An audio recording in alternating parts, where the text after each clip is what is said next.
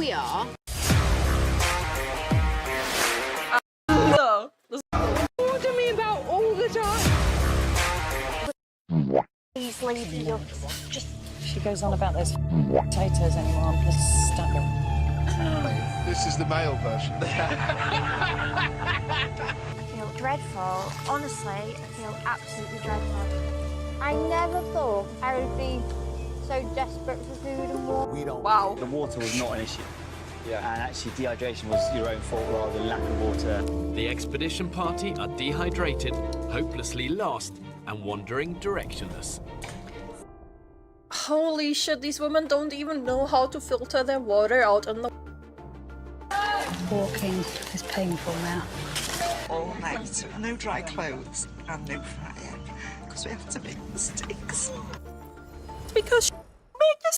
A huge snake came towards me. The snake! No, the snake out in the whiteness!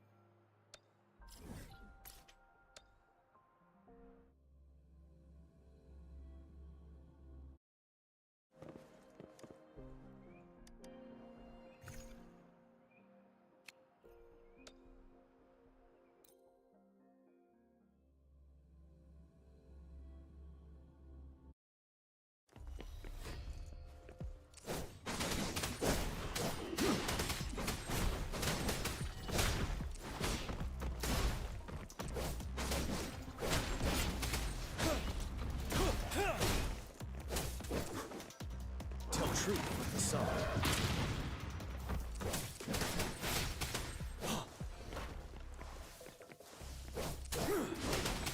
Fury boils. As you wish.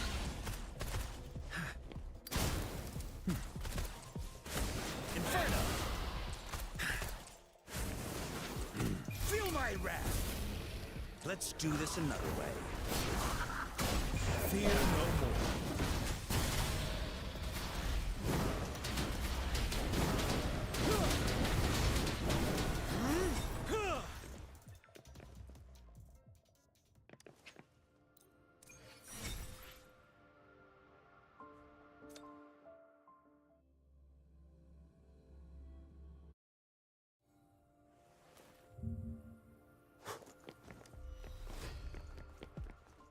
Finale!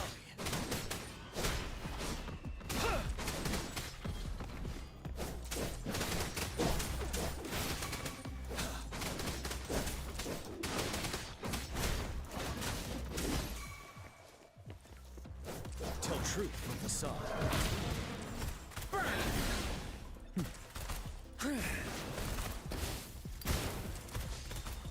Inferno!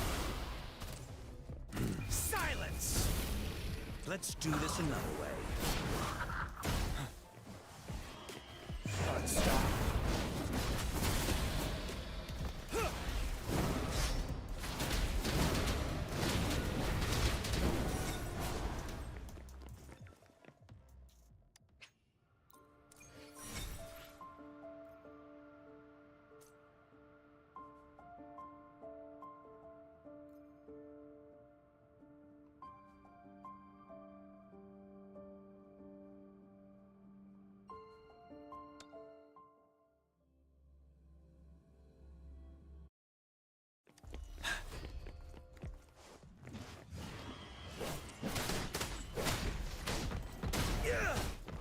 Break!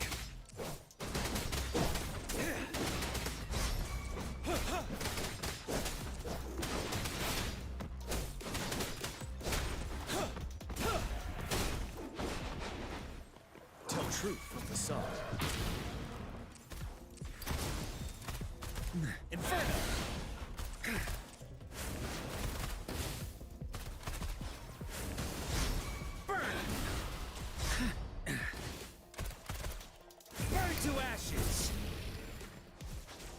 Let's do this another way. 7.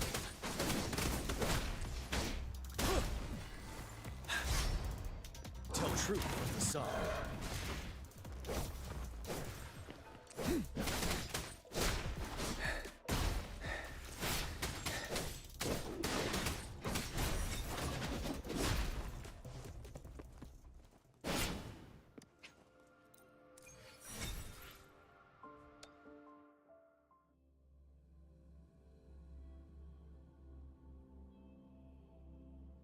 I think this is gonna work.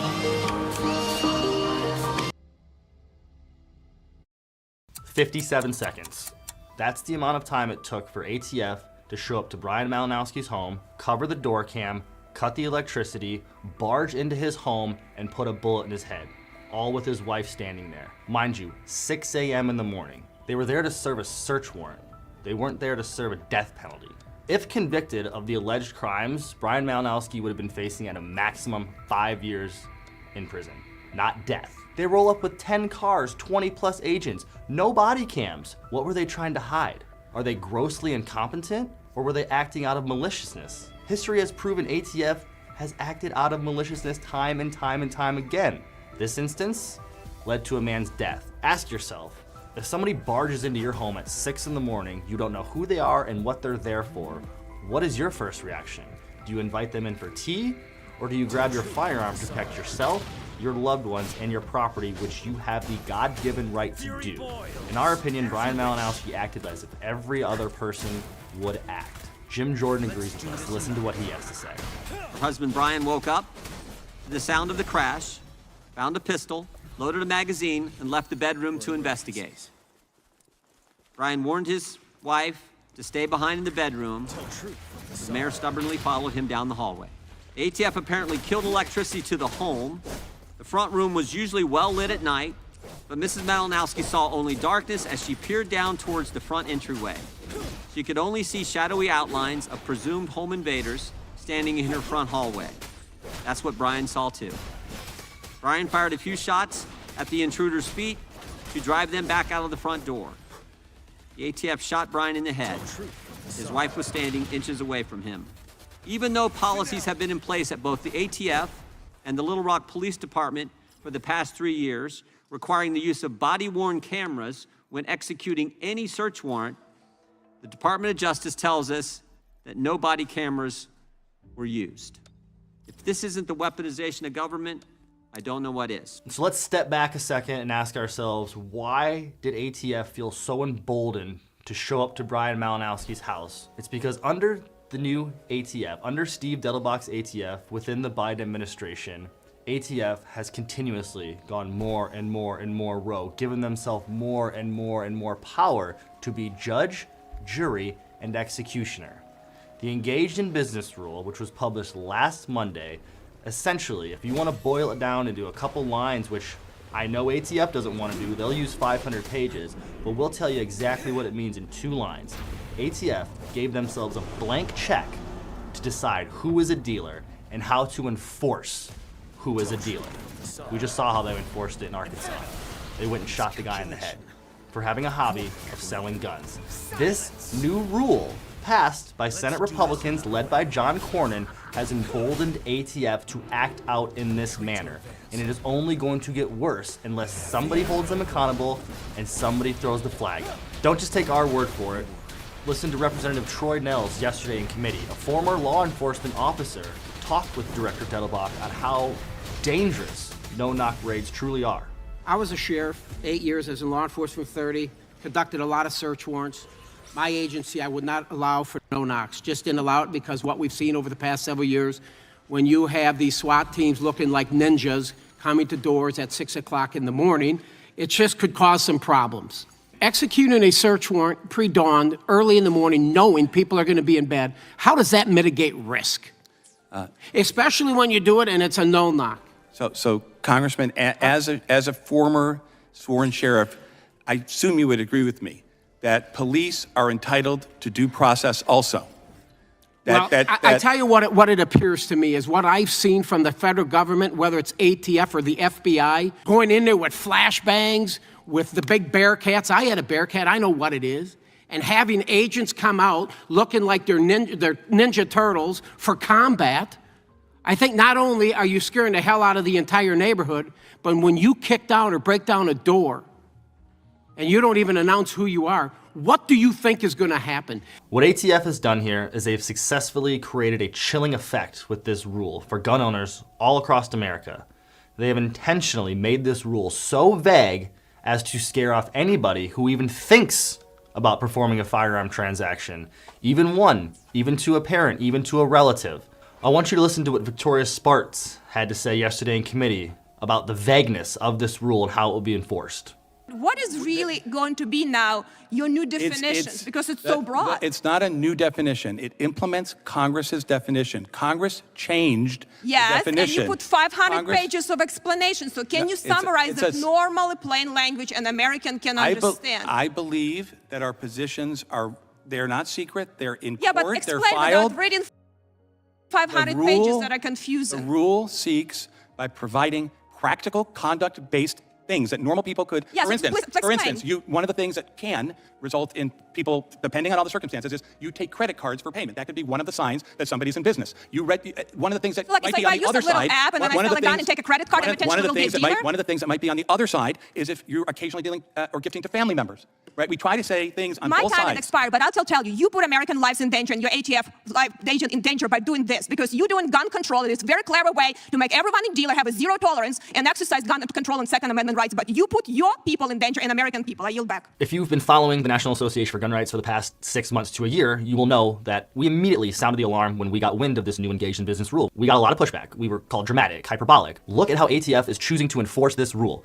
Look at everything that can come from this rule. You talk about a gun registry, you're talking about where the guns are, who has the guns, and if we need to confiscate them, we know exactly how to do it, when to do it, and where to do it. This is ATF's crown jewel wrapped around an engaged in business title. All right, admittedly so, there's been a lot of doom and gloom up to this point in the video, so I want to lay some hope on you guys, and there is hope. Our main goal, directed at the agency, the Bureau of Alcohol, Tobacco, and Firearms, is to abolish the agency as a whole. Defund it, abolish it, wrap it up, throw it in the trash can where it belongs. It's a trash agency, we don't need it, we get rid of it, we don't have these overarching rules, we don't have any of the bull crap coming from Director Dettelbach. That's the main goal, but that takes time, that's a long project, a lot of legwork, a lot of work. However, there are other avenues we can take. Congressional Review Acts, nullify rules. Andrew Clyde, representative from Georgia 9, one of the best gun votes in the House, one of the best representatives on the issue as a whole. He has introduced a CRA to nullify the engaged in business rule. He also did so with the pistol brace rule, which actually passed the House thanks to hardcore lobbying tactics from your National Association for Gun Rights. Why are we walking you through this right now? You're probably thinking, well, Joe Biden will never sign that. It probably won't pass the Senate. You're probably right. Maybe it doesn't pass the Senate. Maybe Joe Biden never gets the opportunity to sign it. But we don't want Joe Biden to sign it. This is a play for 2025 when we can show our Republican leadership in the House and in the Senate and hopefully the White House that this CRA has broad support. It takes the right setup though, it takes the right plays, it takes the right tactics. It takes us doing our job internally, it takes NAGR membership doing their job externally. Calling your congressman, advocating support for Clyde's CRA to nullify this rule. There are avenues we can take to nullify the rule, and this is one of them.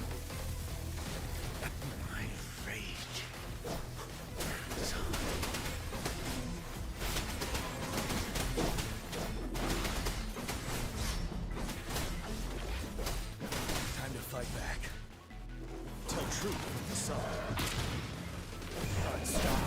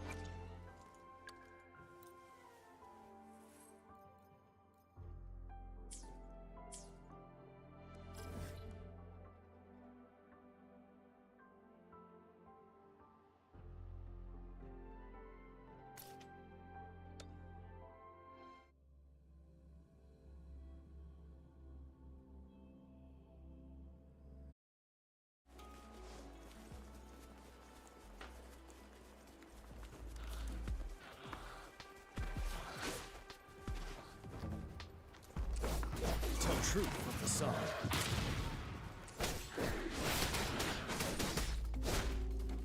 Fury boils.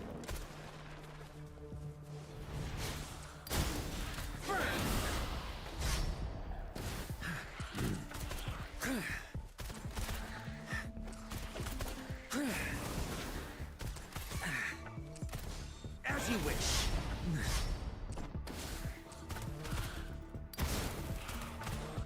Let's do this another way.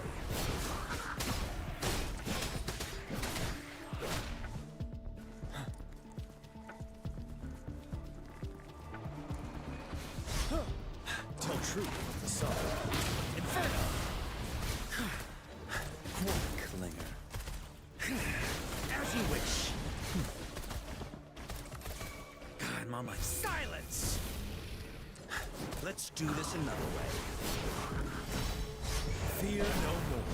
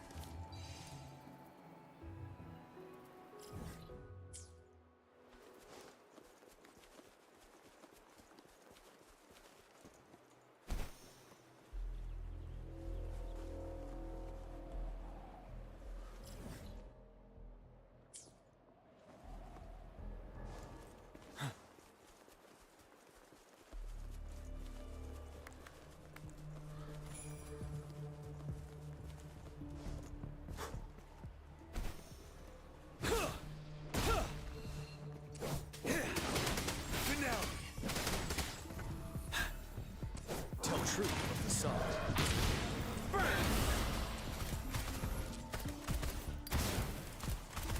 Inferno! Burn!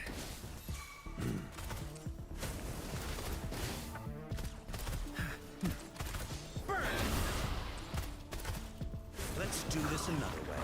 Burn to ashes! You're wide open.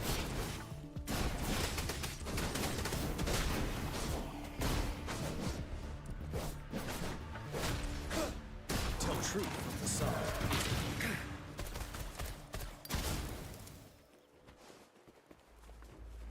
Let's do this another way. Settled.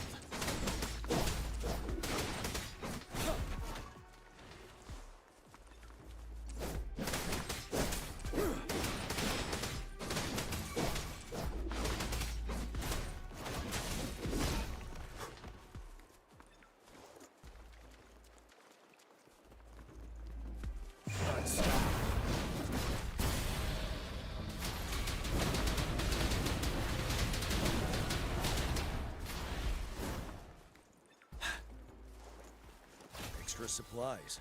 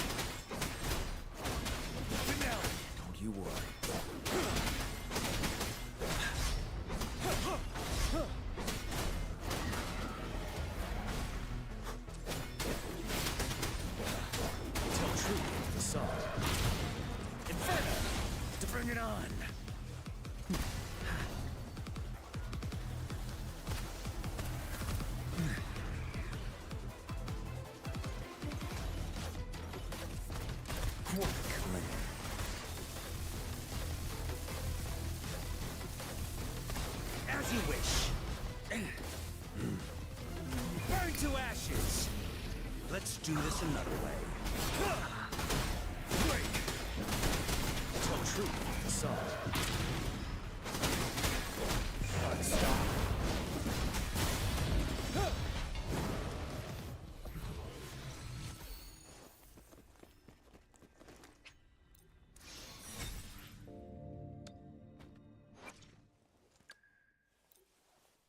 For us undercover agents, fighting skills are just the bare minimum. The key to success is having an unbreakable will.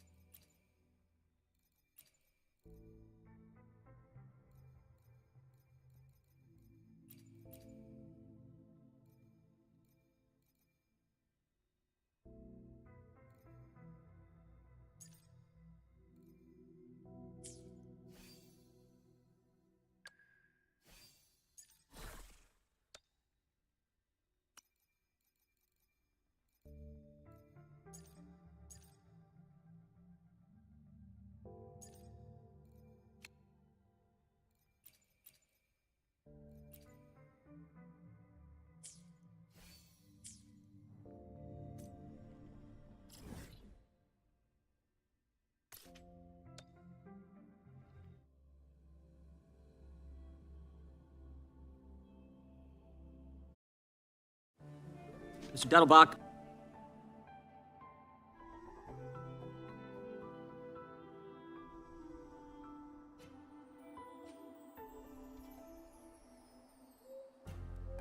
I recognize myself now.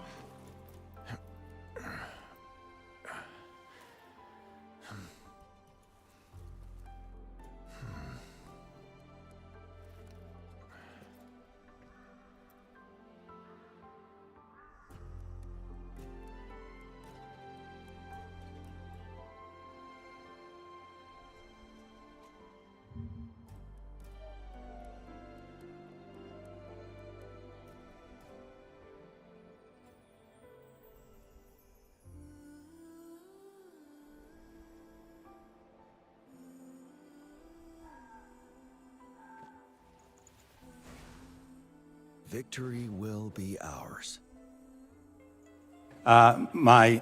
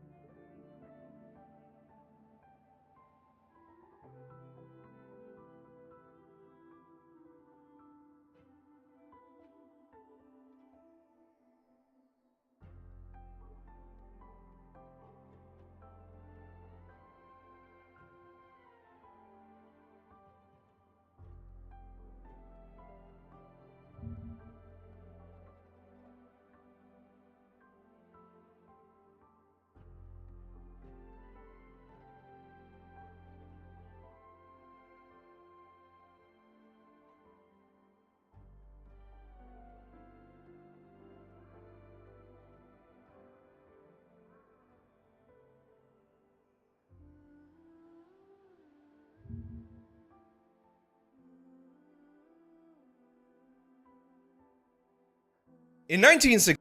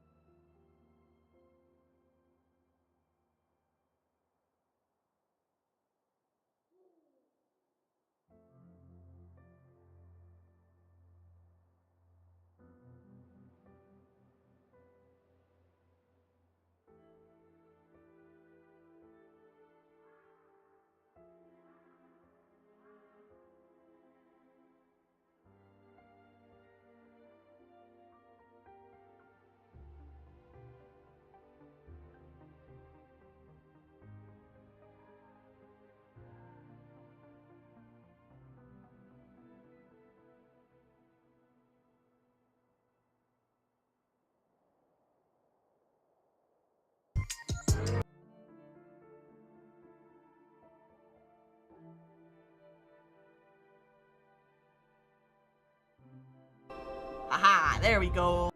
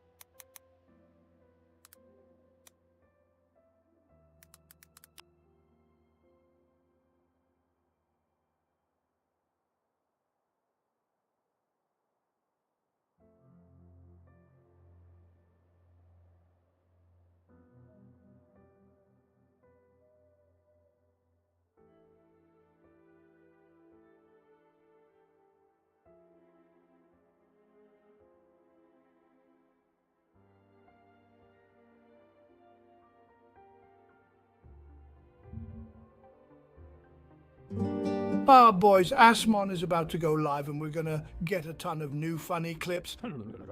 Wait, what? A hate thread just hit live stream fail. The editor is under attack. Wait, I am the editor. Everyone stay calm. Yeah, well, he said this on Sega Eggs before, so it's not like we hear anything. A lot of Asmonville clips are AI, or like if something happens on Twitter. What? Yeah, if something happens on Twitter, like when that girl said that thing about Asmon that was like potentially bannable. Asmon hadn't streamed it, so his editor took that and then took Asmon reacting to something else and saying it was bad and made it look like he was reacting to her saying that before he actually streamed and reacted to it. That it even happened with our clip because there's a short on my channel of Asmon reacting to our Mario clip that my editor uploaded, and I showed Asmon. He was like, I never watched it on stream, and it was Asmongold's editor faking him reacting to our Mario clip to farm it for his channel too. It tricked my editor too. Wait, I found more. And I remember asking Asmon about it. I was like, is this real? I can't tell if like it's actually you watching it. And he was like, no, I don't think I've ever watched this. And it was Asmon's editor faking him reacting to me and Miz. So boys, I have a good news and I have a bad news. Actually, two bad news. The good news is that everything that she said is a lie, and I can prove it. The bad news, well, I think that the black mold finally got to this person's brain. Also, it's real bad when people now can't differentiate a real video from a fake one. This is the first video they claimed was fake, which besides some edits, it came straight from the stream. Anyway, should I bounty on Asmon Live? What is this? Oh, I saw this. Somebody linked this to me, obviously. We'll watch this. Here we go. And for the second line. And he was like, no, I don't think I've ever watched this. But in fact, he did watch it. She can't keep getting away with it. What is this? Although this will take a bit more to find. I know I left it around here somewhere. Let's see. Oh yeah, now I remember. There it is. I knew it was hiding in here. Let's see here. She can't keep getting away with it. What is this? And this happened to him live, too? Absolutely fucking sad. So now you see, boys, just a minor misunderstanding that led to a hate thread that could undermine the very fabric of this channel, but all well that ends well. How can they be so dumb? What the fuck? Minor misunderstanding that led to a hate thread that could undermine the very fabric of this channel, but all well that ends well. How can they be so dumb? What the fuck?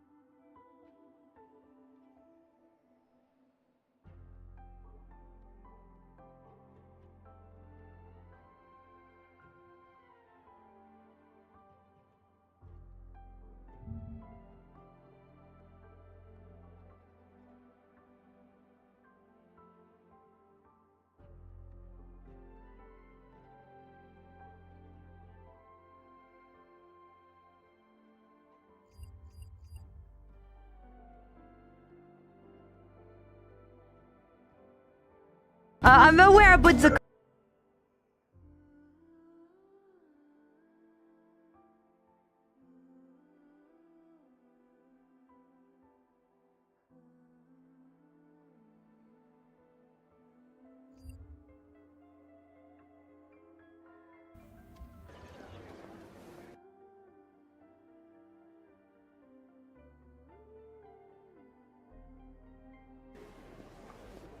French.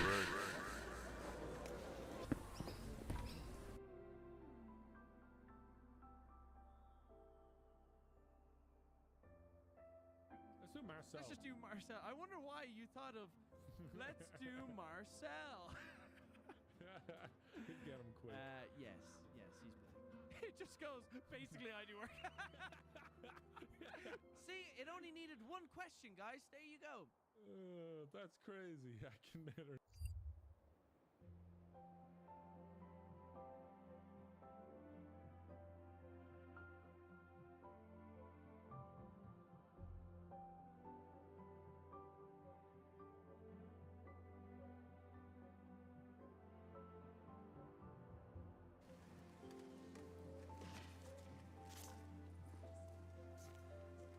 We'll begin the hearing with opening statement. Chair recognizes himself. Government's not supposed to change the rules without a vote of Congress. Executive branch executes the laws. The legislative branch passes the laws. The Malinowski home. So let's run the video.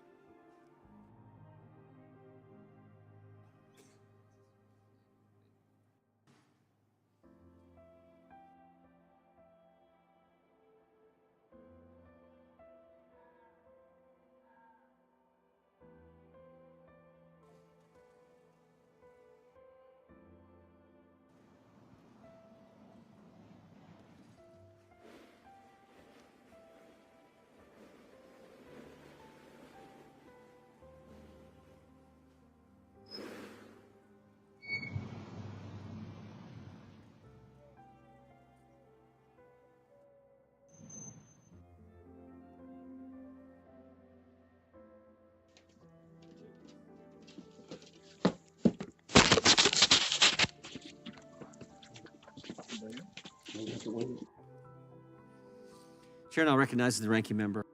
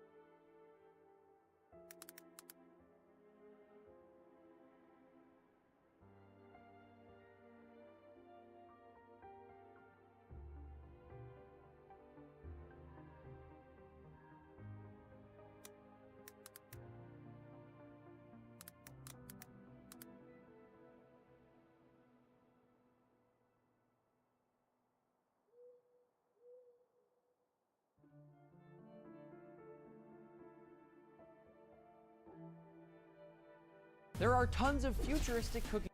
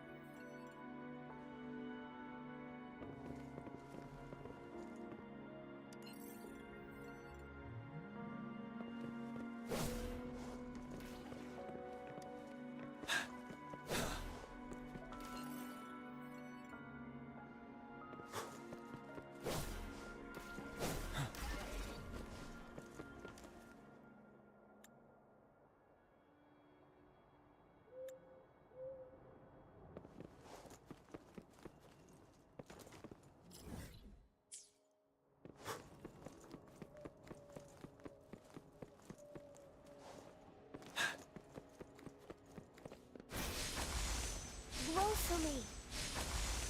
Listen up.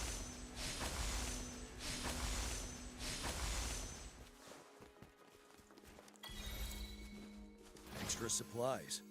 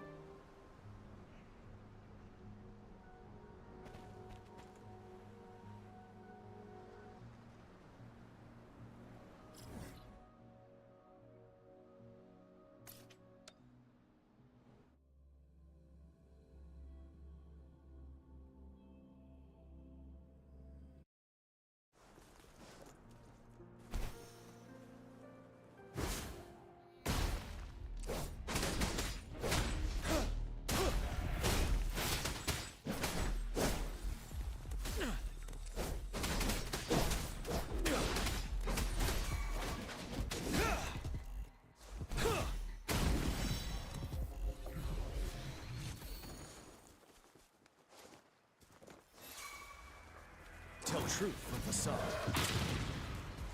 Settled.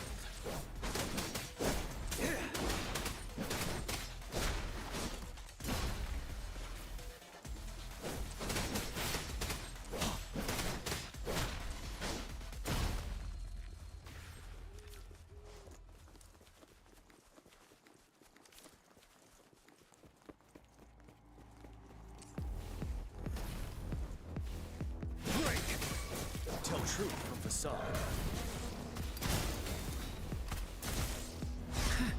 Burn!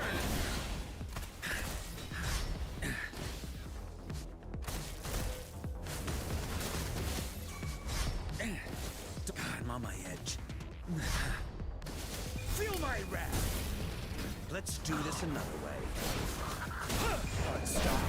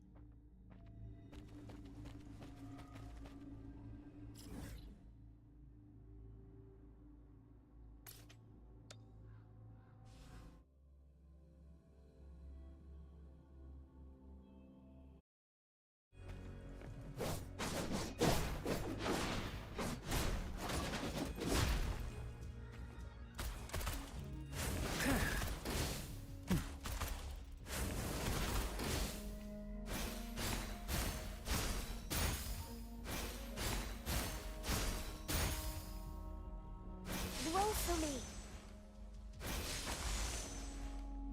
Photosynthesis.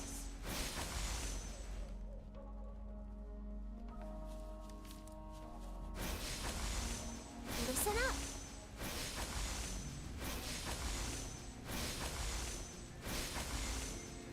Grow for me.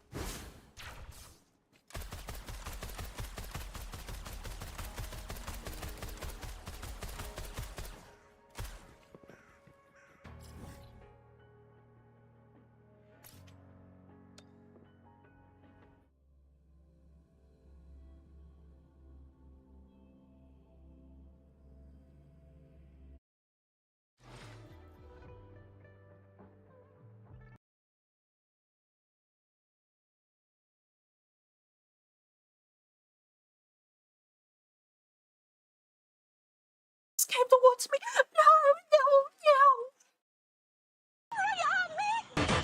We just caught a prehistoric animal. We do.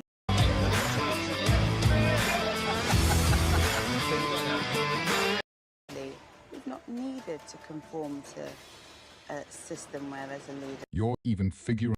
They can't even purify water. All the medics. Decent water. The water was not an issue. It's 2:30 now. No sign of a fire.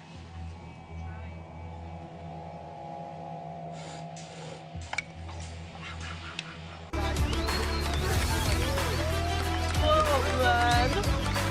It's a backpack, yeah, it's so close. If I hadn't turned up today, and I turned up in 6 I months, mean, what? Of course not. I bet these guys would be in pretty good shape. Of course not. They make fun. They're winning. Hey! The women have now been without water for more than 48 hours, and they are dangerously dehydrated. I feel really drained. Oh! Don't mind it. Oh! Cut him off. Look at them.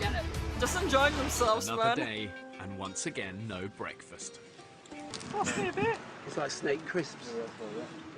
Like pork, it's very like pork scratching. Almost 2 weeks without a meal.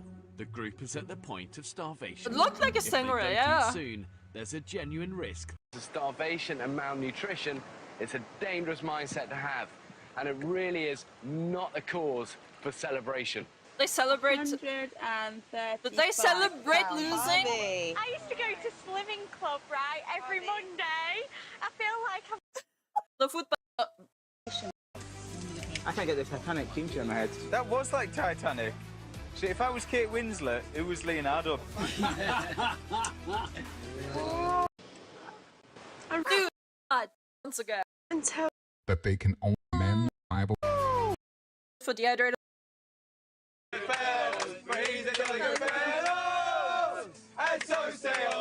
Are the biggest I have ever caught in all my life. And one of them is the size of a small dog. Salt? I am eating myself from the inside. I'm just hoping that we can... Is it? Pouring harsh coconut water compared is well consumed by wine. I'm trying to feed 11 people in the next hour or 2 hours. Let's go. I'm thirsty. Like, surely I'm gonna die soon.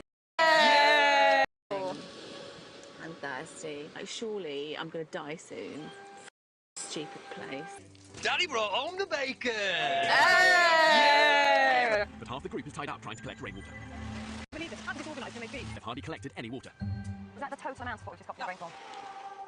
I know my training in the military, I told about it. Listen to as I work. Bullying me with that's insane to me. You know, the reasons are mostly that like booth work. The expedition party has spent all day in the searing heat, only to...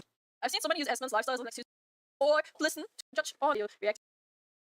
I'm also starting with chaos. Big circle, back to coconut heat. Wait, what? The expedition party has spent all day in the searing heat, only to find they've walked in one big circle, back to coconut beach. They just walked in a circle. They just walked in a circle. What did that happen? I don't even understand. We cannot walk anywhere on this island without getting lost. Oh my god. Let's rock and roll, boys! Let's rock and roll! I think we made it! Let's go! Oh, this is exciting. This is Why is it you're so adamant? You're right. Just hold on. I'm not adamant. I'm not. Yes, you are. You're just dismissing everybody else. Average woman moment. I'm just arguing. Average woman moment, man. Okay, but where are we going now? Where are we going now? No more concentration arguing. I don't want to leave. I'm sorry, I don't want to leave this route. I don't want to. I can't fucking deal with this. The women have circled back to Coconut Beach for a second time. No! They've been pushed through the jungle for 2 days. No! And one step closer. A second time! brilliant. For the moment, absolutely buzzing. Yeah, definitely feel like a drive on a hunt. Yeah, doesn't it? Everyone's come out prepared. You really need to know how I'm feeling. I feel fine. I'm a bit nervous. It's probably... Yeah, it's enormous. Though potentially deadly to humans, a crocodile of this size could provide tens of thousands of calories for the women, who have barely eaten in days. Kill this motherfucker, the women stab his decide head. to walk away from this potentially life-saving feast. That shifty little got closer, Annie. That shifty little got closer. Look at me, look at me. Ooh, ooh, ooh. You're in. Here we go, pop it on. Yeah. Look at that. Get in there. Let's do it. Seriously, look how much meat there is on that bad boy. Yeah, boy.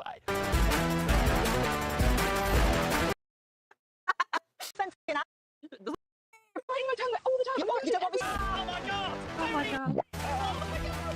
I'm so... I love you, and yet they chose. Please begin, boys. Yes. Boys get stuck in, it's like chicken. We have nothing to drink. The guy's already eating a mushroom. Sterilize it. Oh, God, I feel like it's after Sunday dinner at home. Absolutely lovely. I'm really struggling, guys. Oh my god, come on. Really? Char grills to smoky perfection. Whoa! Smoky!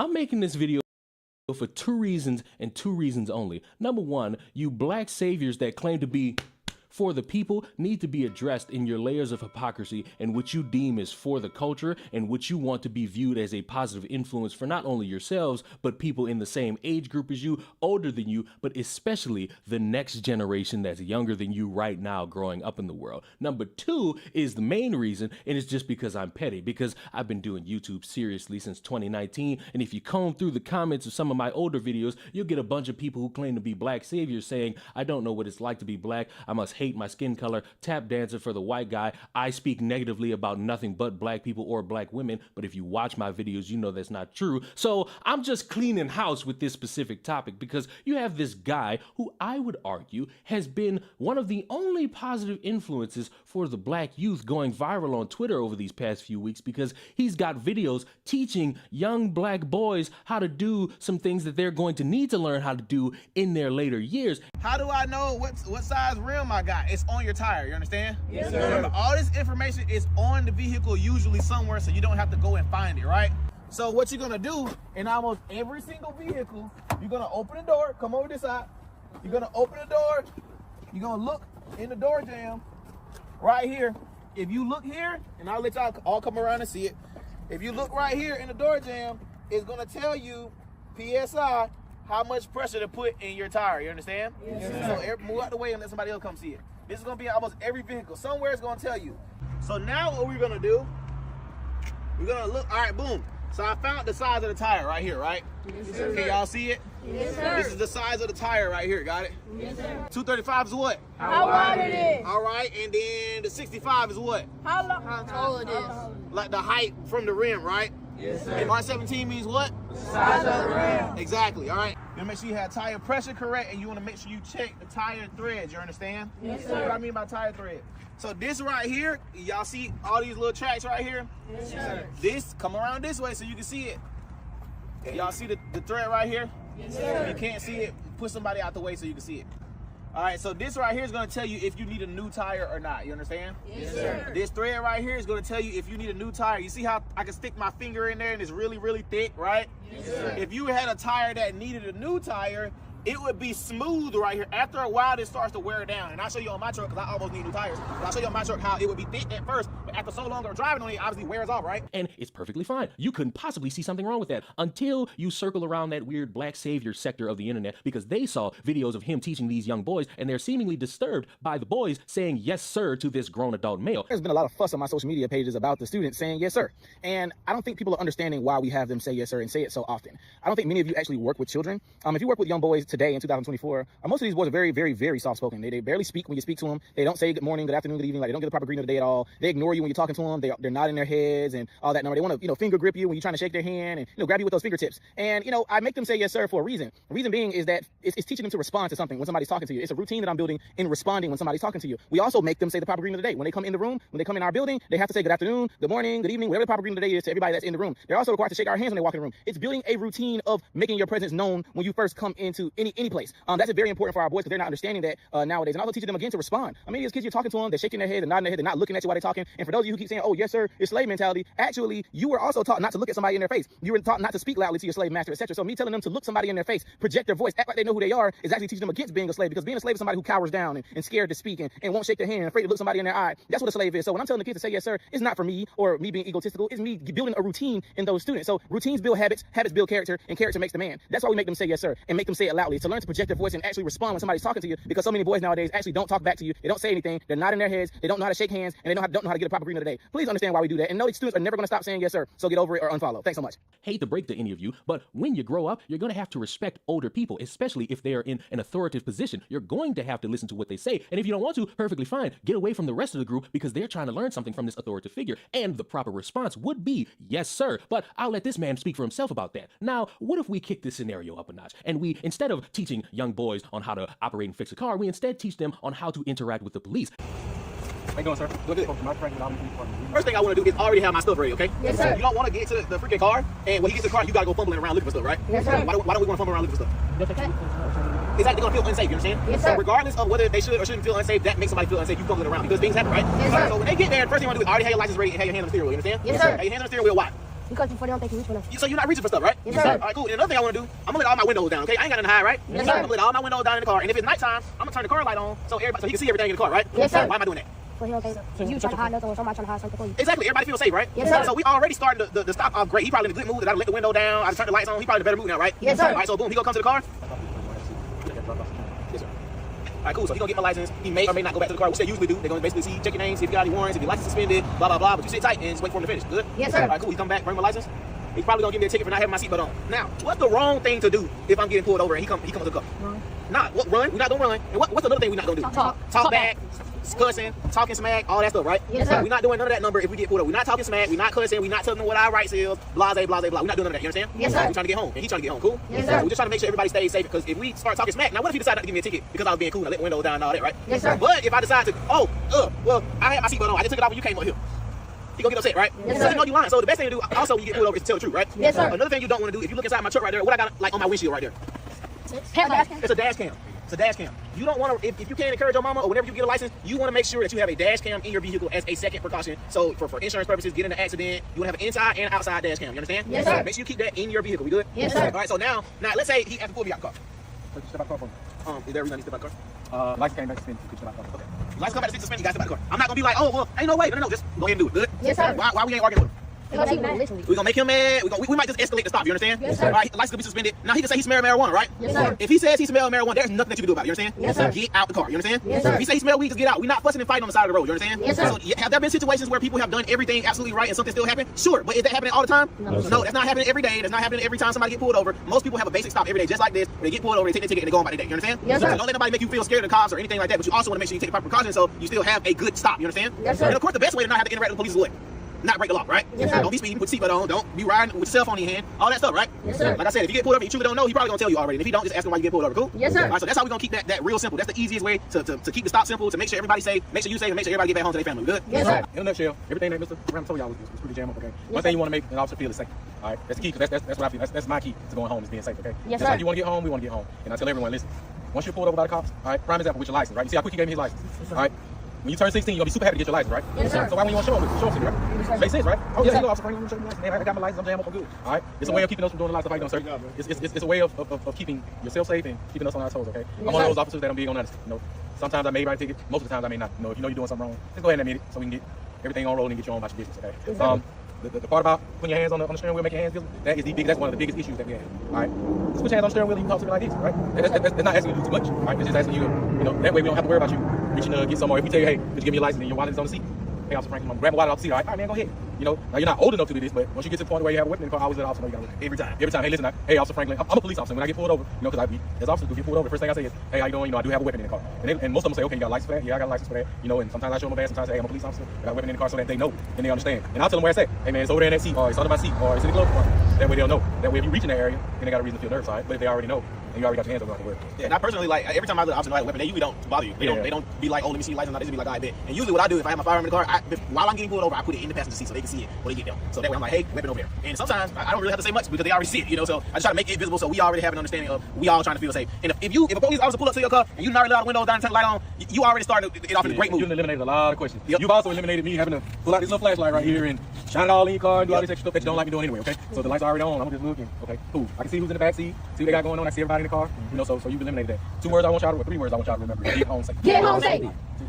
I appreciate you so much. And you would think, based on the scenarios that a lot of these black saviors like to talk about, this would be something useful and something productive so that these young black boys grow up and become young black men don't have to be in a scenario where they might get in handcuffs for doing something stupid. But of course, seeing the video, you would think nothing could be wrong with this. This is something reasonable, respectful, and it causes no unforeseen outcomes. But apparently, to a lot of the dumbasses you see on the screen, this is something that is nonsensical and shouldn't be happening and shouldn't be taught. And you should instead teach these motherfuckers to start karate chopping police officers or ignore police officers outright or just start fighting them for no reason, because that's what it means to have a proper response to being pulled over for speeding or some form of a traffic violation. There's been so much negative and crazy commentary for me trying to teach our students how to interact with the police. And this is just a routine traffic stop. Like if you were speeding or, you know, your tail lights out or whatever, just tell them to be polite, let the windows down, have their hands on the steering wheel, have the license ready when they get there. You know, the basic stuff. So that way you don't have to go reaching, etc. I have been called all types of coons and sellouts and degenerates and Harriet would have left me hanging, etc. just for simply teaching the kid to be polite if the police pulled them over. The contrary suggestions from the pro-black community have been to assert their rights to the police, argue with the cops on the side of the road and tell them what you are and aren't going to do. For a routine traffic stop, I've been told that this is going to get them killed, and I should tell them that they should assert their rights to the cops on the side of the road. They've also said that these cops are white supremacists and that the white supremacists have infiltrated the police force.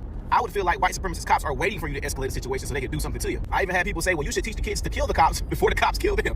And hey man, I don't know what's up, what's in the juice in our community right now, but man, I even got people still mad because the students are saying yes sir or yes ma'am, as if they're like, oh well, yes ma'am, yes sir was a part of slavery. I'm like, yeah, but people who weren't slaves were saying yes sir, yes ma'am too. Like, again, like anything that has to do with manners, etiquette, common decency, common sense is all white. We've made our existence solely being contrary to white people. Like, if you're pro-black, you have to be contrary to white people. If white people suggest or agree with anything, you have to be the opposite. If white people say we shouldn't jump off the bridge because we're gonna die, then we all should jump off the bridge because white people said it. Like, this is what you sound like. Like just the other day in the caption of one of my skill trades videos, I asked for suggestions on things to teach the boys. And of course people were making suggestions. So there's a white lady come in and she said, we should teach the kids, how to, work outside and blah, blah, blah. Some good suggestions. We had black people under the comments, like just berating her for no reason at all. Like she didn't even say anything wrong. Just under like, blah, blah, blah, blah, just going at her throat. Nobody asked you and Caucasian this and blah, blah, blah, all because she made suggestions that I asked for. Like, we really don't think that energy could be used somewhere else. Like, seriously, like, I don't know, again, where we at and what's in the juice, but all this extra anger, etc., and nothing's happening, like, we gotta stop. None of the work that I do is for the black community as a whole. I do my work for my hometown of Albany, Georgia. I have been past the point where I've let people convince me that the entire black community is going to be saved one day if we all just get reparations and all the white people die, etc., etc. We're just going to be the best ever. Ever since I began working in this community, especially with young black men, the only thorns in my side have been black elected officials, black superintendents, black this, black that. Everybody's been black. Like, everybody that's been a thorn in my side has been black people. We have fed our communities. We've given away free gas. We have helped moms with their light bills all the time. We do grocery giveaways every month. Like, all this stuff that I do all the time that never gets posted or talked about is what we do on a weekly, monthly basis. We do this all the time. And this work is mainly helping black moms and black kids, but then you'll say, oh, well, you got white racist people donating to your organization. Then on the other hand, you'll say, well, white racist people need to be giving money to black people. So again, I don't understand what's the problem when y'all say, oh, well, white people are donating to your organization, and you say white people need to be given to black organizations. So what exactly are you looking for? I'm just saying, I don't know no white racist people that I think would be donating to a black organization. I don't see why a Ku Klux Klan member would be donating to our organization, teaching black children how to be successful. I don't understand.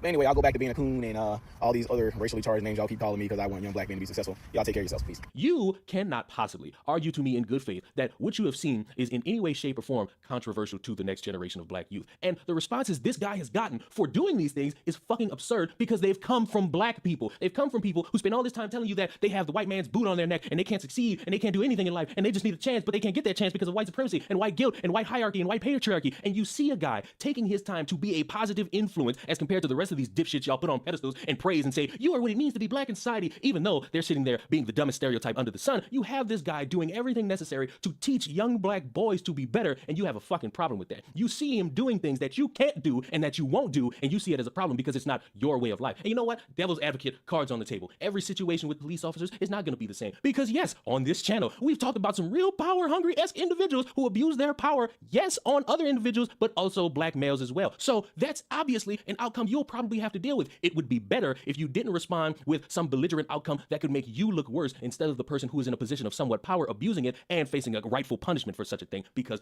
duh, you're not going to sit there and make the situation worse when it's already escalated to a point that you can't pull it back from. But in you motherfuckers' minds, it's perfectly reasonable to start throwing hands or do some weird Beacom Jokic movie stretch to where you think you can get away with it because you're the disenfranchised who's going to start a GoFundMe to scam a bunch of motherfuckers because in your mind, you're the victim. What I'm going to need from you black saviors is quite simple. The same thing I need from the white saviors. Stop thinking you're the only people on the planet. Stop thinking your way is the only way. I get it. You think everything in your life is catered in a form of you fighting back against white supremacy and you need more uplifting characters to do things that benefit you and you alone. But in reality, that's not how the world works. You people bitched for years and years again about needing more positive role models, and I hate to break it to you, these red pill motherfuckers are not it. Dr. Umar is not it. Your favorite rapper is not it. Guys like him are it because they are dedicating time to doing things you talk about and dream about he's actually doing, but you're not liking how he does it because it makes you uncomfortable. Guess what? It ain't about you because you are in your late 20s or your early 30s or your dying 40s and you think the world's supposed to care about what you think while you're sitting on your ass bitching about people being productive in society instead of being destructive for society. I could have sworn we all wanted to see black youth be better, but apparently a couple months ago y'all was bitching about young black boys wearing suits because apparently them doing that was corny and bitch-made behavior in your eyes. You claim to want better for the black people and the next generation of black people, yet when people are making strides to make that happen, you seemingly want to stick it to them and want them to be on the ground and you want them to not be successful in that endeavor because it's not your way of life. Well, I hate to break it to you, and I'll end the video like this. Every black person don't think the same. Every black person don't have the same experiences. Every black person is not going to want to be destructive for society. They instead want to be productive and constructive. And the only way they can see themselves doing that is to inspire the next generation to be better than this shitty generation. Because let's be honest, this current generation of black adults is some of the weakest motherfuckers on the planet because they wake up every day and bitch about racism. And if you're mad about what I just said,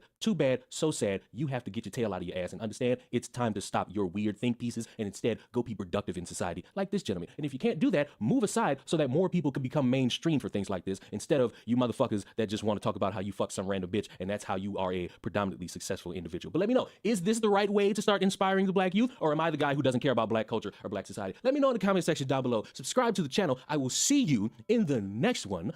Goodbye.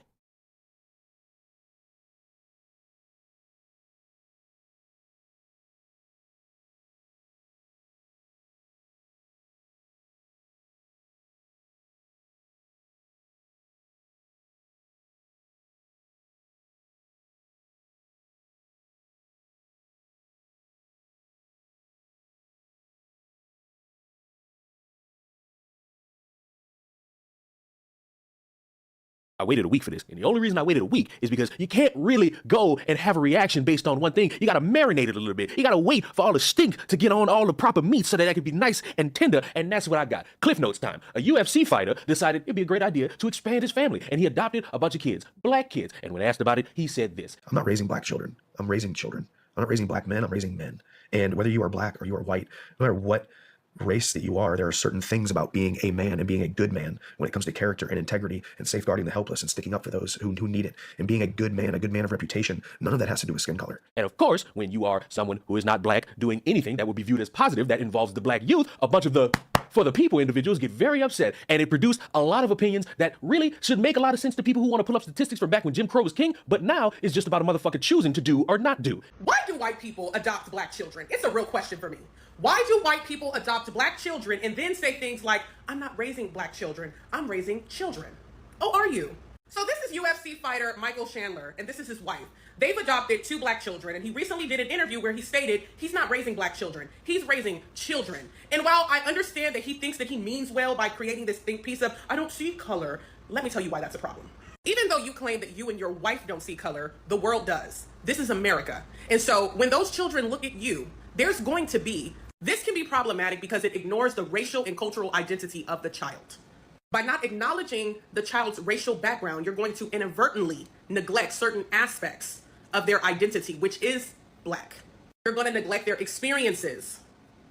You're going to neglect what they may go through when they get out in the real world, because they will not be treated like you. So when you say that you're not raising black children, you're only raising children, how are you going to explain to them when they get treated different in the schools that you put them in, when they get treated different out in society, when they get treated different in the workplace? How make sure you don't slip on that mental health? Because by raising them as not black children is going to psychologically mess them up. I got a question. Why are there so many black children that need to be adopted? My second question is, why do you care who adopts them and what color they are, as long as they love that child and raise them right? And lastly, I see color. I see color. But when I see a little baby, I don't go, oh, look at that little white baby or look at that little black baby. These are babies. They haven't been filled with ignorance yet. Let them babies be babies and grow up to be good people. Because of white people and white saviorism. The child welfare industry in the United States is built off of systemic oppression. Our own huge role in why there are so many black and indigenous children in the system. You can't sit here and articulate a point that a lot of people would tend to understand with a bunch of your bigoted nature about another skin color. I can understand statistics and how individuals are predominantly in the center of a certain issue, but my response to the here and now is what will propel a bunch of motherfuckers with this skin color to say, let's change that a little bit. And I can even understand the want to have children who are black understand the world outside of family values of what's being taught to them. Because you can teach a child all these things under the sun, but once they go outside and experience life, some things can be a little bit different. So I can walk with you a little bit on that. I just have a unique problem with a bunch of people seemingly upset at a white guy adopting black children, and their response is to bitch, moan, groan, complain, and do anything else other than, oh, I don't know, adopt those black children so that you could grow up with them and teach them all the things about how the cops are going to hunt them down as soon as they step one Reebok out the fucking door. But you know what? With stupidity creates the ultimate opportunity, and I am glad that I now realize more and more that my seed of common sense has been inseminated across the world, because of course people saw this dumbass reaction, and of course people saw the dumbass reactions to the dumbass reaction, and they decided to provide a little bit of perspective that a lot of you, for the people individuals, seemingly don't want to understand. And yes, it came from black people. Because you keep throwing it away. Maybe if black mothers would stop having random children with random men without being married and having a family to keep that child in, there wouldn't be so many black children to adopt. Also, while you're on the internet running your mouth, how many children can you adopt? Probably 0, because you don't qualify, because you have to have a family. You have to be financially sound. See, this is how the process works. First, they reach out to the immediate family, any blood relatives, and try to get somebody to take that child. That didn't work. Then they try to find a child with a family they can connect with, same race. That didn't work. And they had no choice but to put the child with a white tea family who was willing to take the child. So instead of asking, why are white tea people adopting black people, why don't you ask, why are there so many black children up for adoption? Aren't y'all the most educated? Aren't y'all making the most money that any other group of black women have ever made? So why aren't you adopting black babies? So the person who stitched this, his response to this original video was, dang, he ate her up. Like, are we not going to say anything? Are we not going to respond? And I have a response, but it's more questions for the original creator. So here they go. Question number 1, why do we actively attack people who are willing and wanting to take in a child? Any child, doesn't matter what their race is, a child who is in need of a home. I'm not sure if people understand the foster care system and how it works, but if a child does not get adopted and they're in the foster care system, they stay there until they turn 18. And then after 18, they're out on their own. No family, no backup plan, nothing. They're literally out on the streets to fend for themselves. So why? Why would we want a child to stay in foster care because the family is not black or the same race as them that wants to adopt them? Why is it so bad to have a child live with, be with, a part of a family that wants them? Second question is, why is it now that there are so many children in the black community that need homes? Why isn't the black community actively helping these families before they end up in foster care? Back in the day, grandma, auntie, and all of them would take these kids in. If they knew mama wasn't doing right, they were going to do everything they needed to do. Foster care actually reaches out to everybody they can. They ask mom, they ask dad, they ask anybody, do you have a kinship care that you would prefer over foster care? Because hey, now I can't talk about people that are adopting kids from overseas, but that is not my business. I'm talking about here in the U.S. Third thing is, what are you doing? What are you doing to be an active participant in the foster care system to get these children who need black families and help them out? Be that person that they could have as like that liaison. Be that family that's like, you know what? I think I can be a foster parent. Let me welcome these kids in. Because quite frankly, there's not enough of us out there that are actively participating in the foster care system and that are welcoming children into our homes. I have been a licensed foster care parent for about 4 years now. And in our community, I probably have seen one person of color out of all of these people who are willing to take children into their home. And I have only had one black child come into my house, which is a blessing, which means people in this community are stepping up when need. That's what that means. When they are needed, they are stepping up and taking these kids into their home. I don't care what color a child is. When they come into my home, they are my child, and I'm going to take care of them until I send them back. My son is not black, but I adopted him. Why? Because I had that child in my house for over 1.5 years and had him since he was 6 weeks old, and I was the only mother he knew. And just because he's not black does not mean that I could not be his mom. Matter of fact, I feel like I birthed that baby. So let's be active participants in the solution and not attack people for wanting to help with a problem. You can have a lot of individuals out here in the world deciding that a kid is too much of a financial risk and they don't want to deal with it and they're not responsible enough. And yes, the correct course of action is don't have sex, but let's be honest, we're all horny. So the better response is please get some birth control, please wear some condoms, please get a vasectomy. Because if you don't really want kids, you should be doing everything necessary to not have them and still have sex. Because yes, it's possible. I don't know why you motherfuckers want to have arguments about who should be doing what. You all can fucking do it if you truly don't want kids, but that's besides the point. You can't sit here and get mad at other people for filling in the responsibility of a parent in which the original parents didn't want to fucking fulfill because of their ignorance, arrogance, selfishness, or overall their financial responsibility. It's embarrassing that motherfuckers want to act as if that's the case. It's embarrassing that motherfuckers want to think piece their way into that being the case. And it's a little bit pissing me off that people will sit there and hear that and say slay queen as if that's somehow going to make the situation better. And if you just so happen to have this skin color and you somehow find your way mad at me for saying motherfuckers should either not fuck with responsibility, or be men and women and take care of the responsibility of fucking, which is children, then guess what? Take your ass to the fucking adoption center, go through the process of trying to adopt as many black children as you can, and raise a family. How about that, instead of whining, moaning, and groaning about the white guy having more balls and being more of an adult than the rest of us? And if you just so happen to still be mad, yet you enjoy my voice and my skin color, subscribe to the channel, because I want to know, is the white guy out of line for trying to raise children in the here and now? Are we all supposed to somehow understand that no matter how much we live this world, it's always going to be the white guy's fault? I know that's the answer. And overall, how many of you motherfuckers are actually going to go to the adoption center? I know I'm not, because I like my semen where I can see it, and I will be dealing with children. What's up? It's another one of the ones where I need your help, because maybe doing all this content over these few years has left me a little bit jaded. And when I look at something, in my mind, I'm supposed to feel bad, but also in my mind, it's like, should I really feel bad? So I bring it all to you so that you can help me decide if I'm senile or if I have a little bit of common sense left in me. 4 teenagers are dead. And hearing that will make you say, oh my God, you should feel bad. 4 teenagers, young, soon-to-be adults who now are no longer a part of life. Their families will miss them. Ultimate tragedy. Part of the reason why I feel bad is because they're teenagers, because they're young. They haven't really experienced the world yet. They will miss out on so many opportunities in life. And of course, the family members will now grieve their missing family member. But where I lose it just a little bit is because of why they're dead, and the reason why makes me say, well, it's kind of your own fault. All 4 teens are now dead after a crash during a high-speed chase this weekend. Bradford County Sheriff's deputies say someone reported a car stolen in Gainesville last week. The stolen car was later involved in a high-speed chase that started in Bradford County and ended in Alachua. A state trooper rammed the car, causing it to roll over and hit a pole. There were 4 teens in the car between the ages of 14 to 16. 2 of the teens died at the scene. The other 2 were taken to the hospital. Newberry Mayor Jordan Marlowe confirms the 2 in the hospital have died. I know there's a lot of stink towards police officers. I'm an individual who's looked at certain situations and said, at what point does the word excessive play a factor in this equation? And you got all these weirdos over here who seemingly believe that once they walk outside, the cops got snipers pointed at their heads. And I'm looking at this and I'm just thinking, you four wouldn't be dead if you all didn't participate, or at least join in on, because one individual could have carjacked this one person and the rest of them just got in the car. You wouldn't be dead if you didn't participate in this thing. Also wouldn't be dead if, after you participated in said thing, the cops told you slow down, you did kind of slow down, but you peered off and somehow thought this was Grand Theft Auto. So it's like, in a vacuum, I could feel bad, but outside the vacuum, I know damn well this wouldn't have happened if you motherfuckers didn't carjack somebody. And then you have all the other examples of carjackings going wrong to where somebody, the victim of the carjacking, ends up dead or in the hospital. Also learning the identity of the 4 arrested for yesterday's fatal carjacking. A law enforcement source says police arrested 17-year-old John Honore and 3 15-year-old females, Renaya Baker, Markel Curtis, and Lanira Theophile. Fox 8 also just obtained the video of the horrific death that has shocked the metro area. Natasha Robin has more. To me, it was meditated. I mean, they knew what they were doing, and it was done. It was a choice that we're going to do this.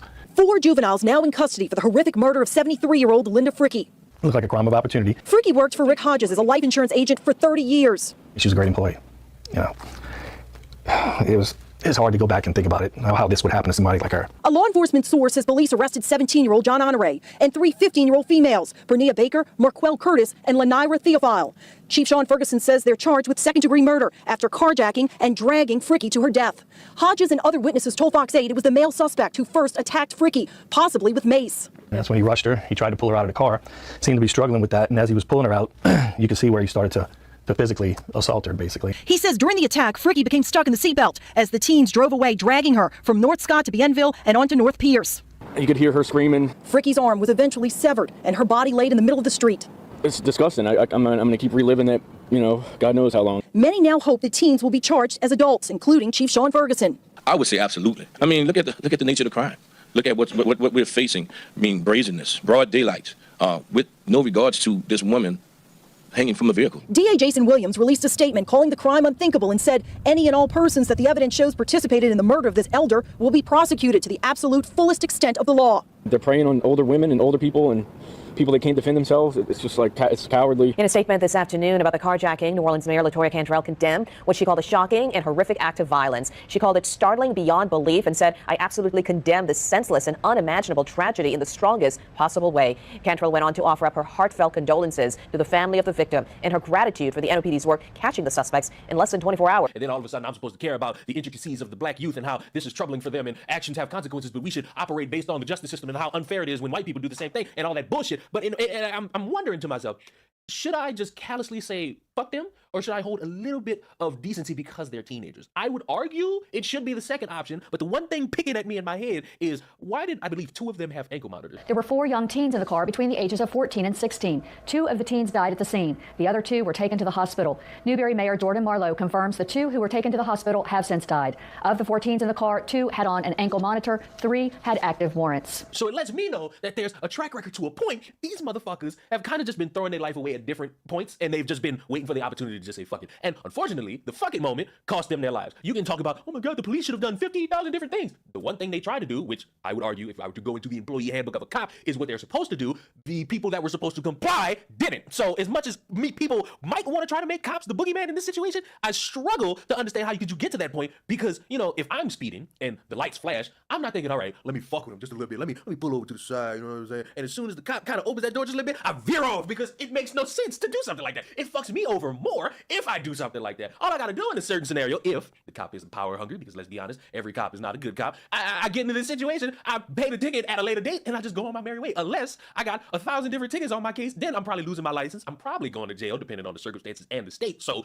fuck. All I'm thinking in this scenario is, why would you motherfuckers veer off? Maybe it's because of the ankle monitors, maybe because you on like a 3-strike system, and this one was gonna put you in juvie. Who the fuck knows? I'm talking this out, I'm rationalizing all of this in my mind, and I'm sitting here thinking, I shouldn't feel bad. But I still do, because it's teenagers. You know what? I don't feel bad, because hearing myself say all this, it makes me realize, wow, these motherfuckers were smart enough to carjack somebody, but weren't smart enough to just pull over and face the basic consequences of somebody who's a repeat offender to the point where they got an ankle monitor on their fucking leg. So I tend to choose to not feel bad in this scenario. At least for them. I feel bad knowing that family members will now grieve the fact that their family members are no no longer on this earth. But in terms of them, and in terms of the weirdo, for the individuals that see something like this, only pay attention to it half-assed and start chanting about how Kumbaya is coming to get revenge on these white cops, because obviously they might be. Fuck if I know if they are. But, you know, that's how I feel about it. Let me know how you feel about it in the comments. Do you feel bad? Do you not care? Does this not satisfy you enough? Are you hard? Are you soft? What does it matter if you are or if you are not? Shrek is love. Shrek is life. Subscribe to the channel. The fastest growing chef on YouTube shall see you in the next one. Goodbye.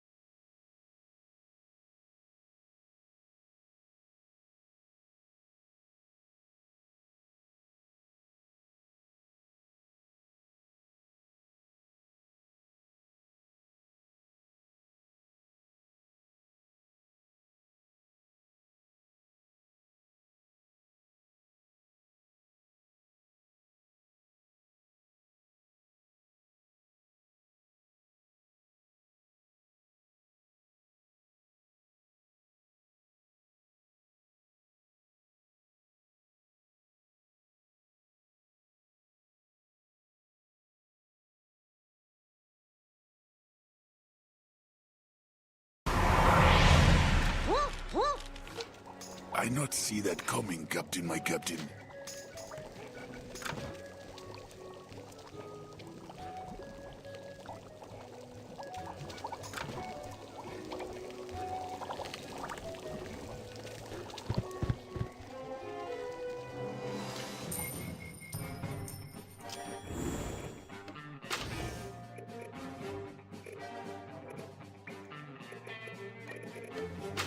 Watch this.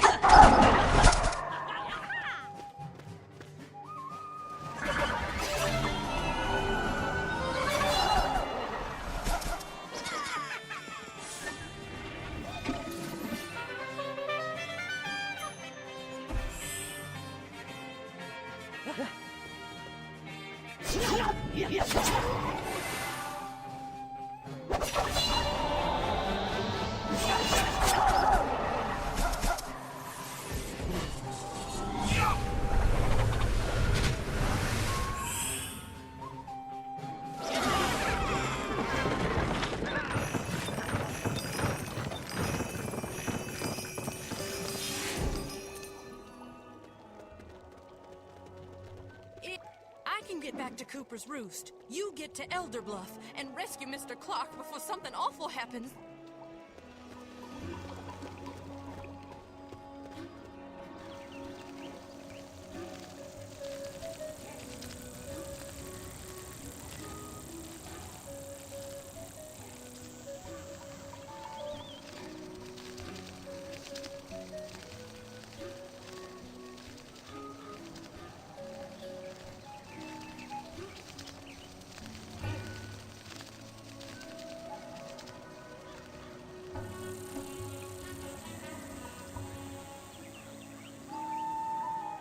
I did not expect that I would be making this video today, but this just popped up and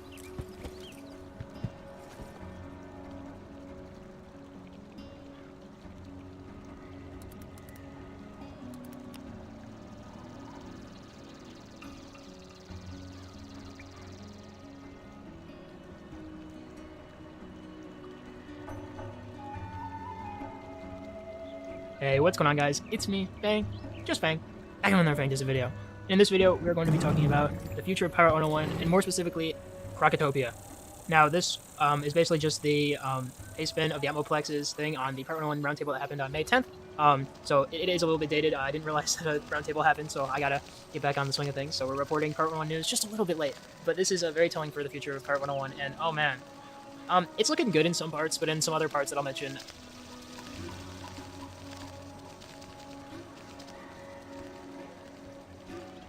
hey everyone, what's up? This is Blaze along with Blue. Hello. And welcome to a new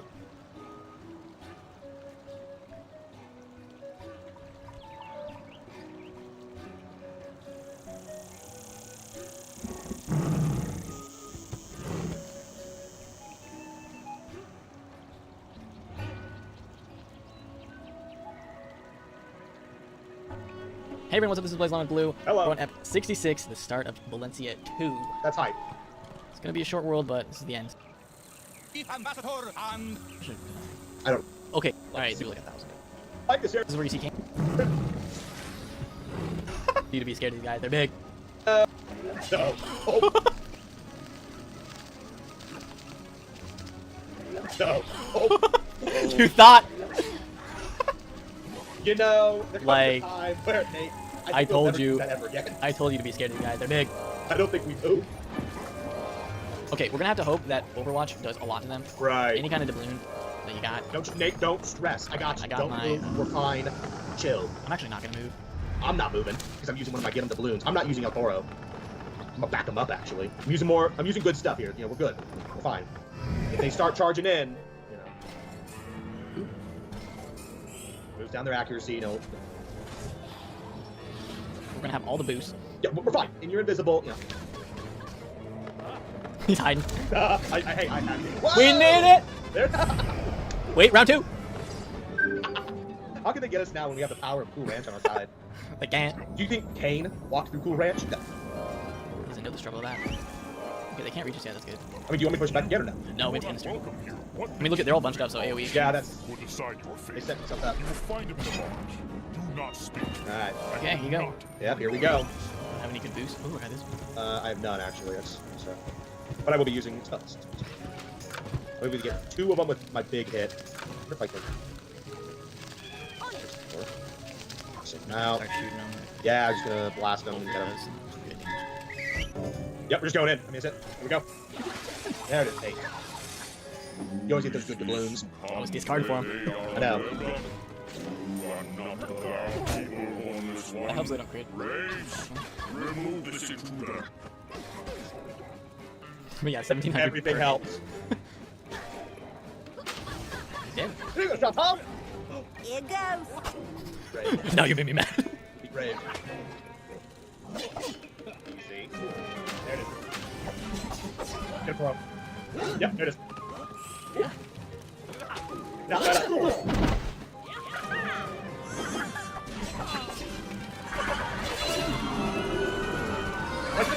Trying his best. I will sacrifice for Another Black El Toro. Where's it at? Take a 2-on-1 though, to be honest. Great.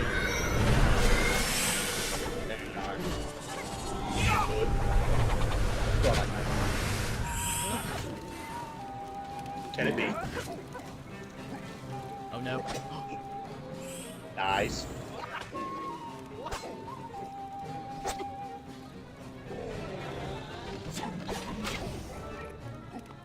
Going. Welcome. Push him back.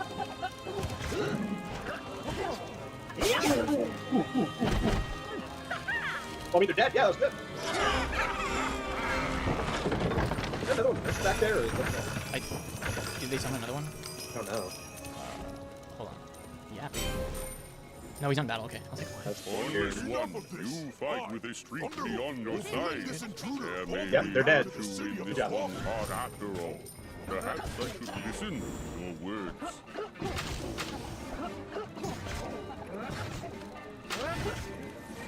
Okay. Oh, I level from that. Is that all? No, he's on. But now it's mostly the battle. They can just do the same thing. I mean, Yeah, no, honestly. they can still do a lot, but I'm gonna push him I back. got all my boosts. So, nice.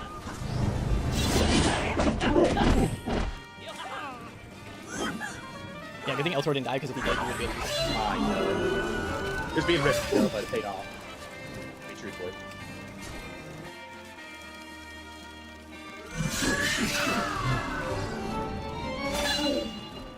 And I'm willing to take risks in this world.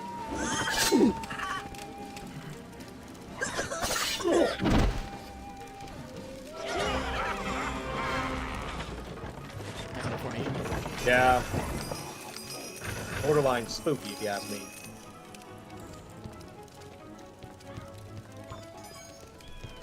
I'm placing bombs in front of us, so.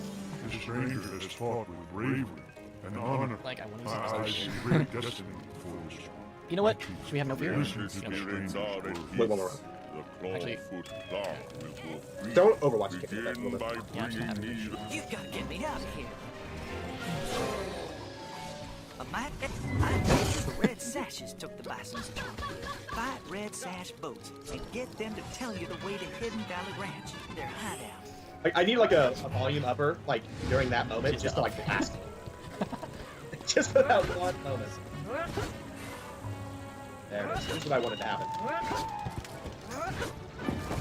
The bombs were a good choice in my opinion. See, one battle angel done, and it saved the bomb. Come on, Bonnies. And Chantal.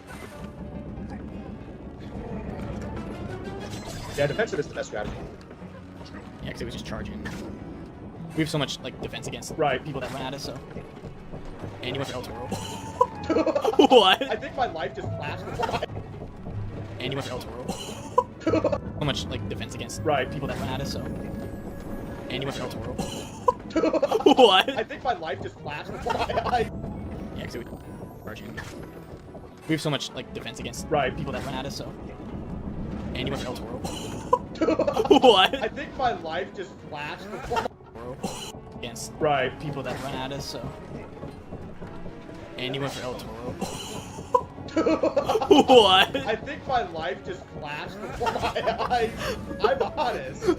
El Toro has no idea what happened. That was the biggest hit I've seen. Life just. And you went for El Toro. Right. People that run at us, so. And you went for El Toro. What? I think my life just flashed before my eyes. I'm honest. And you went for El Toro. Right. People that run at us, so. And you went for El Toro. What? I think my life just flashed before.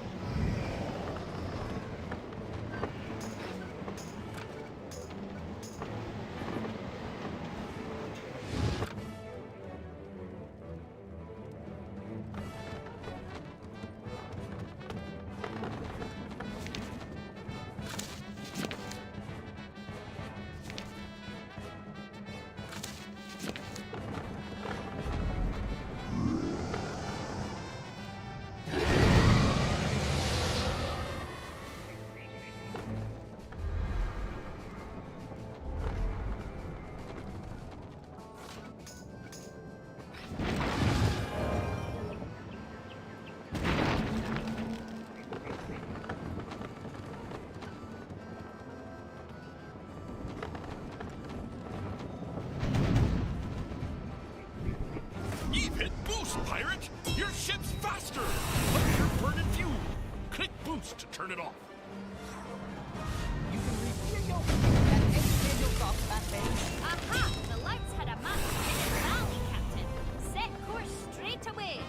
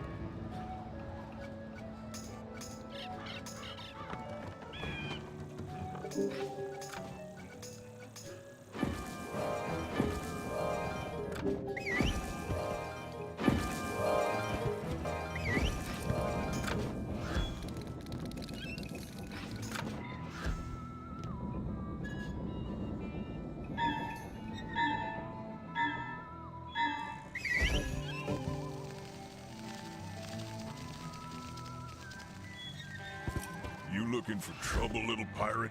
Well, you found it. Get him.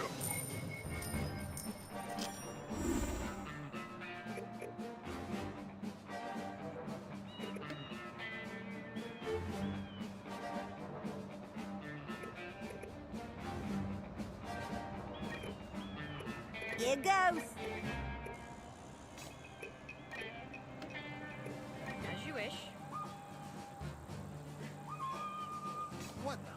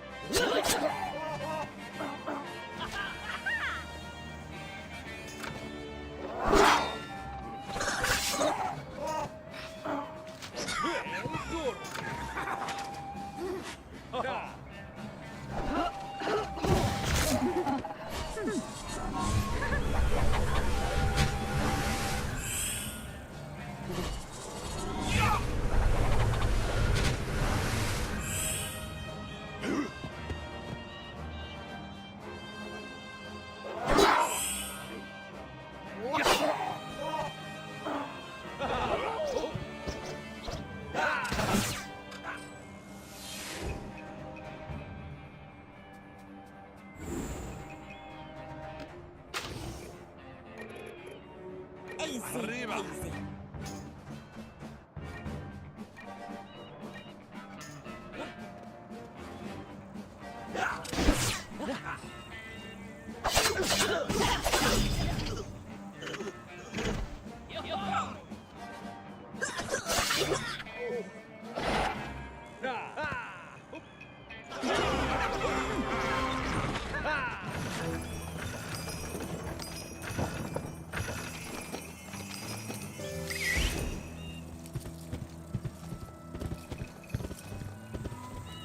So you're the one's been causing all the trouble. You're the one Johnny Ringo's itching to pay you back. Johnny Ringo's itching to pay you back in kind. I found you first. Too bad for him. I found you first. Watch this.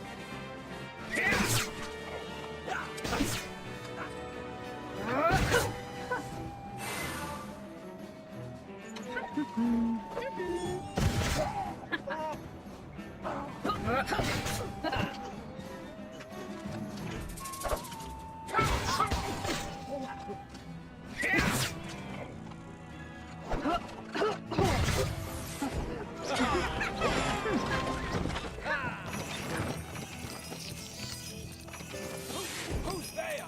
Help! I need help!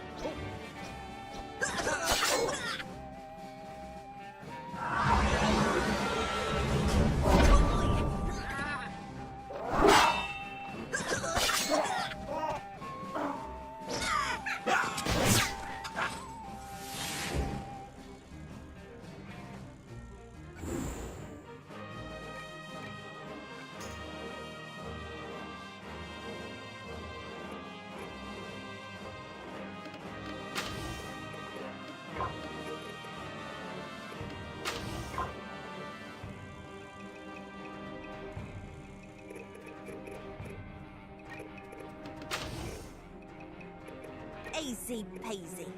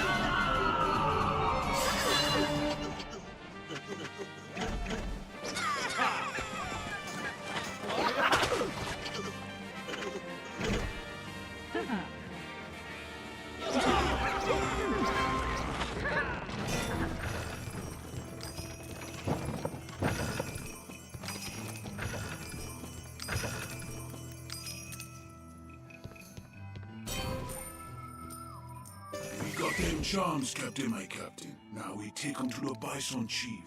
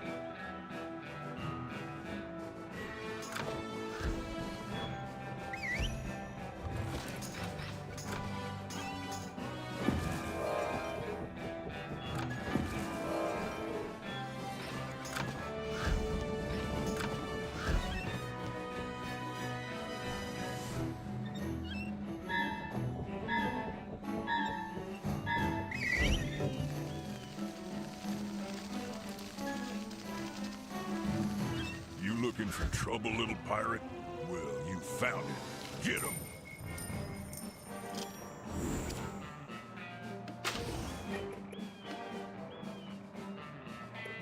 Will do.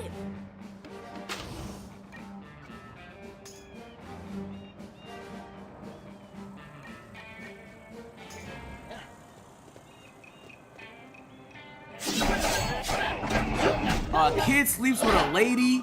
Boy, on accident, you won't believe it. Coming up on tomorrow's teachings. I said he's not feeling well. You're a sinner! Shut up and kiss me already. It's you, LGBT fatty, wanna be man. Oh, I hate to start the video off. God damn. Kill me. Yeah, same. I. What is what? What was that? What is what? Your hair. No, I didn't realize we could get this video. Oh my god. Oh my god. Oh my god. Tomorrow's teachings. This is one of the most degenerate channels on the planet, and I promise there's probably no lesson at the end of this one. I'm gonna be honest with you, bro. There's probably no lesson, gang. They're gonna try and pretend like they're Islam. Just, hey, do something for me over the course of the video. Look for the lesson, gang. Okay, look for the lesson. I felt something. What was that? I thought you knew. Knew what? I'm transgender. That was my pussy thought. Why didn't you tell me? It's okay. I didn't mean to freak out. It scared me. Does he go back in? Wait, that's wrong now. Does he go back in? Now this nigga did say it's the prettiest woman he's ever seen in his life. Does the nigga go back in, bruh? Look, I'm not gay. Or at least I didn't think I was. But I'm not gay.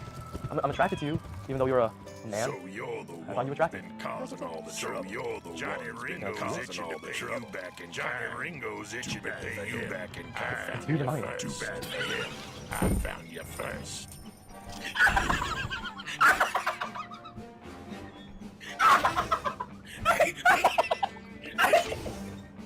Is it cool? Oh, on the list of things I thought that nigga was gonna say, man, that wasn't on it. Fuck, bro. Ooh. This fucking show, man. God damn it.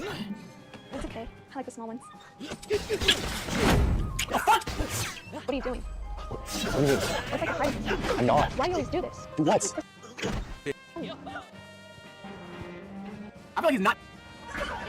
What did I do? Yeah. Oh, nigga. Oh my god. My hair blew. It's my fault. Yeah. The reason you're here is because I love her. Here, you hear me? Get rid of him! She has a penis! I'll pull this. You and I, we're men of God. Get rid of her. Get out of my house, lady boy. Get! You don't talk to her that way. Okay. Wow. Wait, no. What the fuck does that add to the scene, gang? Let it go, her! Come on. Come on! You're about to be homeless. Ryan? You need to kill him. Dad? Oh, fuck no. Dad? Fuck no. Wake up! Oh my God. Dad! Wake up, Dad! Nigga caught a Say body. something. Ryan? Ryan? Yo, right now, she could dead ass tell this nigga, like, I can't believe you're a murderer. I didn't sign up for this. I can't love a murderer and run off. Now this nigga just killed his dad for her, and she just ran off. That would be a good plot twist, but I'm not the writer. My injuries are too grave. The only help for me now is No, I don't know. He's not moving. He's not talking. What's gonna happen now? Right in jail. He's It's probably gonna in be jail. alright. It's gonna be alright. We have each other. Okay? You go hide. I'll take care of it. Father, what are you doing here? Your dad told me to come by and bless this place. Where is he? He's inside. He's not feeling well. Excuse me. I had to kill him.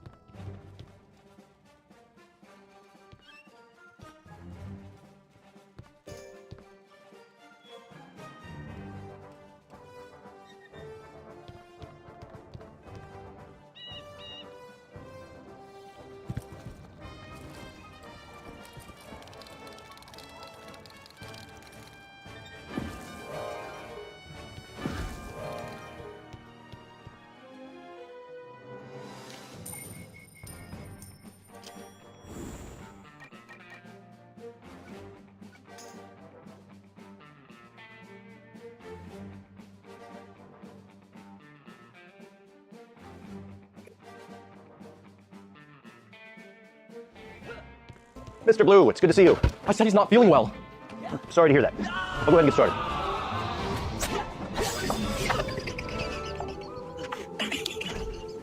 I don't know where you bought that, bro. May this water bring to mind our baptism into Christ, who has redeemed us with his death and resurrection. Come out from behind the corner. Why is he Come over here. That was our hiding spot? Seriously, behind the fucking dining room table? Ryan's my boyfriend. You disgusting. Excuse me? God would never approve of you. Even if you stood at the gates of heaven begging, he would still send you to hell. You transgender, he, she, LGBT, fatty, wannabe man, queer.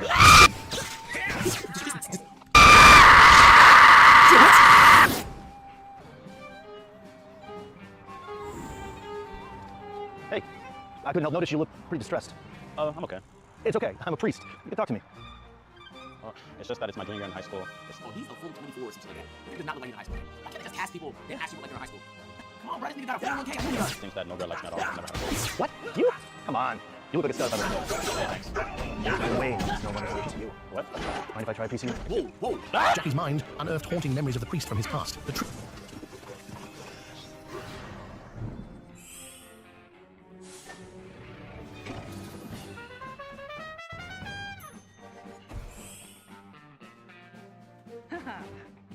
Yeah. Bro, there is no way. This priest. I don't know what's happening. Is this like what's happening? Is this a dream? Is he in a dream scene? Is this a flashback? I don't even know what the fuck is happening right now, gang. Truth became undeniable. The priest was a master of deception, cloaking his predatory nature behind a veil of down, sexually attracted to black men, preying upon the weak, and taking whatever they could. That is one of the wildest plot twists I've ever seen in my fucking life. A nigga in the chat, oh God, said I have learned my lesson.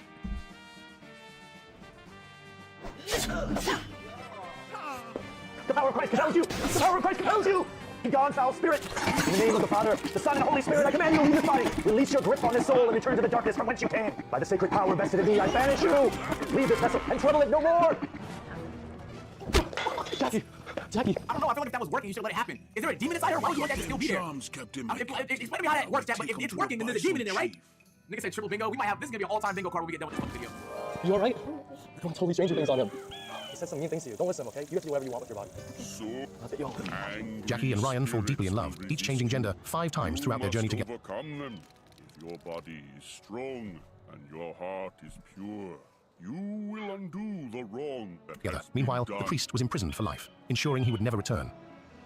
Well, they pinned the killing, they pinned the murder of the dad on the priest? How fucking they free? The son killed his dad! He killed his fucking dad, gang! Right to whatever you want with your own body. That's not true. You don't have that. There are exceptions. Like, if you have a kid inside you, you have the right to do that. You are allowed to be a girl, you're allowed to be a boy, you're allowed to be, or you don't have to be any. Love yourself for who you are. You are your own person. We're picking 5 lucky Patreon. No, I don't want to see this nigga. No, I don't want to see this nigga at all, bro. I don't want to see this nigga at all.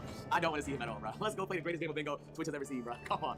Let's play this bingo game, man. I'm so fucking excited, man. This could be a quadruple bingo. This is gonna be an all-time bingo game. It just has to be. There's no other way. There's seriously no other way. Alright, chat. Let's see how the fuck this goes. Creepy. Easy. Incest? No. Racism?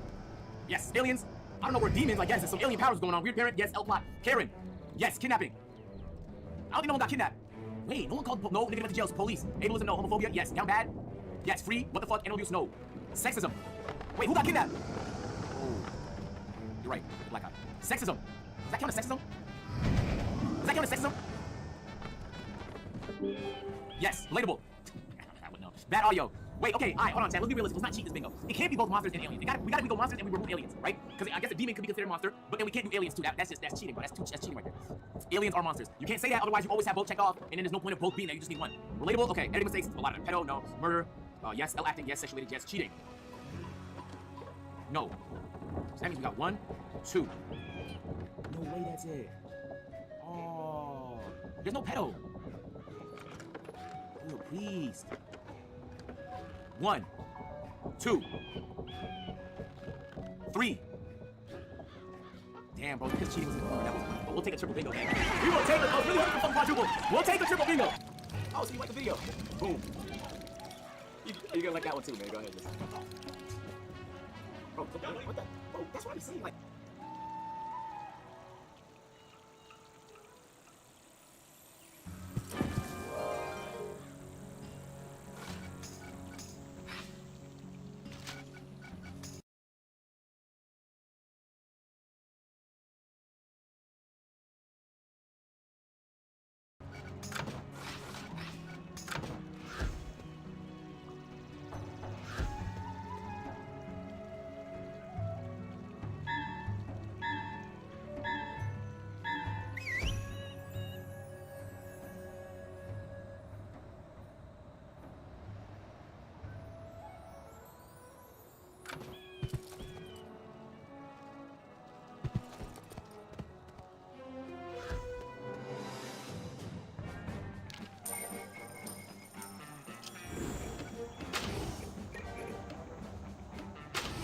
Watch this.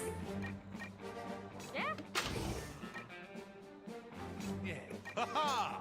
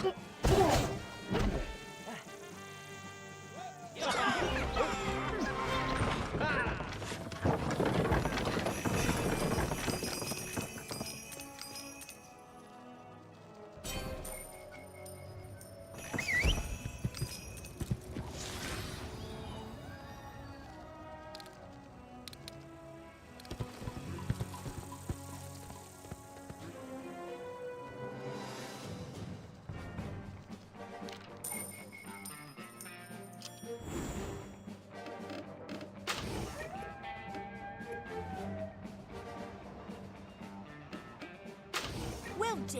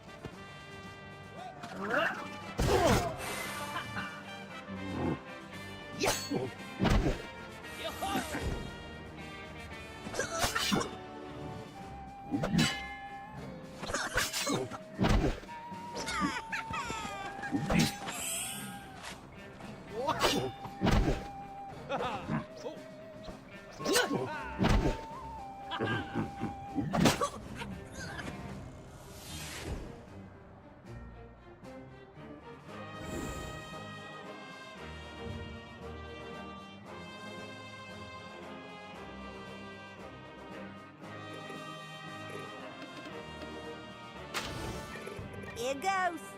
As you wish.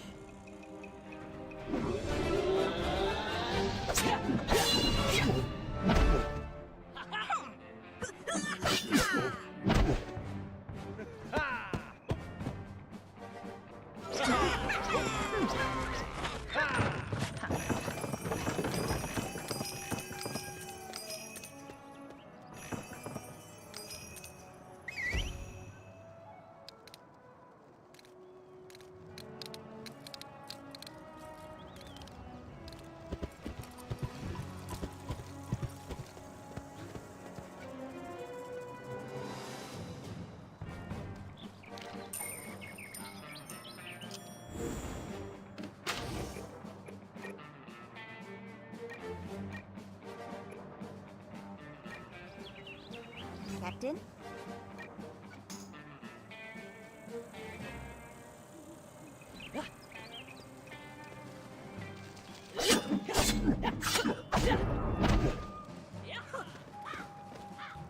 El Toro.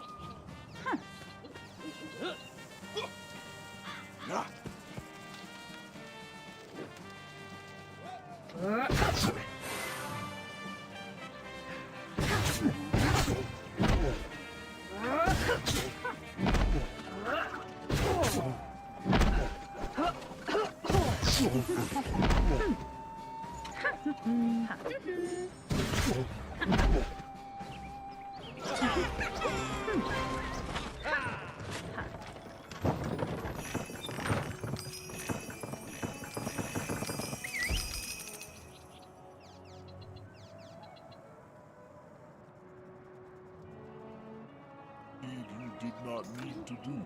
The spirits rejoice in your bravery.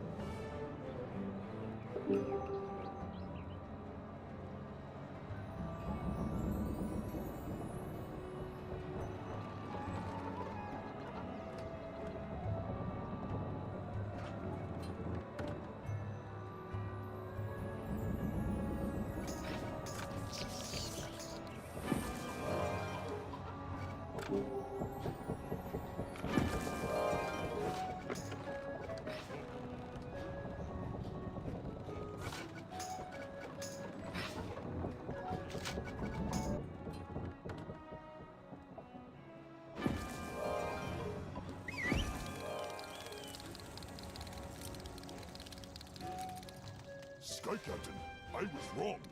You are strong, and your heart is bold and true. I will follow you, and together we will win glory. Hoka hey!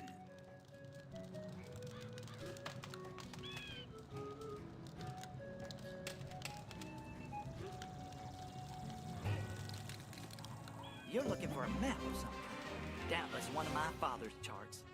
I bet you think you know all that, don't you? Well, come find me on Skull Island and we'll see. I've kept all of my father's charts and papers. Train your companions! You're at a disadvantage till you do. Type you for companion management. Yes?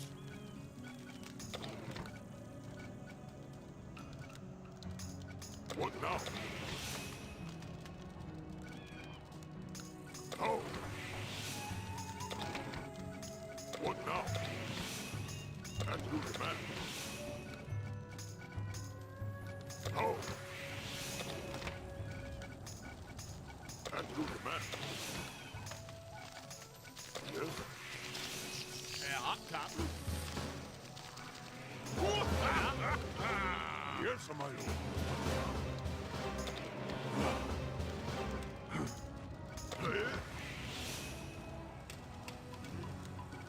Yes, yes, yes.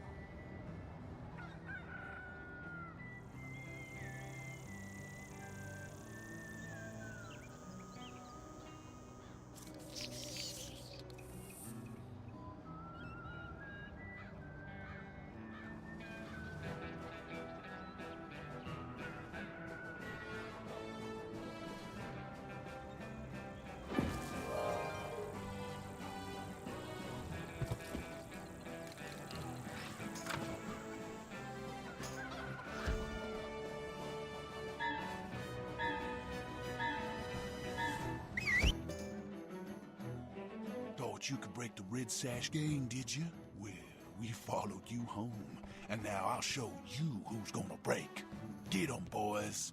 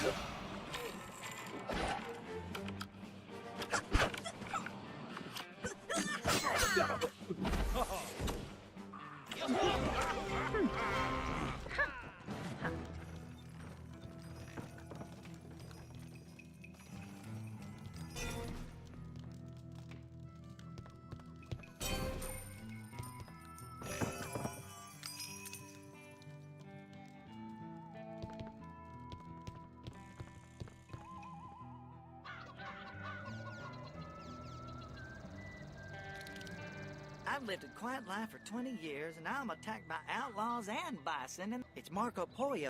Marco Pollo's map is in the cave under Scorpion Rock, in Big Sky Country.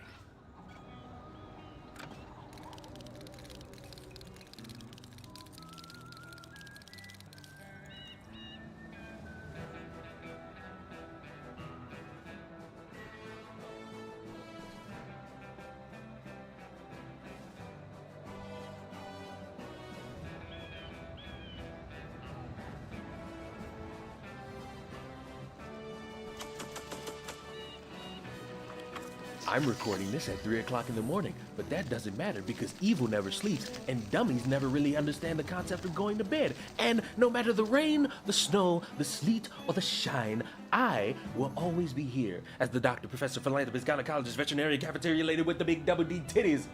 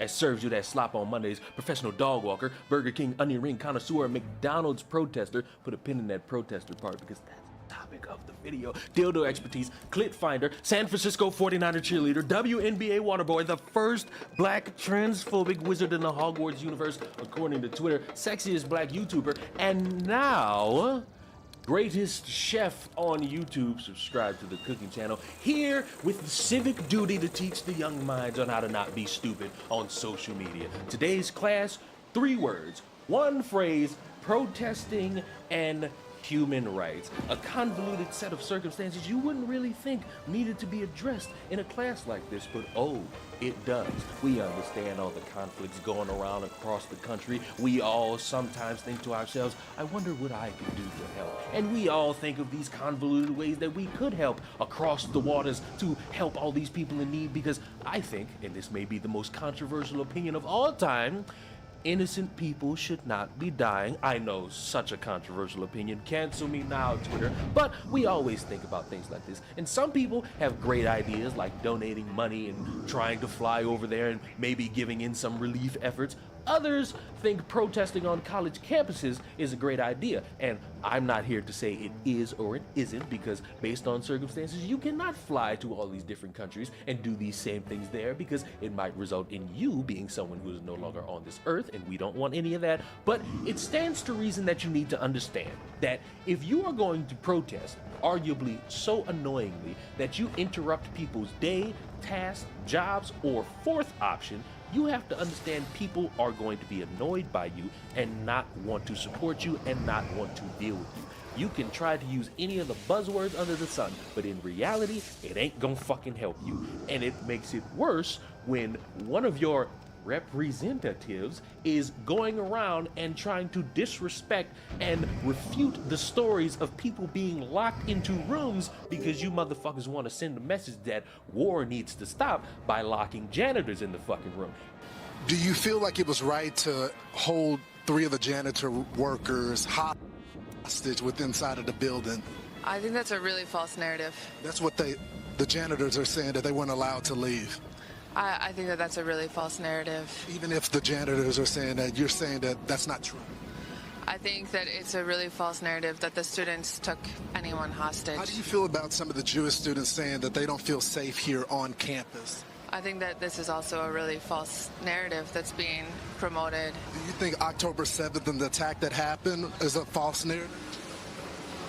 Do you believe that some of the women were... I just came back.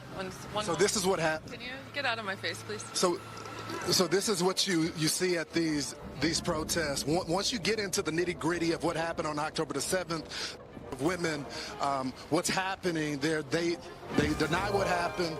As you know, that is actually factual now, that the janitorial workers were blocked inside of the building.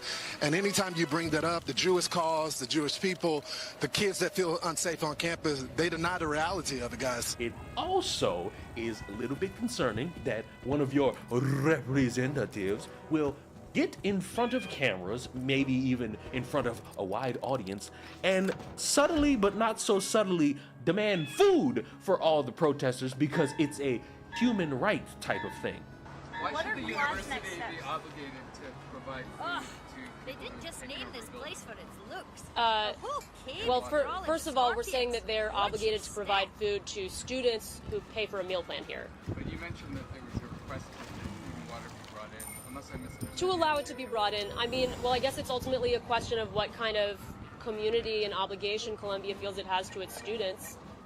Do you want students to die of dehydration and starvation or get severely ill, even if they disagree with you? If the answer is no, then you should allow basic, I mean, it's crazy to say because we're on an Ivy League campus, but this is like basic humanitarian aid we're asking for. Like, could people please have a glass of water? I almost fell on the floor laughing. So you've been violating property, you've been refusing to leave, and your great clapback is, hey, we paid for a meal plan, somebody bring us a cup of water. But they did put themselves in that very deliberately, in that situation, in that position. It seems like you're sort of saying, we want to be revolutionaries, we want to take up this building, now we please need food and water. Nobody's asking them to bring anything. We're asking them to not violently stop us from bringing in basic humanitarian aid. They're stopping the delivery of food. We are looking for a commitment from them that they will not stop it But violently. they haven't stopped it. Well, I don't know to what extent it has been attempted, but we're looking for a commitment. Y'all remember all those people who wanted white individuals or white passing individuals to be on the front lines and help out with things like this?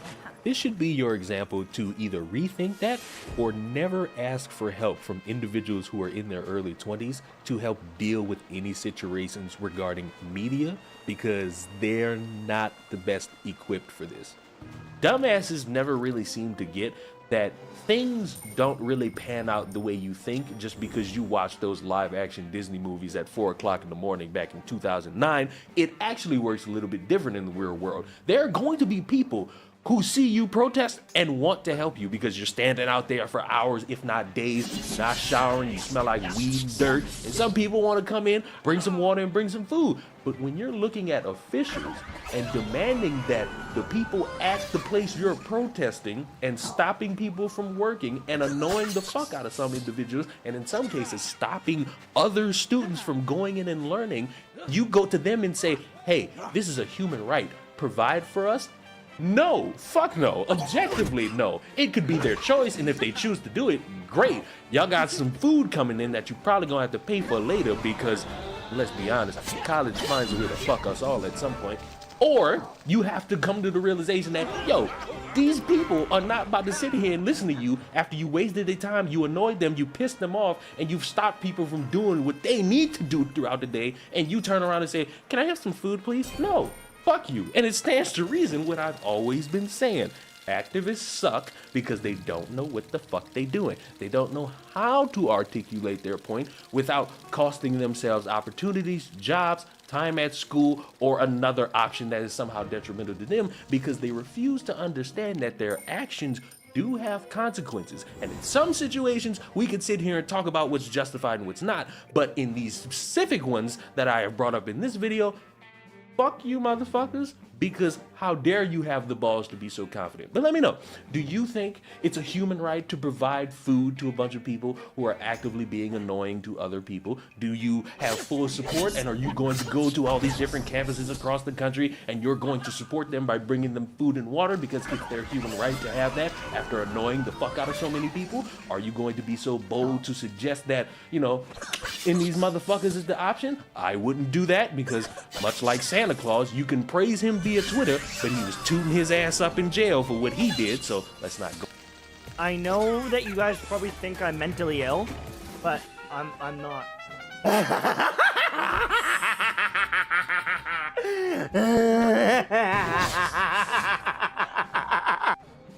I'm healthy.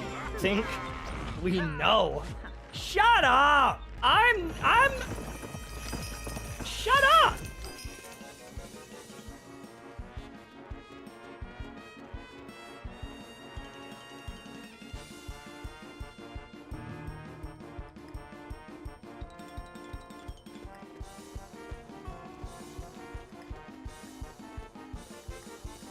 Here, I spy something under that bone heap.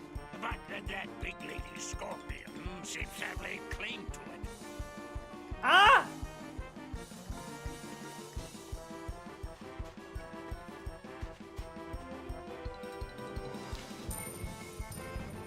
All right.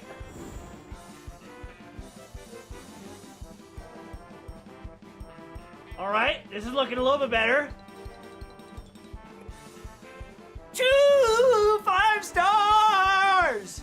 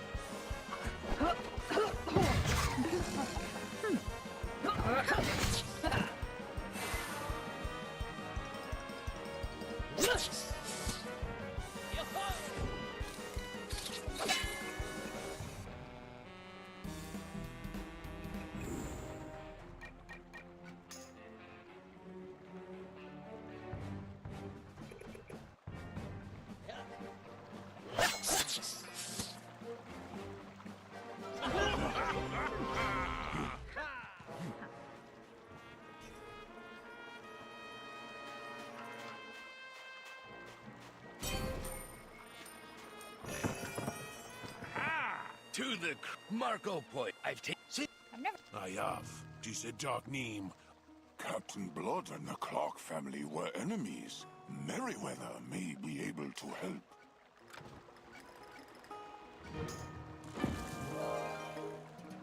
Has anyone ever confessed to you that they've committed murder? Yeah. What if you had a client that went on to commit mass murder? Then they call me. And what were you accused of doing? I was charged with assault on a family member. Assault, for biting a girl, threatening to kill her, indecent exposure, playing with my junk in front of a lady. Sexual assault with child. And how much prison time are you looking? 10 years, bro. 10 years. 20 years for each prescription. So that's over 100 years. And why am I the best lawyer? You got my case dismissed.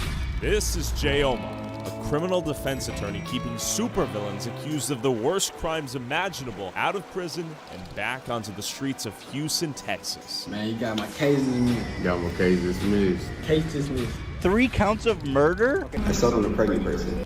Pregnant woman. Anybody can be charged with that. You can be charged with that. What were you charged with? Terroristic threat. Terroristic threat? All right, so, you're looking up to 20 years in prison on this case. But how does he manage to keep all of these alleged criminals out of jail? And why does he fight every day to protect these people in the court of law? Dude, what are you doing back here?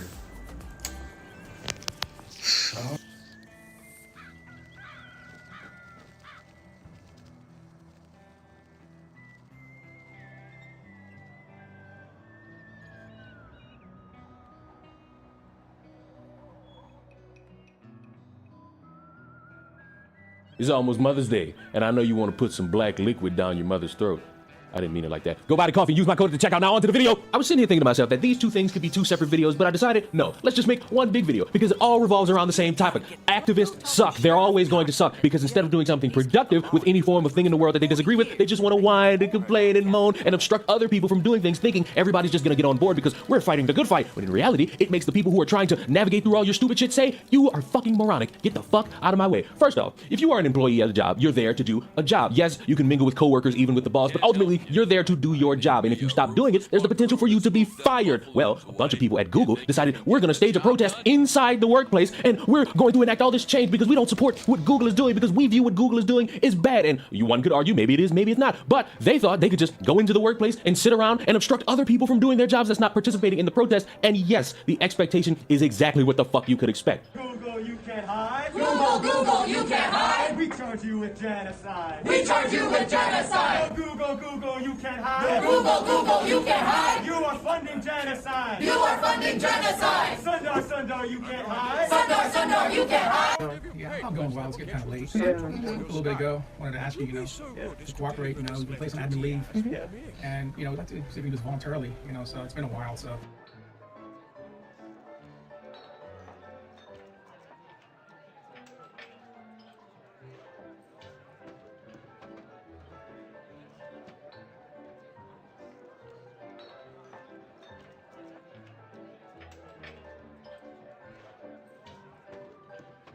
Thank you.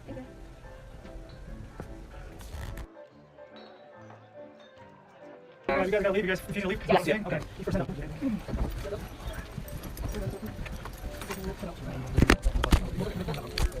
I'm sorry, but if you're somebody who got employed by a company and you see or find out that the company's doing some shady things in your eyes and you want to protest, do it outside. Don't do it in the building and cause a bunch of disruption for everybody else who's not participating. And I love the fact that they went about the route, talking about the hierarchy employees, went about the route of trying to make sure that, hey, we're not trying to force you up out of here, but you do have to leave. To the point where they called the cops, and even the cops was like, all right, fuckers, pick all this shit up and get the fuck. They wanted them to politely leave so that it didn't be this big fucking issue. But of course, morons have to always turn it into a bigger issue. Just get the fuck out of people's way. That way they can do their jobs and you can be outside holding up signs saying, rah, rah, rah, rah, rah, rah, rah, rah. Because ultimately, people want their money, people want to do their jobs, people work hard for their jobs, and no amount of your Twitter bitching in their workspace is going to stop them. I understand you care about something so much, but guess what? Now you're sitting in the back of cop cars worrying about Big Frida and Big Tyrone, and you're out of a fucking job. So congratulations, you helped nobody. Second thing is, I understand that college students are a bunch of people who want to enact change for the future generations. They want to be the heroes of society. And with this whole Palestine, Iraq, Hamas type deal, there's all these different avenues one can take. And maybe I'm the conspiratorial individual, but if there were individuals who were kidnapped by any group, and there were families out there posting kidnapped posters asking people for information about the whereabouts of their mother, daughter, sister, brother, child, it wouldn't matter. And you, as a college student, rip those posters down, and that goes viral. You could imagine that the school you attend might not want that shit around.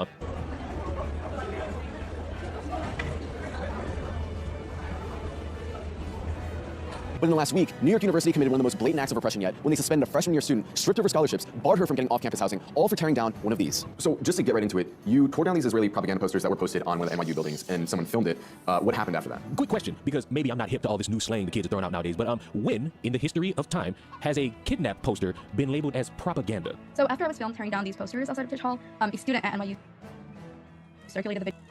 You tore... But in the last week, New York University committed one of the most blatant acts of repression yet. Launching smoke.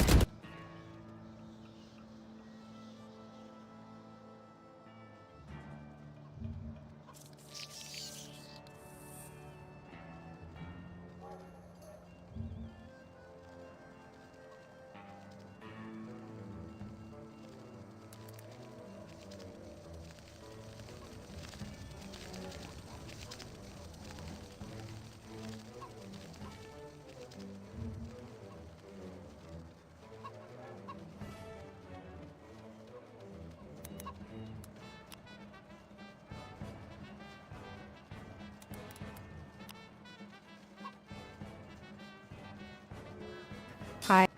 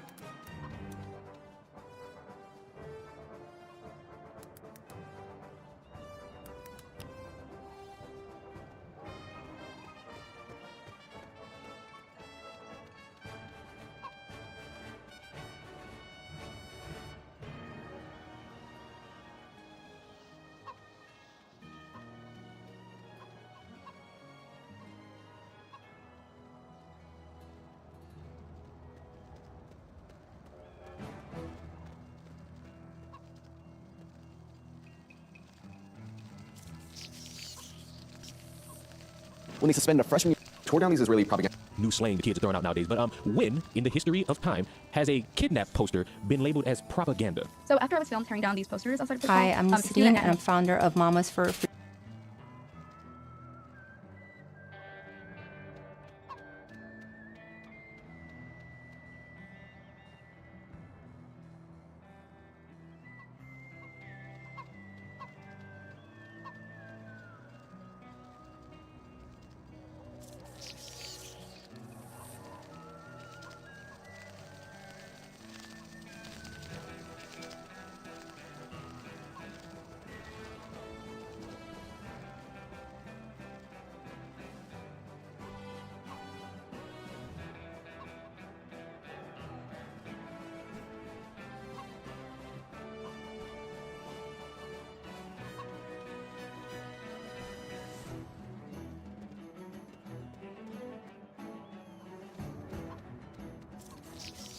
NYU circulated the video on social media, and she was calling for us to be doxxed.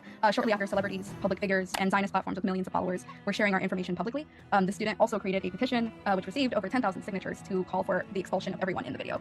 I faced relentless backlash from right-wing media and news outlets for weeks, most calling for me to be jailed, expelled, deported, assaulted, and to be sent to Gaza. NYU refused to cover off-campus housing because I'm on scholarship, so I couldn't really afford to live in New York otherwise.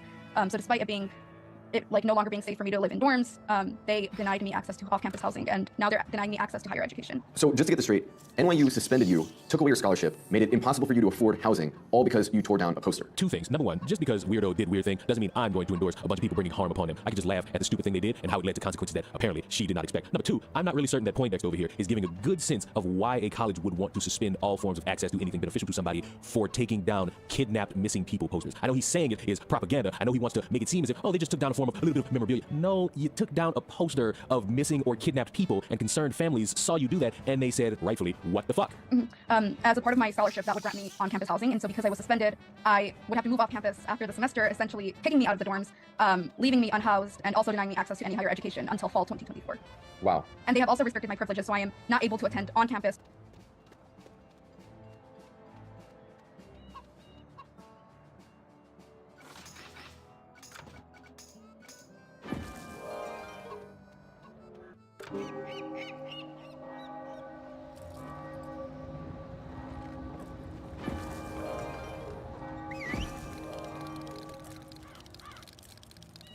Good day, Trap.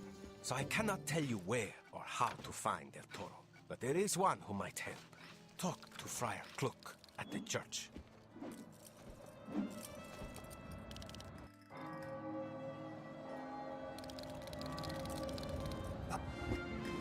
Talk to Don Rodrigo, whose villa overlooks Santa Pola. He has helped El Toro many times and knows him better than anyone. I welcome. I wish you luck, Traveler. I will say this. Times are so troubled. I think El Toro cannot be far away. Have you come? We're even afraid to set foot inside the church. Can you go in and make sure it's safe? If it is, 10 Friar Klook. And there, cut into that flag, the huge letter T. It must be. We will start cleaning up the church at once. But there is so much more to put right. Could you talk to my good friend Hector? His need is dire. I shoot you. You can get my sugar back. Hunt down Bandito Chits, bring me back my sugar, and strike a blow for the people of Santo Pollo!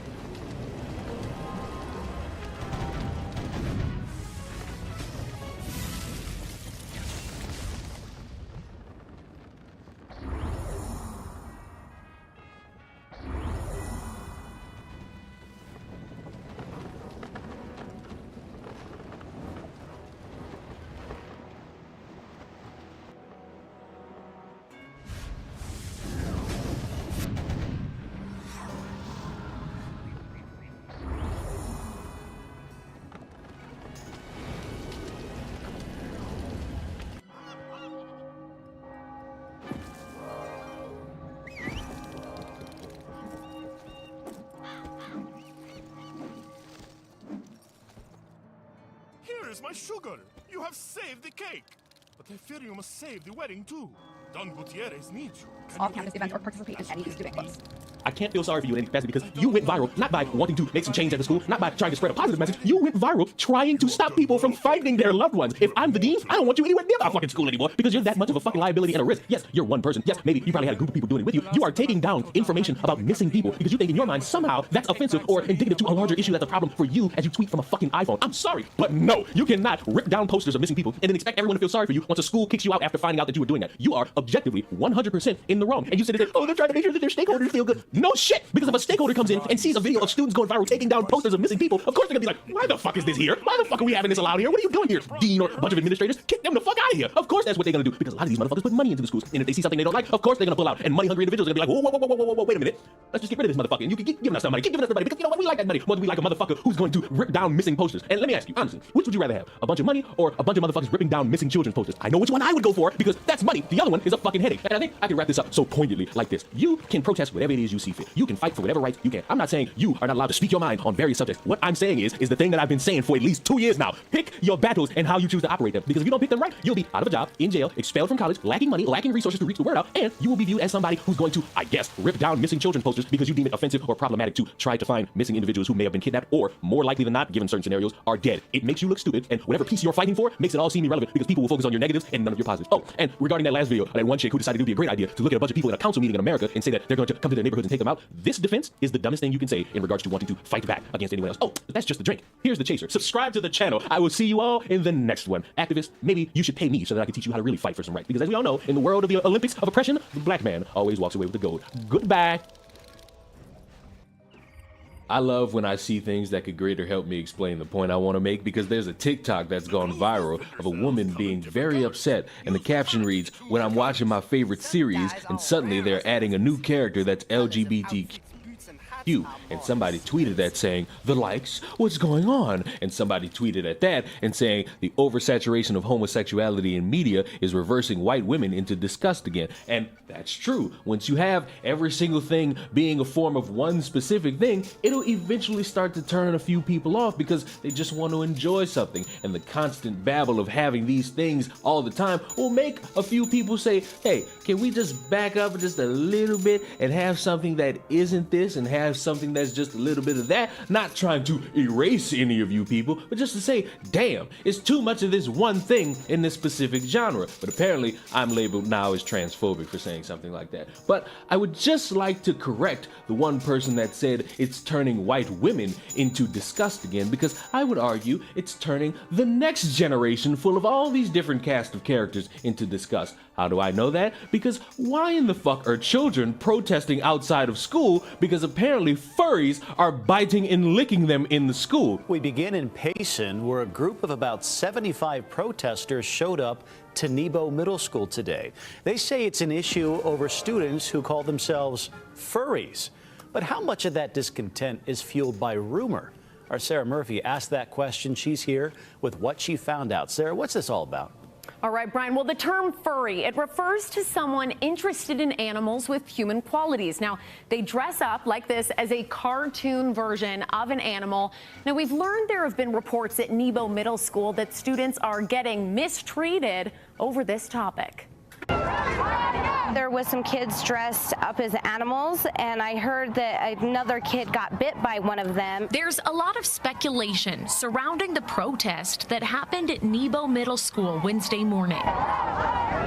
Nearly 75 students and parents showed up facing the school, saying they're unhappy with how administration is handling reports of harassment. Okay. You guys cannot record me without my permission! This is video a Nebo Middle School student took last week. Parents say there's an issue between some students and others who call themselves furries, or people who enjoy dressing up as cartoonish animals. Back when I went to school, you know, you couldn't dress that way, you couldn't do certain things, and I think it kind of needs to go back a little bit. Like, I know kids need their own personalities, but it's ridiculous when kids are dressing like animals and licking and biting people. I just don't think that's okay. But the Nebo School District tells us it's not that extreme.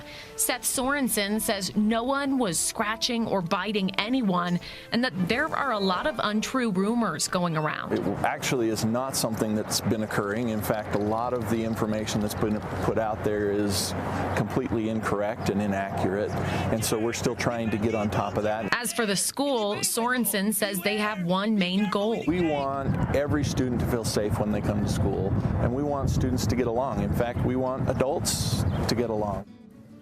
Okay, so the district says they've worked with some students whose dress and appearance they say might be disruptive to the school environment. They say they do invite parents to talk with administration to learn more about how they're handling the situation. Now, it stands to reason that you should take into consideration that the principal or head administrator, whatever he deems to call himself, said in the statement that this is not really going on. No one's dressing up in animal costumes and showing up to school. And if parents have questions, they could come to him or anybody in the school. But my one eyebrow-raising moment is to say these kids aren't protesting for nothing. So are they wearing a mask every day? Yes. But every time they go, they're always just wearing a mask. But the principal finally stood up and banned those things.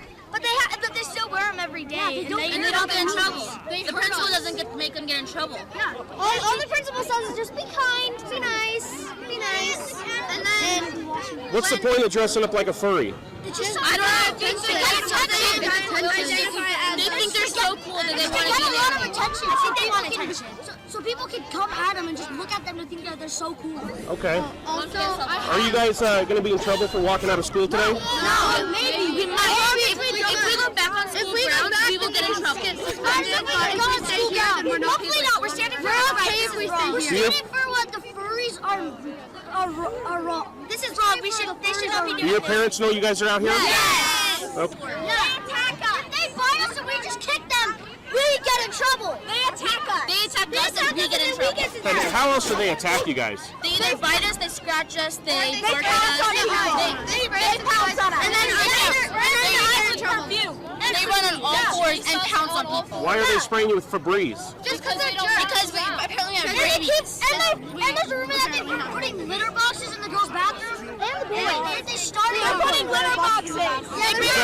I heard that was just a rumor. No, it's true. Is this something you've seen? Yeah, they're putting litter Okay. boxes in the bathroom. So we can't talk or say anything to the furries or even look at them, but they can come look at us and they can say stuff to us and touch us. And they don't get in trouble, but we get in trouble. Interesting. That sounds like a double standard to me. Yes. Okay, you guys stay on the sidewalk, okay? If there's no one showing up in a full-on wolf outfit, fine. But you might want to do better in looking into all these biting and licking stories, because that's not something that a bunch of people would just willy-nilly start making up, especially at the risk of being punished for walking out of school during school hours, because how dare you people not go in there and learn your ABCs and your algebras and your history that's not really coherent to the current subject, because it's important for you to learn in school. And I would think constantly wanting to go in and have the fear or the precautions of being licked or bitten is reason enough to say, hold on, motherfuckers, what are we allowing in this school? And it would stand to reason that if you are a principal or a teacher, you should look into this, because if you have students protesting this and they're telling you why, you might want to understand that somebody knows about this and they're doing jack shit about it. All I know for certain is that if I were in elementary, middle, or high school and somebody who went to the school with me either licked me or bit me, you ain't got to worry about me protesting. You got to worry about who you gonna get to come stop me from stomping somebody's teeth in, because Leon don't like being touched by anybody. And to wrap this up, you might think that I am an uneducated soul when it comes to the furry community. You might accuse me of being a furry because I have a bear on my shirt, but I am uneducated and I am not fully knowledgeable about the furry. So I would hope that there was somebody out there that could come into the forefront and educate us all about why this is an important thing. And wouldn't you fucking know it, a furry did it for me. Thank you. This is Strudel, a member of the furry fandom. Though they've been a furry for over a decade, they have their own opinions. It's crazy that it's escalated to this point where these kids are being so distracting to their peers that their peers want to stage a walkout. So to have, the next generation kind of muddy our name and not represent it very well, it is kind of disappointing. Strudel believes there should be some limits. Continue doing things you like, continue dressing up, continue making art, but maybe let's keep it outside of school hours. This furry saying these things got me thinking. You got all these people who will try to look at situations like this and say things like, these kids are being raised by a bunch of homophobic conservatives and how dare they speak and infringe upon the rights of different students. And yet you have examples like the furry sitting here saying, yeah, well, people can explore themselves in different areas in life, but can we at least keep it out of the schools? And for some reason, I'm struggling to understand what would be a problem with someone saying something like that. All you gotta do is keep a lot of the nonsense that you do in your life out of the schools. You cannot sit here in any normal conversation with anybody, whether it be with one person or 50 people, and argue that it's somehow a phobic of some kind to not want to get bit or lick. It doesn't matter if it's a motherfucker in cat ears, rat ears, dog ears, or somebody who's just not doing it.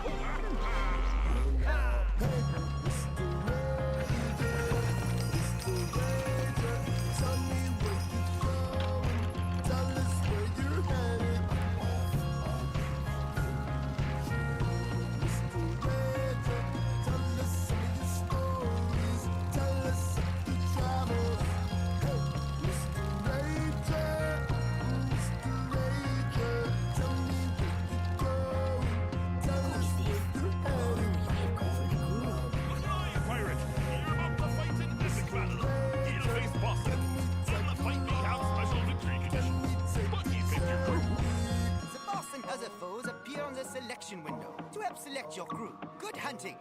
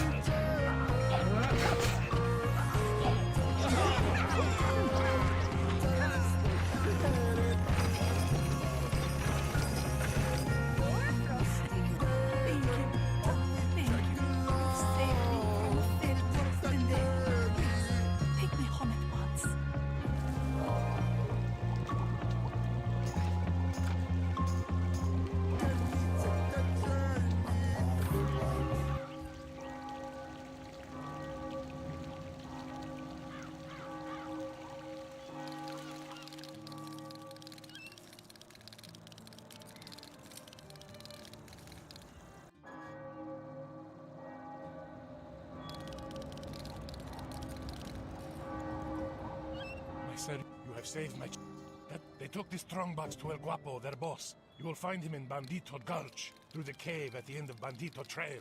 Hurry!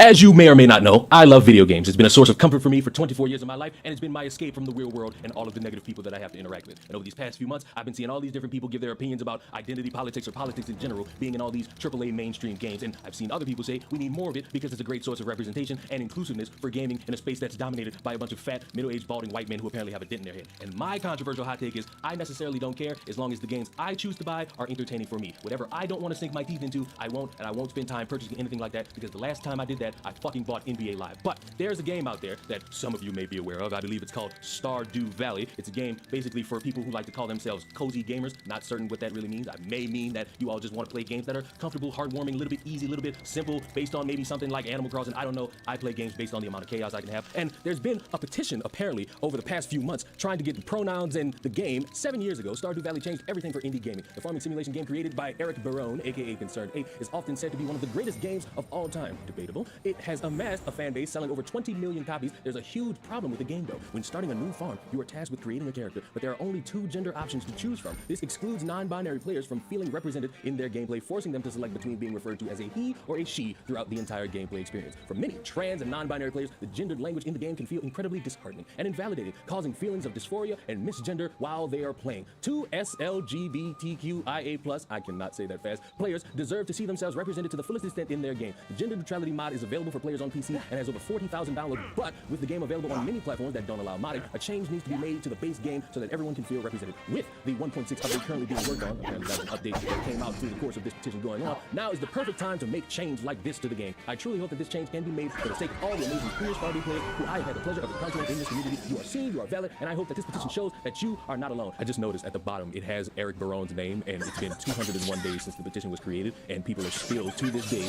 April 17, 2024, as I'm recording this, still awaiting a response from Eric, which lets me know that maybe this is not really a big concern for him because it's a video game where people could come in and have fun and I guess do farm simulation. I don't know anything about Stardew Valley, so everybody who plays this can correct me if I'm wrong, but it's a game based around just having a little bit of fun, and this might not really be a big deal to him. So my question to all the individuals who wanted to make this petition and reach this out so that people can see it and send it to Eric so that he knows that people care about this is this something detrimental to the game for you? If it never happens and you go your whole life playing the game and you never get this type of update, is this something that's supposed to hinder your enjoyment of the game? I understand representation this, inclusion that, and I've argued that representation in the right hands could be used properly and could be entertaining at the same time, but I'm thinking about this and I'm thinking this is not really anything that's going to make significant changes to the game, nor should be anything that completely sours anybody on the game. But for the sake of the conversation, because of course you know it was going to go this route, there's the weird percentage of people who have been awaiting a response about this, going the route of saying things like, maybe there's a little bit of transphobia. If Concerned 8, the developer of Stardew Valley, truly doesn't want to add non-binary options and character references, he needs to say so. He needs to address his transphobia if it's there. His community deserves to know so they can go where they are loved. If he plans to add it, tell us. Demolish the hate. Yes, I'm implying transphobia. I am not afraid to admit that. Unless Eric Barone states why he has not addressed the calls for this, which has been ongoing for years, I have to start assuming the worst because it is what will keep my friends and the community safe. I'm going to be limiting who can reply because, of course, when something like this goes viral, criticism for it tends to be something a lot of people can't understand. And I would hate being a game developer in this situation because you make a game a lot of people enjoy and somebody comes in and they say something like, how come you haven't added this? I'm going to start implying that maybe transphobia could be the reason. And I want to keep all my friends in the community safe. And again, gotta ask this question. If it's not there, is it a direct hindrance to you? And based on this one person, it is a direct hindrance to her, she, they, whatever the pronouns are. It's a direct problem for you. And honestly, that's sad because you're willing to ruin the reputation of somebody or throw a bunch of accusations at them because they're not doing what you want them to do. And I would argue that's the dumbest fucking thing anyone could do because why, in a game where apparently a bunch of people are having fun, are you wanting to start shit for no reason other than you're bored and you demand to be seen because you don't feel like your community's safe in a video game that's, I believe, based around farming? Which brought me down the rabbit hole of finding content creator by the name of Queerly B who wanted to make a video about the subject matter of pronouns not being addressed in the virtual world. Some argue that given Concerned 8's likely awareness of the request and his active choice to avoid the topic, we should consider the possibility of transphobia influencing his decision. Others caution against rushing to this conclusion, suggesting there may be alternative reasons for his silence. They advocate for a positive and non-confrontational approach to persuade him or exert pressure for the update, rather than resorting to greater levels of disruption. While I do agree that I do not want Concerned 8 to be harassed or bullied, I don't personally believe that merely asking the question whether or not transphobia might be a factor in his lack of communication equates to harassment or bullying. It's worth considering that Concerned 8 is a single developer, not a large company, but at the same time, his estimated net worth from Stardew Valley exceeds $45 million.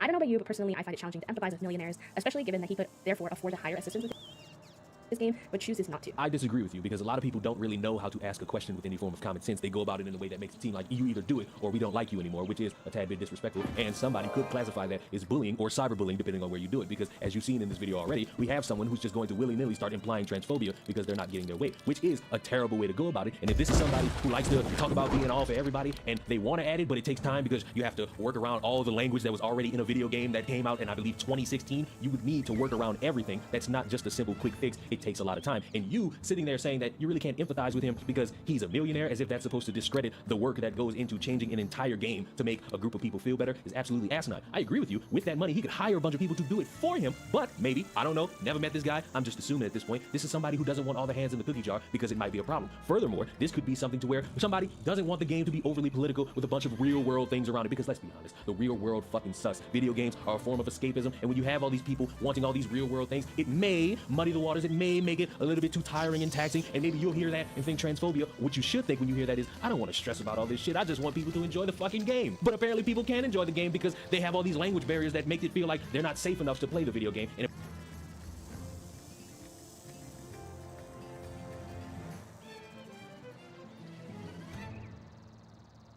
I don't know if I've recently got... I don't know if I've recently gotten shorter, just got set to mini from Wumbo as I've gotten older. Maybe there was some kind of like small earthquake that hit Florida that didn't register on the Richter scale that caused my house to droop a little bit. But I just don't occupy the whole frame of this camera anymore. I haven't touched it at all, and I feel like I'm like 15% of what's on the screen right now. So maybe I've been hit with like a fucking shrink ray and just gradually getting smaller. I have no idea, but this tangent is useless. What's not useless though is the Save Team Fortress 2 movement. This is a classic, how many times do I have to teach you this lesson, old man moment. I decided to tilt the camera down a little bit. It was really bothering me, and I didn't want to like sit on an apple box to be taller or anything. But the community's been engaged in this war against their creator, Valve, for years now. Team Fortress 2 is an iconic game that is still extremely popular to this day. But it's been left in an abandoned state out alone in the cold rain while Valve does nothing as it is falling to pieces due to bots. Actually, a lot of different things, but it all kind of ties back into bots. And for years now, the community's just been begging Valve to do anything to combat this menace. And 2 years ago, I actually covered their first major attempt called Save Team Fortress 2, Save TF2. I made a whole video going over this. I even went boots on the ground journalism. You know, I investigated it firsthand on the front line. I went into Team Fortress 2 to see just how prevalent the bot issue was. And it's bad. So, for those that don't know, Team Fortress 2 has this problem where there are bots that infest the game. In every single game you join, there is most likely going to be bots, unless you stick to community servers, of course, where they have like anti-bot measures. But if you just join like public lobbies, it's going to be bots. And what the bots do is they pick the sniper, they look straight up in the air, they spin around, and they instantly headshot pretty much everyone on the map, killing them immediately. It ruins the game. It's unplayable. It is unplayable, point blank. And 2 years ago, when Save TF2 was popping off, there was enough hoopla, enough uproar that Valve did make a statement that they were going to do something, and everyone celebrated, pumping their fists, you know, everyone was like Gatorade showers and all of that, thinking that finally Valve was going to do something. And they did, kind of, to a certain extent, but it was a band-aid fix that didn't ever actually tackle the core issue. So, fast forward to 2 years later, and it's still in fucking shambles. It still has a massive bot problem, so the community is once again taking up arms, trying their best to beg Valve to do something to save the game that they love. The new movement is called Fix TF2, and it's the sequel to Save TF2. It has 275,000 signatures for the petition right now, which is a big number. Now, how popular is TF2? It's an old game, so surely it must not have that strong of a community. You make me fucking sick if you thought that. I'll spit on you for it. Trash. No, it's still very popular, constantly at the top of the Steam charts. Right now, let's take a peek at these player numbers. 84,898 players playing 40 minutes ago as of recording this video, and they actually hit their all-time peak only 11 months ago. So this game is still full of gusto here. It's not like it's, you know, old, decrepit, and dusty. Maybe it's time we think about euthanizing it to be the humane thing to do. Absolutely not. This game is popping, and it's still making Valve millions upon millions of dollars for no effort. It's like a cheat code here for them, an infinite money glitch. It's like starting an OnlyFans for feet pics, and you only drop one feet pic, but it just keeps auto-renewing because people are just fucking addicted to it. It's a really stupid comparison to make, but it was the first thing I thought of for just like low-effort passive income. Point is, Valve gets millions of dollars just putting both thumbs up their ass and not touching this product because the community loves the game and they buy the microtransactions. I'm sure all of you have played TF2 at some point. That's why I didn't do like a breakdown of what the game is. I bet you know about it, and I bet you're familiar with the hats. Hats in Team Fortress 2 are still iconic, and Valve just makes so much money from this game, and they don't do anything for it. So I think shutting it down is not really something that makes sense for anybody, Valve especially. So I don't know why they're so reluctant to do anything to improve it. Probably because they don't need to, because they still make millions from it, and they they think it's probably not worth allocating resources, but they should. Like, they should have an obligation to make this game playable. It's still a game that is on their platform, that they make money from, thus they should have the obligation that it is in a functional fucking state for the player base. But yeah, again, this isn't like some old game that maybe it's time to just pull the plug on. That'd be like shoving a cyanide pill down Brendan Fraser's throat. What a waste of potential. Brendan Fraser is still an incredible actor making masterpieces, and Team Fortress 2 is still an incredible game, still a masterpiece, and still has a great, strong community. So shutting it down, I don't think would make any amount of sense. It also makes no sense at all to keep the game in this pathetic state. They should be embarrassed and ashamed. And I don't know why they don't view this as a terrible marketing and reputational play as well. They have a new game coming out. I'm sure a lot of you have seen the leaks. It's called Deadlock, and this is supposed to be a huge game from Valve here. And it's not far out, you know, it's on the horizon here. But how can anyone be excited for that game with the state TF2 is in? Like, let's think about that for a second. Let's say Deadlock gets extremely popular, everyone loves it, it's so good, bang. Now all of a sudden we have some bots and some cheaters in there, which is going to happen. That happens with every game. Well, we now have a track record that shows Valve doesn't do anything to combat that in their games, like Team Fortress 2. So why the fuck would anyone have confidence in the longevity and the health of their next game, Deadlock? This should be extremely concerning for Valve for how people perceive this game coming out, because they can't, or they refuse to fix TF2. So why would people get immediately invested for the long term here, really buckle their seatbelt and get ready, strap in for the Deadlock ride years down the line, when Valve just doesn't take care of their games? They don't do anything. They just let them wither and die, like Team Fortress 2. I feel like it makes it very hard for a lot of players to get excited about the long-term health of a Valve game, because they can look at what Valve doesn't do with TF2 and be like, yep, that's pretty shitty. What they should do is finally just throw the community a bone and put real effort into fixing this game.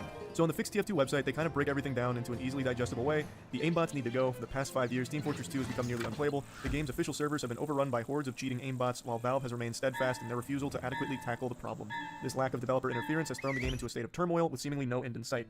Despite being aware of the bot crisis, Valve has instead directed their focus towards other ventures, leaving TF2 with insufficient support in its grave time of need. On the outside, Valve appears to be more concerned with generating millions in revenue every month via in-game micros rather than maintaining a product that should work as expected. There's no putting it lightly, Team Fortress 2 is in an unacceptable state, and Valve's apathy in dealing with the issue is nothing short of appalling. That's the gist of it, but it actually gets so much worse than that. There is so much evil to the Team Fortress 2 bot problem, I don't even know where I'd start. There's quite a few great videos that cover this in far more detail than I would be able to, but one of them that I think is starting to blow up a little bit on Twitter is that some of the bots are actually just taking victory laps about being untouchable because Valve doesn't do anything to fix the problem, and now the bot hosters are actually engaging in full-blown illegal activity. I'm not going to get into the nitty-gritty and the weeds of it, but some legitimately disgusting, horrible shit that the bots and the bot hosters are engaging in now, because Big Daddy Valve wants to do nothing to solve this problem. Like, this is shit that would 100% be a huge legal issue if authorities ever bothered to do anything. And Valve is just letting it fester. Here's a little more information about the aimbots in general here. They're programmed to join casual servers en masse, insta-killing and kicking innocent players intent on ruining their in-game experience. This behavior is where most of the community resentment stems from, however many are unaware that the problem goes far beyond simply trolling and cheating. Bot hosters are malicious actors using aimbots as a vessel to endlessly attack and harass community members. They abuse the in-game text and voice chat to spread the most vile hate speech imaginable while simultaneously advertising their bot immunity services in an attempt to scam players desperately looking for a solution. This is something I touched on a bit in my first video covering this 2 years ago. Most of the bots in the lobby that you join are mic spamming. It's just a bunch of like extremely loud mumbo jumbo. Most of the time you can't even make out a lot of the words. It actually just sounds like farts being transmitted through a ham radio most of the time. It sounds dog shit, like truly atrocious. But some of the bots that mic spam are spamming slurs. So that's a pretty common thing for a lot of the bots. And beyond that, there is something that they've double dipped on when it comes to bots, which is hosting their own immunity services. Which is, this one blew my mind when I first learned about it a couple years ago. The bot problem is so bad in Team Fortress 2 that there's actually services where you can hire bots to join you in your game to kill the other bots in the lobby. So you have your own little bot bodyguards against the bots that you'll encounter. So it's literally fucking Skynet fighting itself while you try and have this little frolic through the fields of playing Team Fortress 2. It's so silly. And Valve knows all of this. They're aware of these problems. It's not like they're just plugging their ears and closing their eyes anymore. They know and have acknowledged the problems, but don't do anything to actually fix them. And now I understand it's a hard thing to fix, and it's an uphill battle when you're dealing with cheating and botting on this scale, but you have to at least try. I saw a really good comment on a YouTube video, and I don't remember which one it was now, but it said that the Valve philosophy is, why would we do this when it's just going to keep happening? And it basically boils down to, why would I wipe my ass after shitting when I'm just going to have to wipe it again after another shit? Like, it's the same logic. You should still be wiping your fucking butt. But Valve just doesn't bother. They're like, yeah, we're just going to have to do it again down the line anyway. Not worth the resources. We'll just keep passively making a couple $1 million here and there from the people that are still playing this game and getting fucked by bots in the face. It's just so frustrating. I really hope Valve will finally do something to fix this game, but I'm pretty skeptical. Like, the last time they made the grand statement that they were, it didn't actually do anything. 2 years ago, they're like, all right, listen, we heard you. You dialed 911, emergency services. Well, don't worry, help has arrived. Gabe answered the phones personally, and he's fighting the bots tooth and nail, pugilistic style. He's throwing fisticuffs with them, and he's beating the shit out of every bot, socking them in the jaw. The bots are no more. TF2 is saved. We listen to you, community. And then they just didn't do shit. Like they did the bare minimum, and that clearly wasn't good enough. And now, once again, it has gone back to just start collecting cobwebs. It's so fucking infuriating. Valve should be doing all they can to fix this problem before their new game drops. Because, like I said, I think this ruins people's confidence in their upcoming game, considering Valve offers no fucking support whatsoever. So why get invested in their new game when Valve won't? You know what I mean? That's really about it. See ya.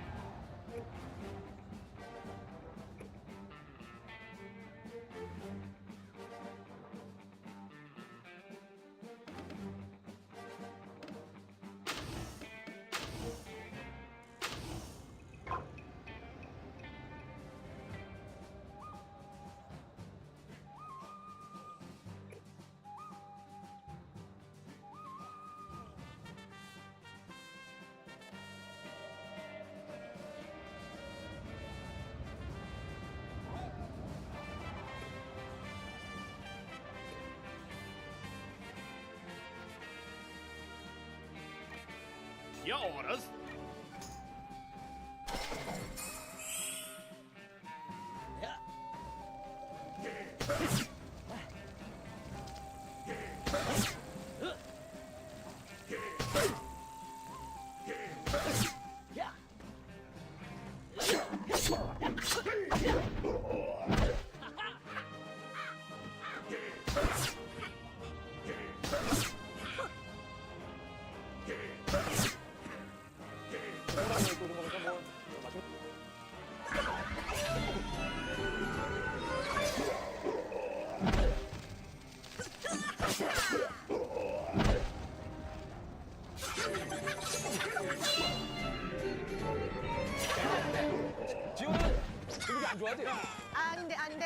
아닌데 나 조용히 진짜 사랑하는 근데 나 조용히 진짜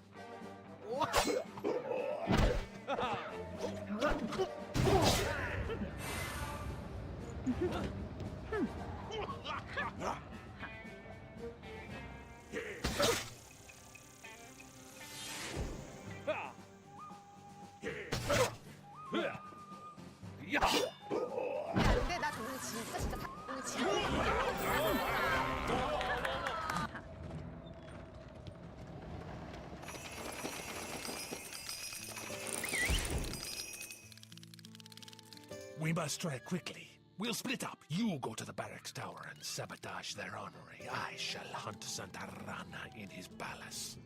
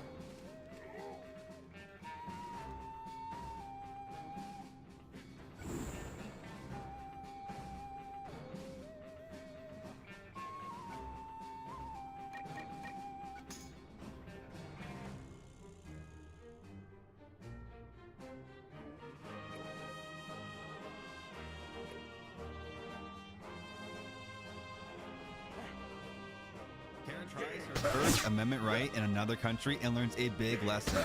Excuse me, gentlemen. I hate to interrupt.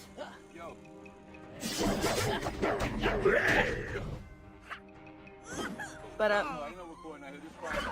no recording out here. Sir, I'm exercising my First Amendment rights. This is sir, I'm exercising my rights. What? Karen tries her first.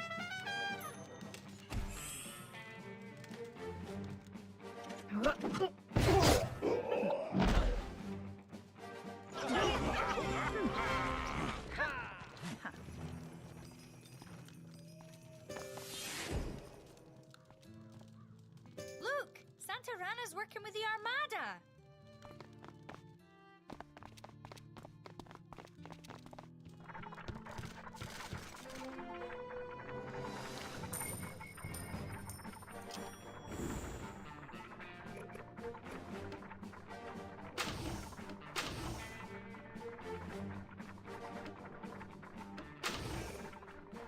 Bullseye! On it!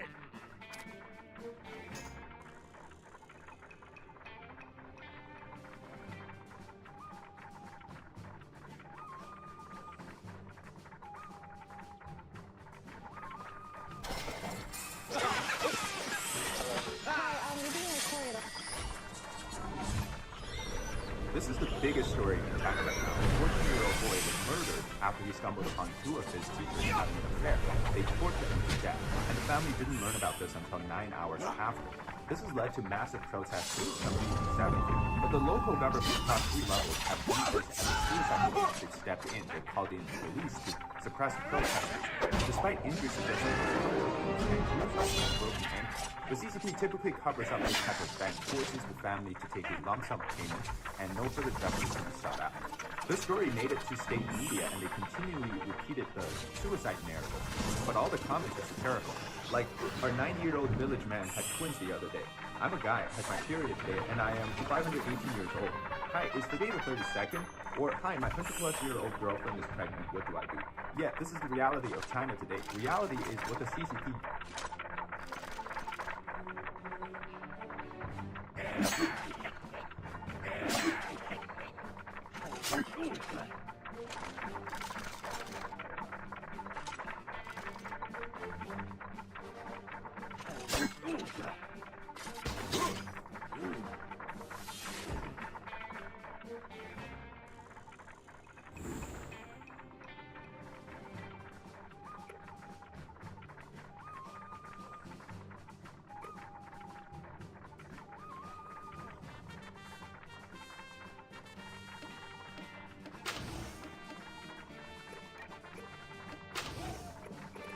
Will do.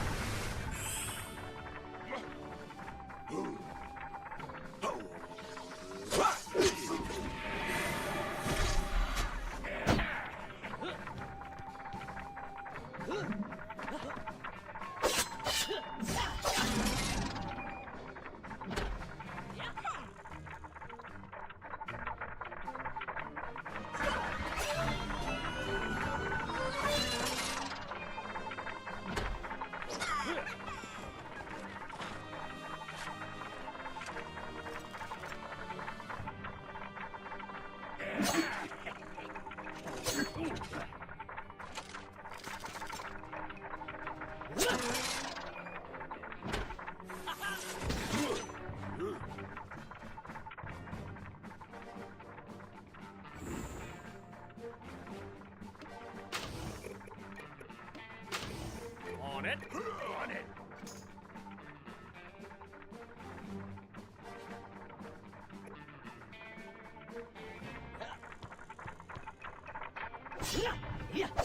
Deems it to be, to bend and twist in whichever way that suits stability and reduce power. This is the big... Someone from China asked a Taiwanese person online, saying, "Hey, brother from Taiwan, where could you possibly recommend for a tourist destination where we could put 3,000 to 5,000 people at once in a landing?" Now, it's a... The probably a joke referring to a potential amphibious landing during a Taiwan invasion. Now, in turn, some other Taiwanese person asked on Chinese social media a question about where their province's biggest water reservoirs located at. Now, obviously, this drew a lot of attention because now Chinese internet users actually think that Taiwanese spies are trying to find the location of these water reservoirs so that they can bomb it ahead of the invasion of Taiwan. And they think that the Taiwanese people don't have other means of finding out, right? I mean, don't they have Google? Oh wait, well, Chinese people can't access Google. But anyways, this took another turn when a Taiwanese Reddit user pretended like the post was his, and then he posted onto r/Taiwanese. And then because there's a lot of mainland Chinese internet users who actually visit this subreddit, it turned into them posting saying that now look at Taiwanese spies, they don't have the budget, and they're so dumb that they resort to asking Chinese internet users where their reservoirs are. Someone from China asked a Taiwanese person online saying, hey, brother from Taiwan, where could you possibly recommend for a tourist destination where we could put 3,000 to 5,000 people at once in a landing? Now, it's probably a joke referring to a potential amphibious landing during a Taiwan invasion. Now, in turn, some other Taiwanese person asked on Chinese social media a question about where their province's biggest water reservoirs located at. Now, obviously, this drew a lot of attention because now Chinese internet users actually think that Taiwanese spies are trying to find... I never get mad at them Call of Duty niggas for running slow at this big motherfucker ever again. Bye.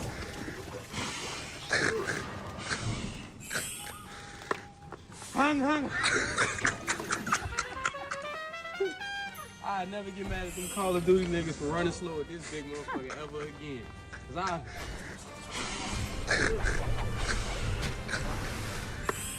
Hung. I never get mad at them Call of Duty. When you travel to USA for a milsim and the enemy players don't want to fight. A medical student suffered a heart attack during a morning exercise period, and all the medical students around her knowing CPR was not allowed to help because the supervisor thought she was faking it. Finally, when an ambulance arrived, she had been breathing for 9 minutes. According to information online, this happened because the supervisor had been picking on her after she delivered fish to the supervisor's wife and it wasn't fresh. She has congenital heart disease and tried to get some time off, but was denied even after showing a doctor's note. Her 80-year-old grandma is seen here crying with her portrait. Police have arrived to chase them away. The school wants to settle by paying her family 100,000 yuan or $14,000. Although the school threatened students with expulsion and not issuing graduation certificates and banned external reports, students and netizens still relate the incident online. Ironically, though, the school was just identified as a model for other schools in first aid education a few months ago. Now the family of the victim suddenly say that they settled and that the information online isn't true. They're clearly being threatened by authorities and police. A classic authority protecting your bad guy situation in corrupt communist China. A medical student... Don't touch it. It's super hot. Okay? Don't touch it. I'm not touching it. Okay, don't touch it. You like it? What? The thing. Don't touch it! Oh, I was just gonna touch it. I know. One's higher than the other. Ah.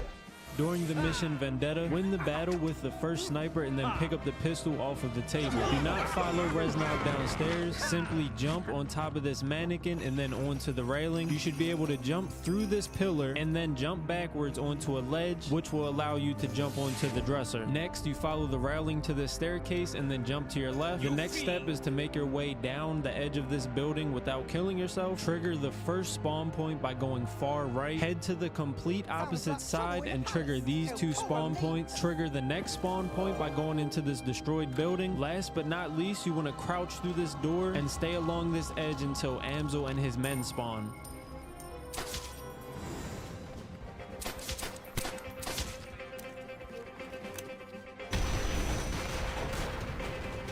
During the mission Vendetta, win the battle with the first sniper and then pick up the pistol off of the table. Do not follow Reznov downstairs. Simply jump on top of this mannequin and then onto the railing. You should be able to jump through this pillar and then jump backwards onto a ledge, which will allow you to jump onto the dresser. Next, you follow the railing.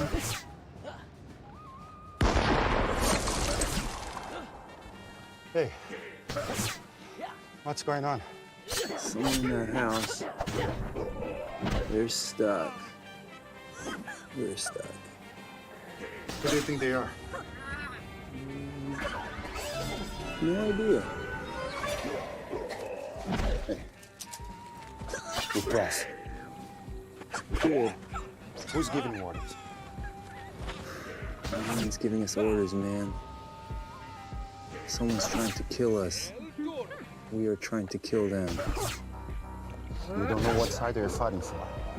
You don't understand a word I say.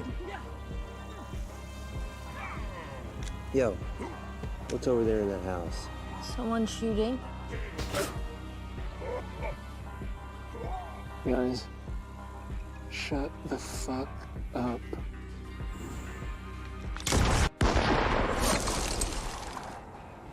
Hey, what's going on? Someone in that house. They're stuck. We're stuck. Who do you think they are? No idea. Hey, we're press. Cool. Who's giving you orders? Captain. Man's giving us orders, man. Someone's trying to kill us. We are trying to kill them. You don't know what side they're fighting for. You don't understand a word I say. Yo, what's over there in that house? Someone shooting.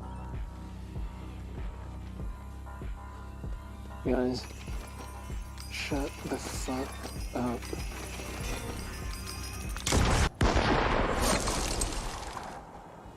Hey, what's going on?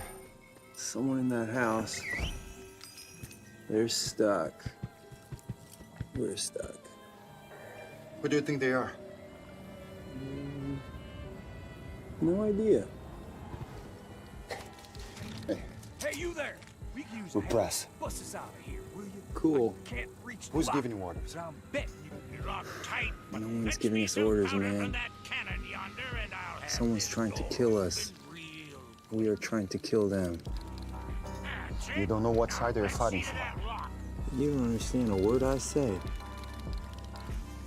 Come on, freak. Yo, Free it. Seems like what's you're over not there in John. that house? But the only thing Someone I'm good shooting. at is fighting. You want me to fight you or fight for you? Guys, Right. shut the fuck up.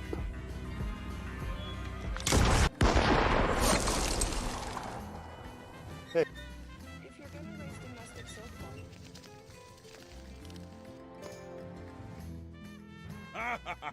I knew my new allies would tilt the balance. At last, after years of humiliation, our vendetta ends, and I learn your name.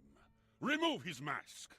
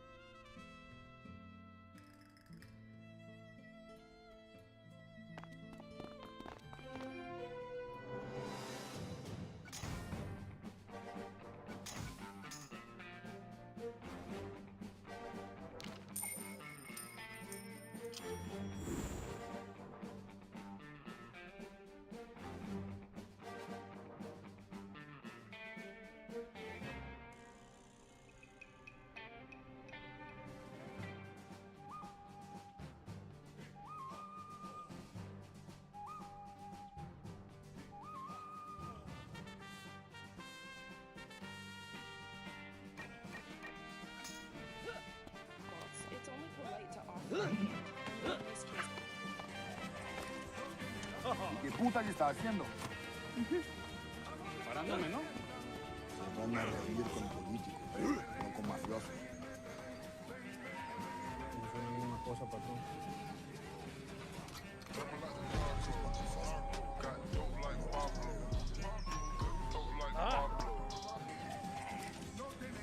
¿Y qué puta que está haciendo? Preparándome, ¿no? Se van a reunir con políticos, no con mafiosos. No soy ninguna cosa, patrón.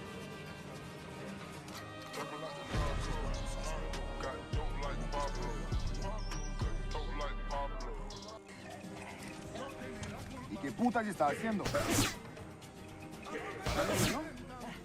Se van a reunir con políticos, no con mafiosos. No soy ninguna cosa, patrón.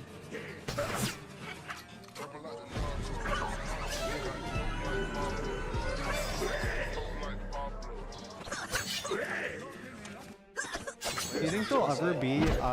China Fakes Everything Part 14. This man got a Temu package and it reads quality does not meet standard. I guess the seller on Temu really thought that Westerners couldn't read Chinese, so they shipped it out anyways. China's version of the Japanese Shine Muscat grapes is to dunk unripe grapes into a cup full of chemicals and they turn big and ripe.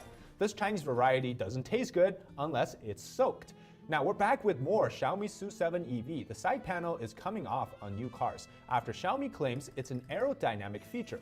Well, I guess dangling parts are also part of this cheap Porsche ripoff. So aerodynamic. Also, you can use voice command outside of the car to open trunks. Well, China has truly achieved theft superiority. How do you like manual processed chicken feet? Well, this one gives you added.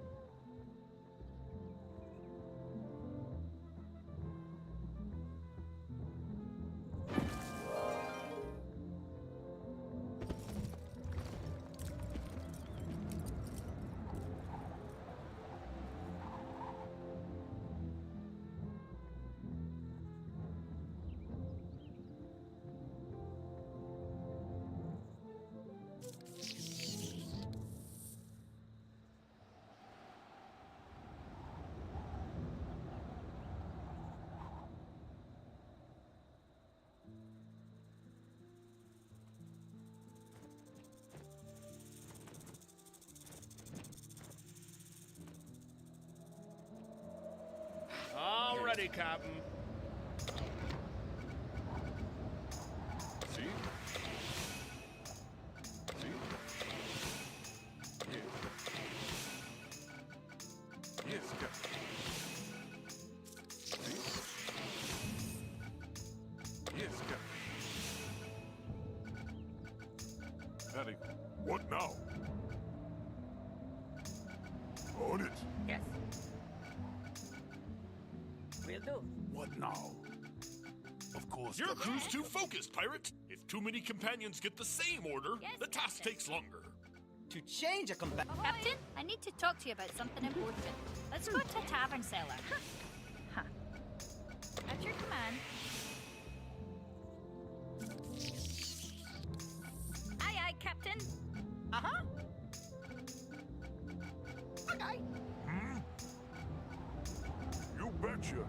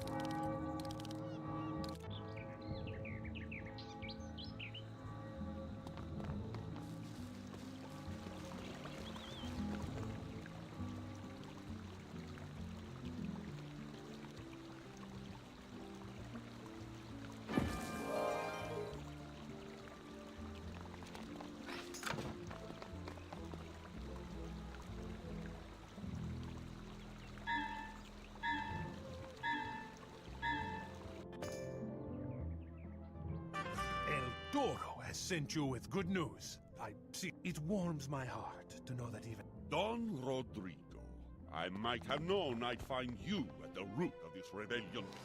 You will pay dearly for your treason. Attack!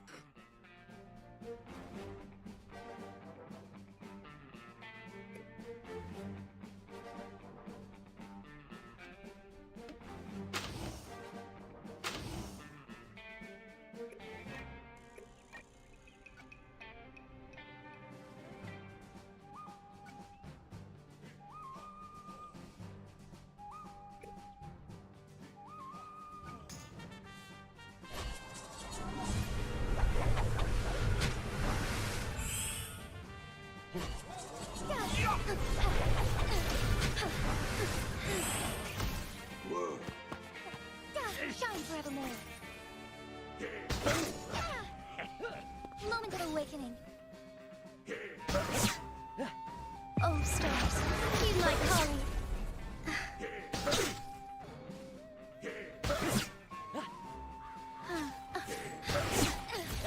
Fluorescent shines.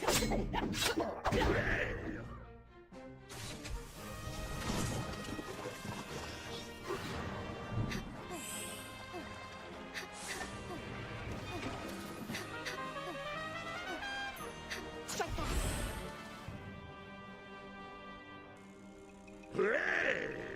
Bask in starlight.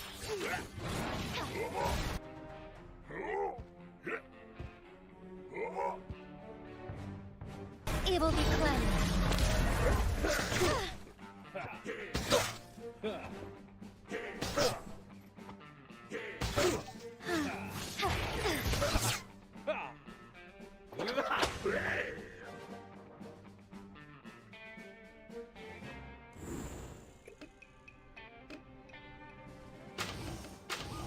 Yeah, will do.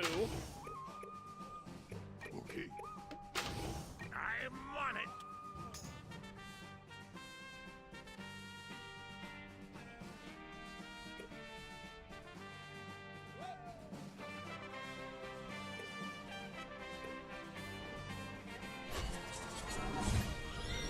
Bask in starlight. Evil be cleansed.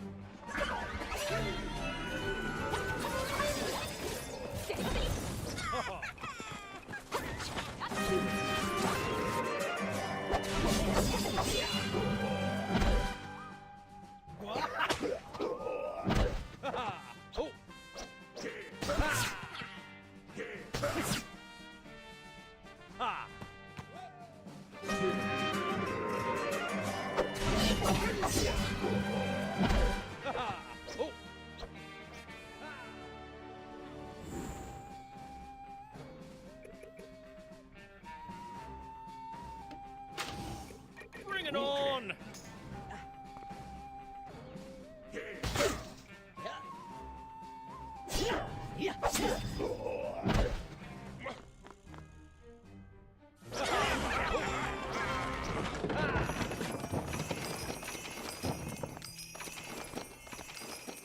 And so, you suspected nothing. I know, there is no shame in that. At last, we can discuss what brought you to Santa Bona. You seek a map, and you think Captain Blood has it. Sadly, he is dead. But my mentor had a sidekick, a bison named Donka. Talk to Eagle Collar in the bison village. He may know how to find Donka.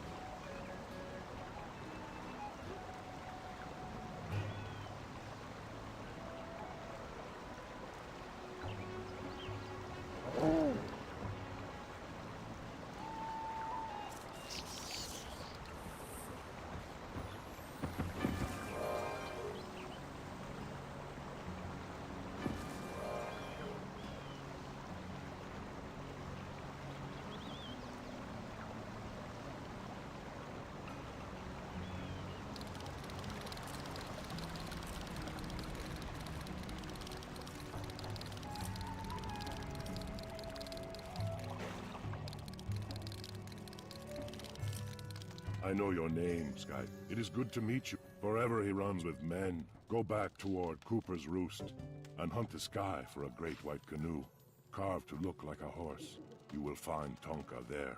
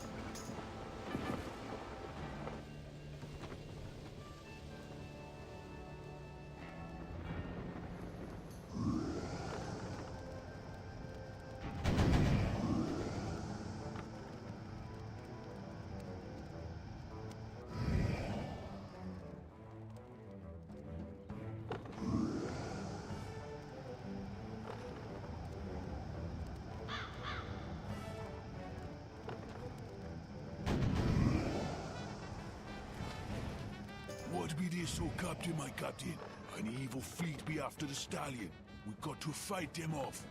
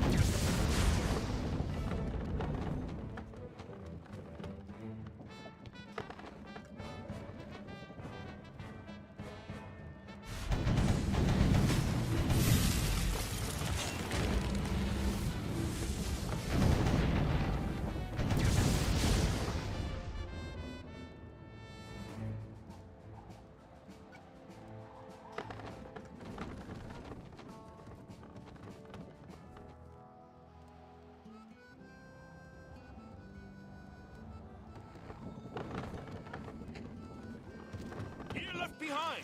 The ship you were on sailed into a vortex, and he worked in the captain's group.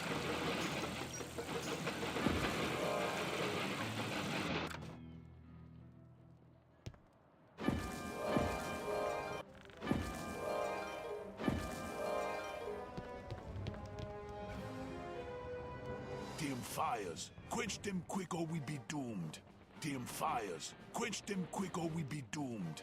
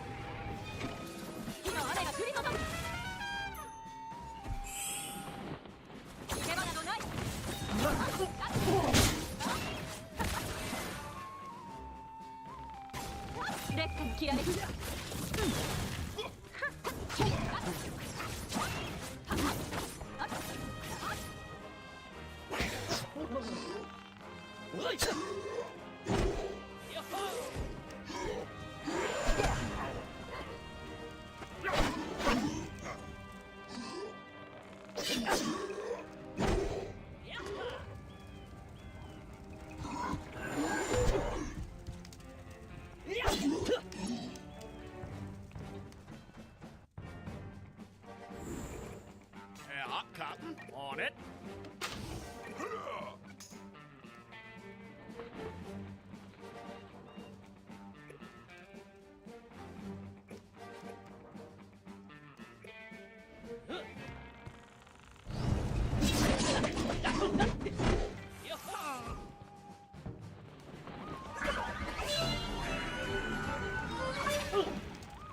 El Toro.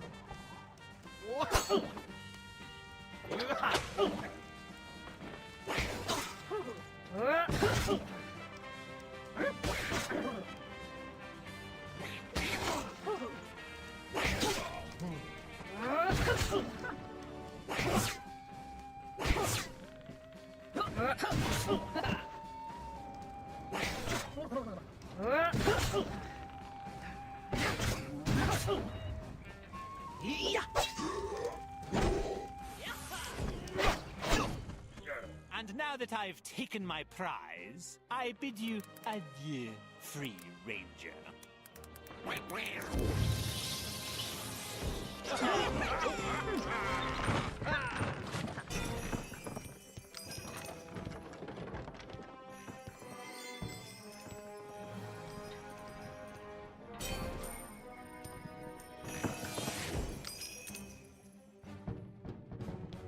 Beware, my captain. Dead duck. What's this? More playmates? Squash them, lads! I'm hurt. Something. Let's go to Bison Village then.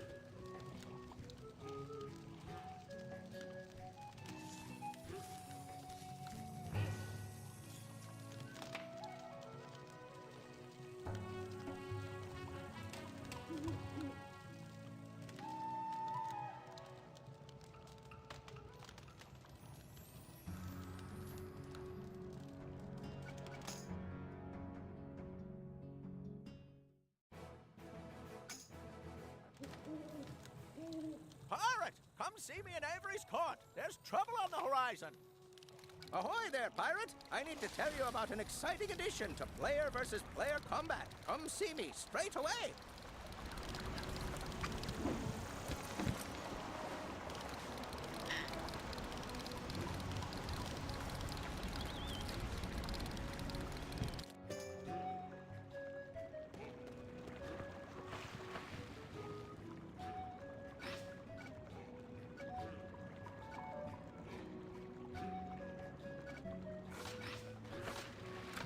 You seek to learn. If go to the top of Elder Bluff, meditate and fast. Your Wayakin will find you there. Or Masked bird. I need raw mandrake from our burial ground. The blood-bad teeth the warriors of the Black Storm tribe wear, and the sun pollen that blows through the skies. Hurry!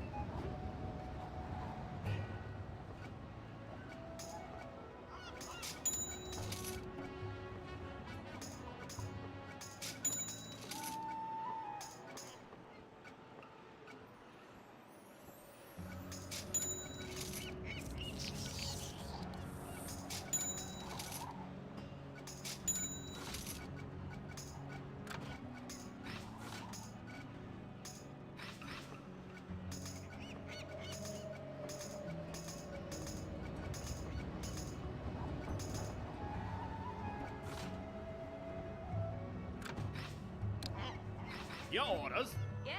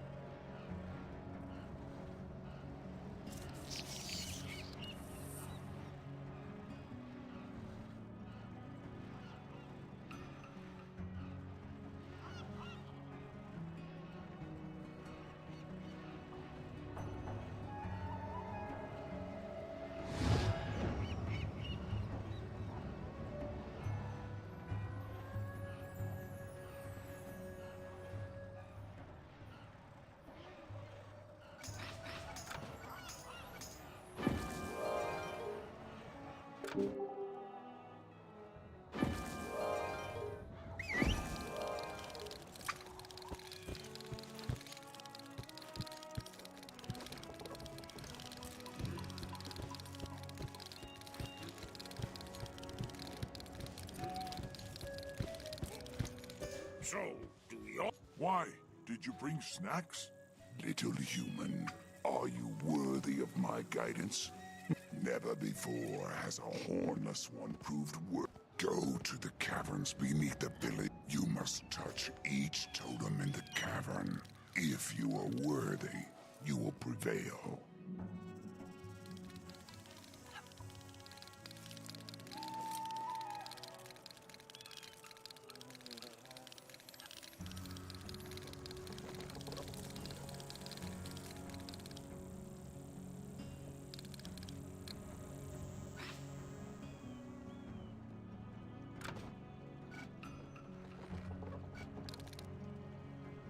Look alive there!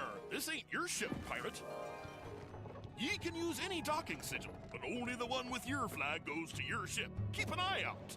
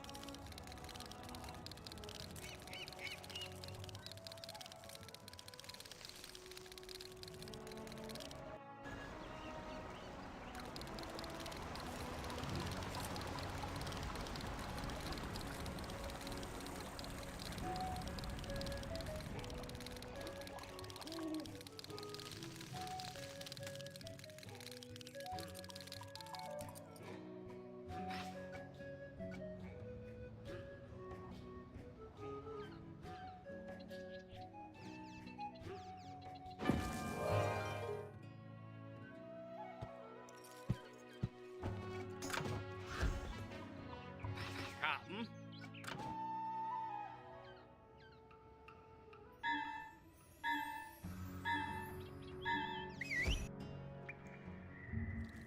I think that's why I don't.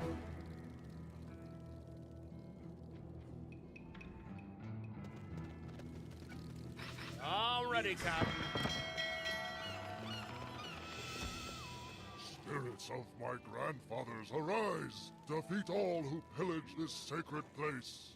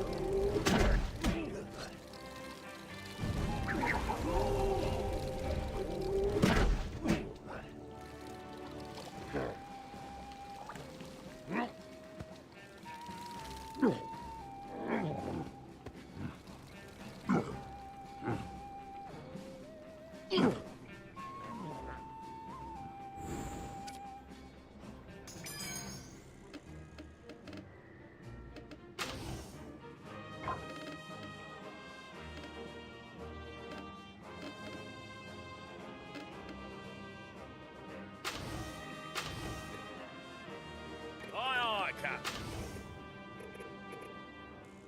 On it! I'm on it.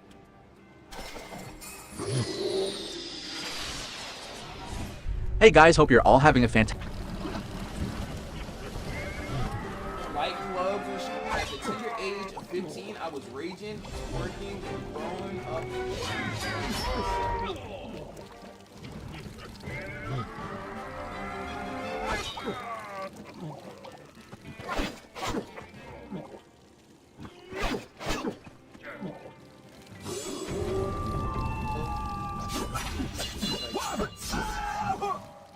Ain't this her crush? No, no, no, no, no, no, no, no, no, no, no, no, no, no, no, no.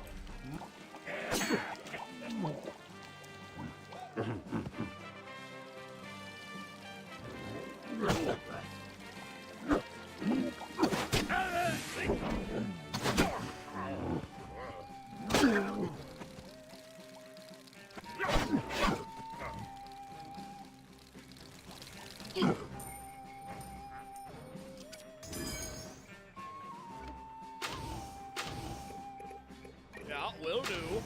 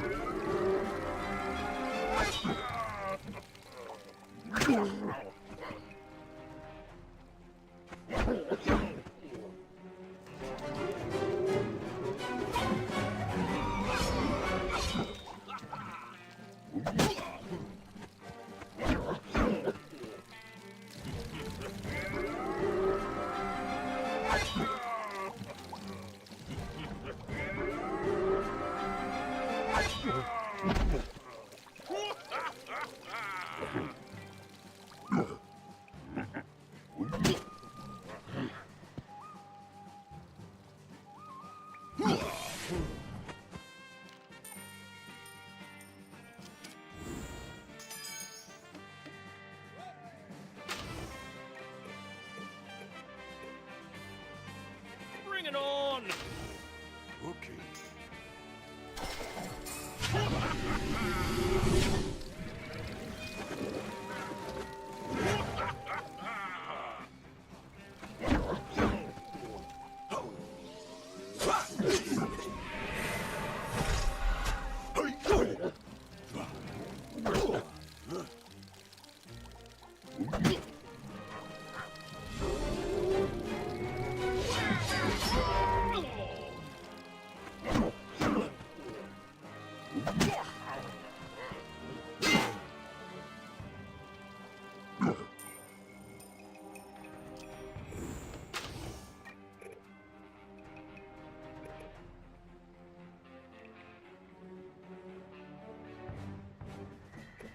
Aye, aye, Captain. Hold tight.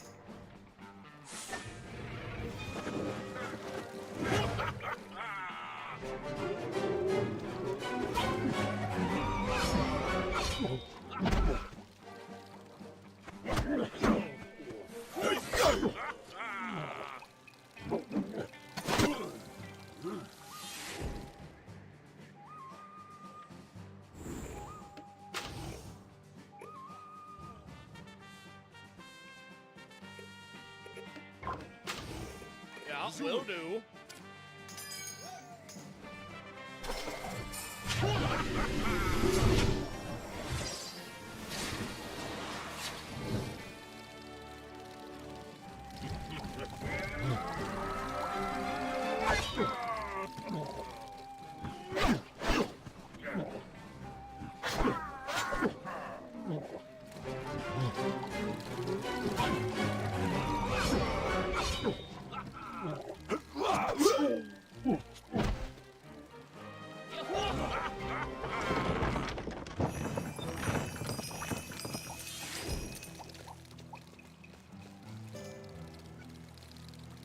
Ahoy!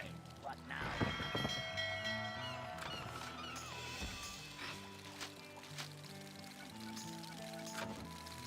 Your orders? Yes, Captain. Watch this. Yes, Captain. Of course, Captain, my Captain. Okay. Avast there, pirate. Your crew's wearing thin. You can't field a full squad till you free some up.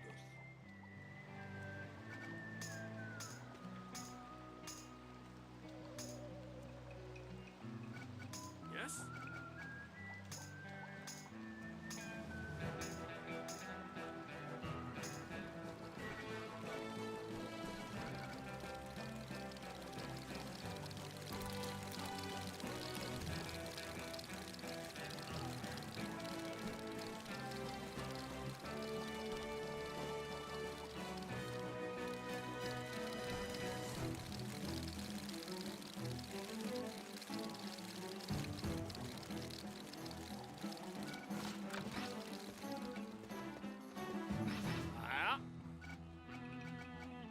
At your command.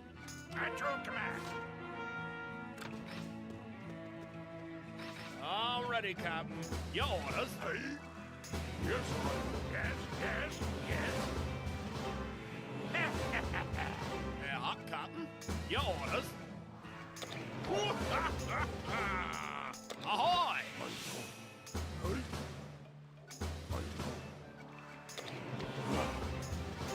Yes, yes, yes, yes.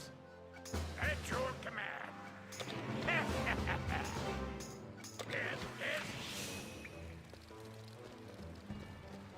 Spirits of my grandfathers, arise! Defeat all who pillage this sacred place.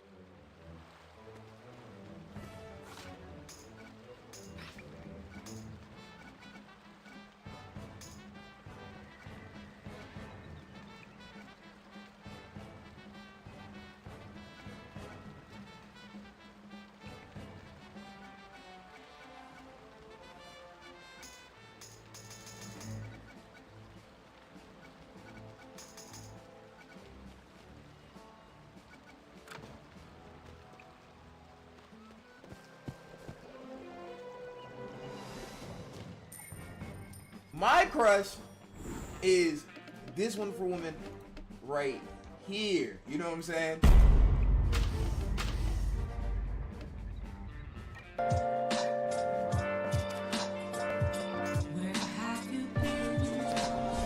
Alright, let's go and see what Andre is talking about. I forget, I didn't know. Act like you can pull the waiters. Ask for a number 2 said, I can't work. I'm not gonna know. I actually like, you don't have to. You're not gonna care, bro. I submit best man win. You say you go get the numbers. See, I did this before. It never goes well, bro. It never, ever goes well. Won't be rejected, bro. I can see it now. Okay, and when I actually, she's gonna be like, yeah, okay, you know, I'm the best. I can get in my man's You gonna do what she.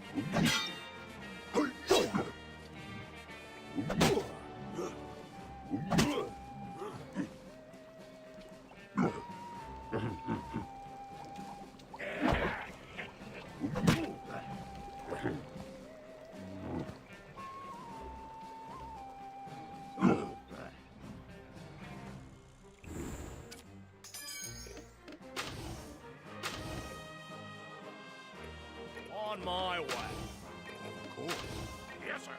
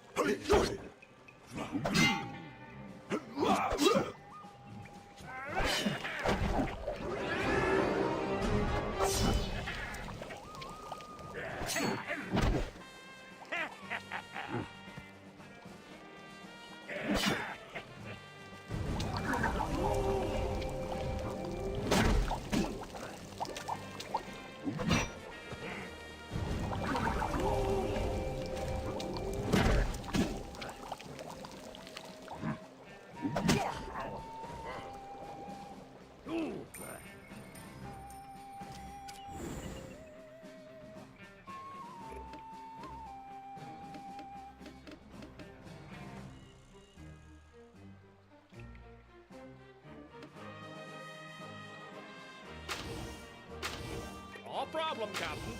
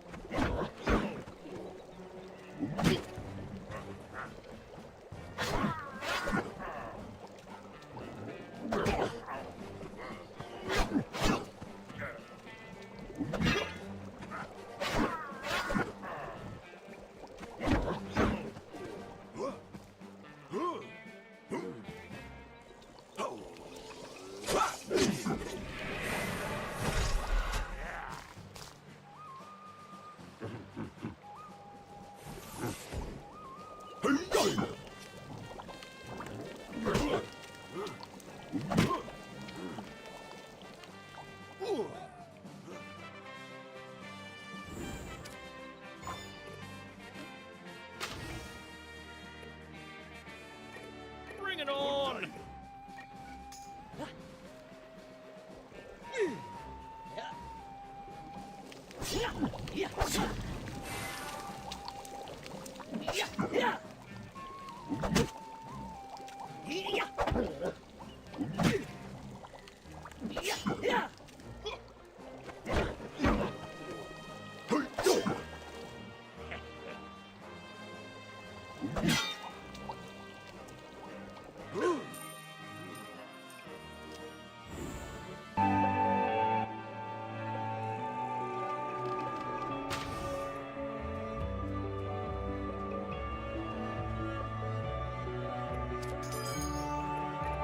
Will do.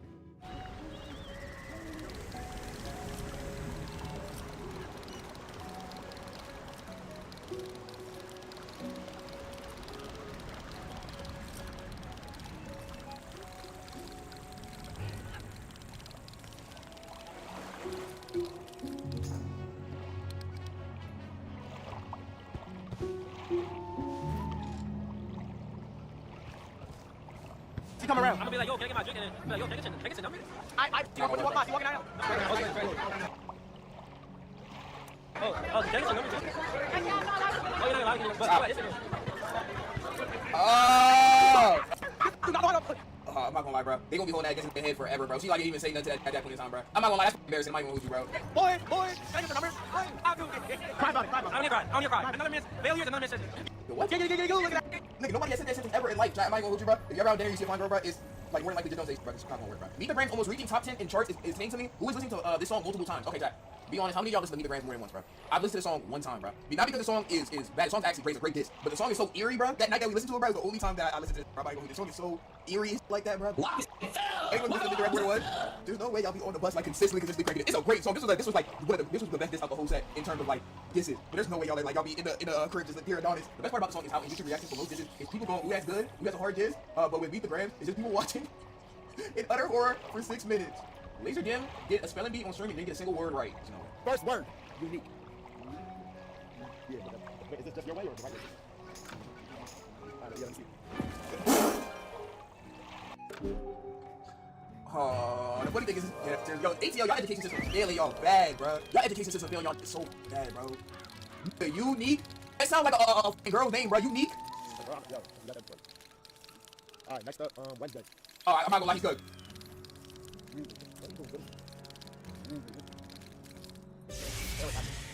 Most people can't know that. Let me keep this down with you, bro. But it's starting with P, though. So this is definitely too. Bring peace to the totem spirits. Pterodactyl? Oh my god, bro. There's no. But where is the. Okay, alright. Even a hard word, but I didn't expect him to misspell it this badly, bro. Pterodactyl. God, this just like you're me, bro. When you're in a spelling bee, your opponent is Laser Dim 700. Chat. He spelled worse than some of y'all regular chat. Some of y'all chat has had some of the worst spelling confidence I've ever seen. He spelled worse than some of y'all. That's actually insane. Unthought he was done for. My eyes see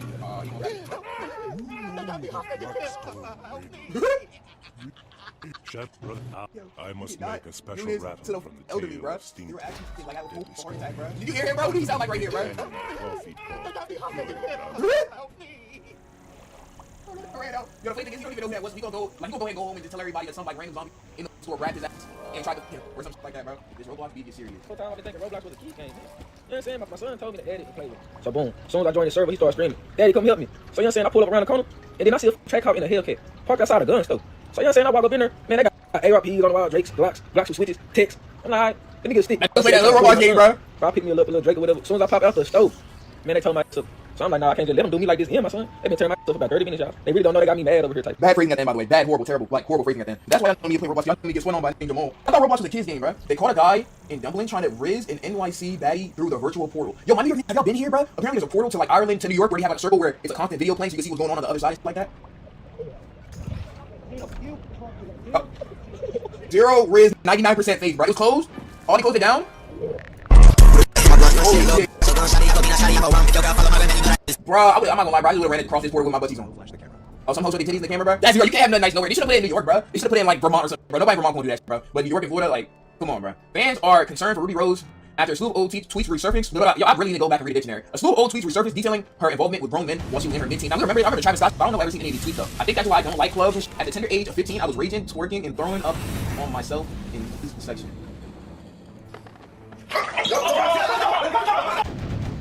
In high school, my boyfriend would fly me out on weekends, so I tell my mom I was going to a sleepover, get back Sunday night before. Bro, ain't this your crush? No. My crush is this one for women right here. You know what I'm saying? We do not like claim these, bro. We do not claim these, bro. Switch up. Is it say no? We don't claim these. We are strictly feedback. What's he say? It's 8 o'clock in the morning. Now I'm entering my bed. I have a few things about you. I can tell you what we did. Insane switch up. Who's the first? We are. Over here. Imagine doing like that. Who's the first? This is insane. I just got invited to fly out to Cali to watch my boo play go. Wait. So who on the Chargers team is an EDP, bro? Who was on the Chargers in 2014 who was an EDP, bro? Because some's not adding up here, bro. Travis Scott and Soulja Boy have also been implicated. Bear in mind she was 17 at the time of these tweets. I remember this. Oh no, I didn't see this. I'm saving myself for you. Me and Soulja Boy have history. How old was Ruby Rose in 2013? Oh, it says she was 17. It says she was 17, right? In 2013? Damn. Bro, why is it? Oh yeah, we seen this one. The game just insta DM'd me. Is this real life? I can't breathe. This post has been deleted. Ruby Rose parents dirt. Oh, bro, where were the parents at, bro? Where was the parents at, bro?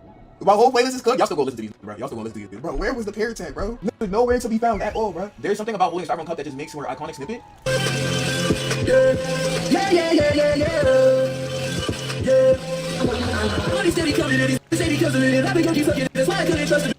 This does not sound like he's supposed to be rapping on this beat, bro. This is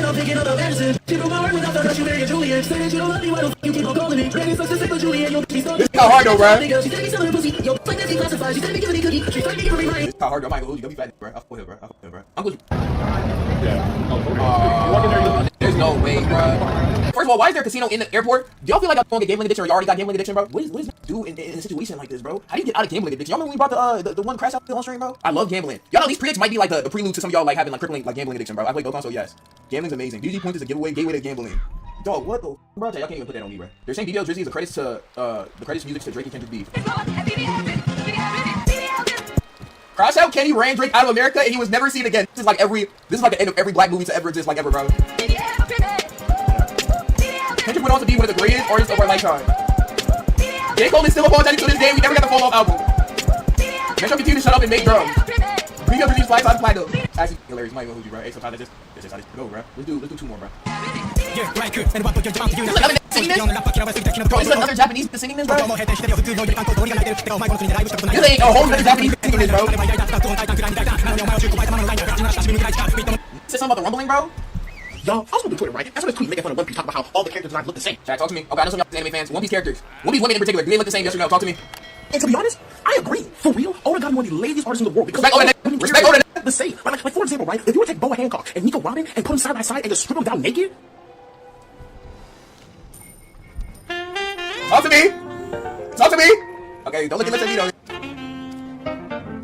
Yo, what the f was this post, bro? Yo, we was talking about the One Piece characters don't look the same at all. You gave for him? He's cooking, bro. Chat, let me really look. Tweet making fun of One Piece, talking about how. Right, it's just the art style, chat, bro. Like, you have to respect Oda, bro. It's just, I feel like it's just the art style, bro. Now, dude, BB and Rebecca here had the exact same face, like copy and paste, different eye color, like the exact same face, but it's just art style, chat, bro. It's just art style, bro. Just gotta understand, bro. Okay, that's gonna be it for the undrip. This is some of the current events that's going on in the social world, shit like that. I might gonna lie to you, bro. Any other current events that's going on, let me know in the comments down below. If you're watching this on YouTube, Blue Ride in the description.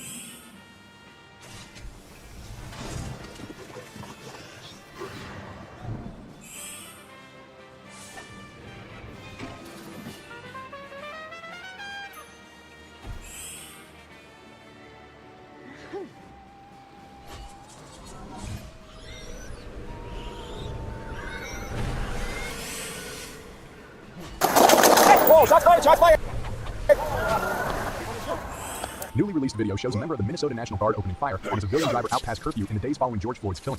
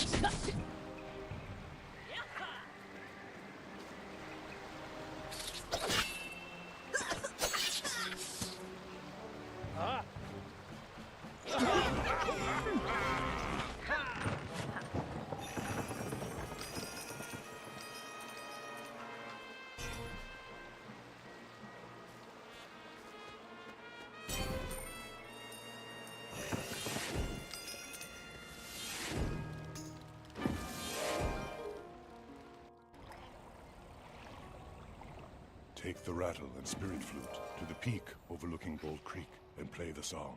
When Brother Owl comes, ask how we can win back his favor.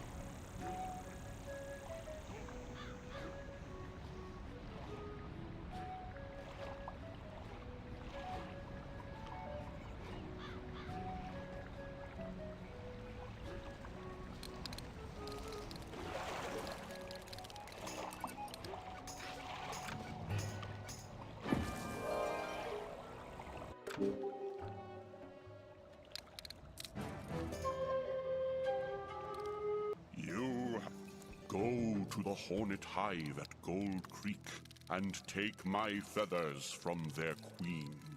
Do these things, Ahoy! and I will forgive the bison for their recklessness.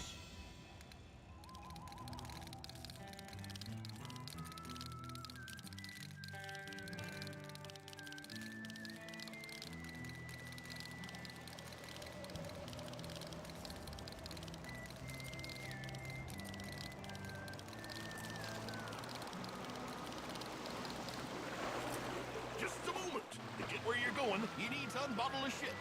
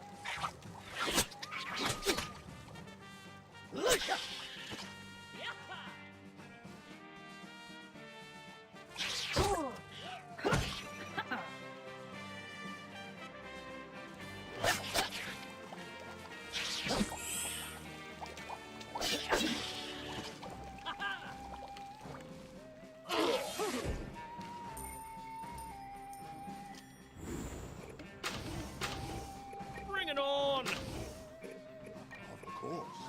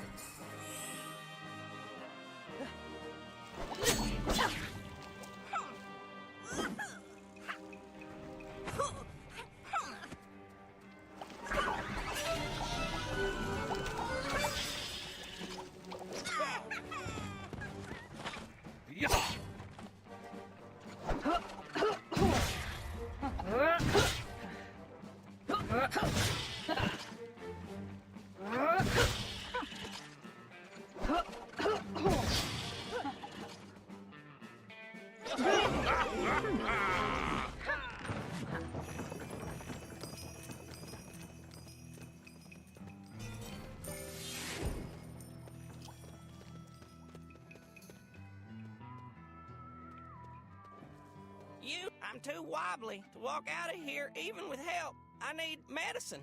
Dr. Cooper's Roost. He'll have something. Go, quick. Captain, see?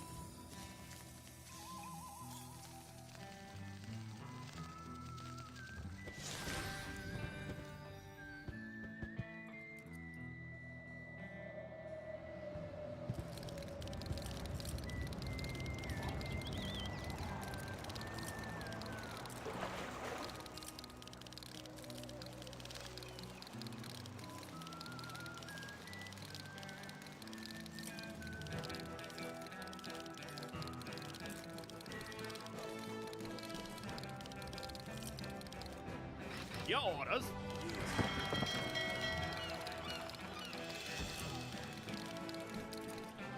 I shall take these feathers and weave a new headdress. Take it back to Raven. The winds sing in joy, Ghost Tamer. To take the egg to Isla de los Muertos and offer it up behind the waterfall. Sister Snake, when she comes, will tell you what must be done.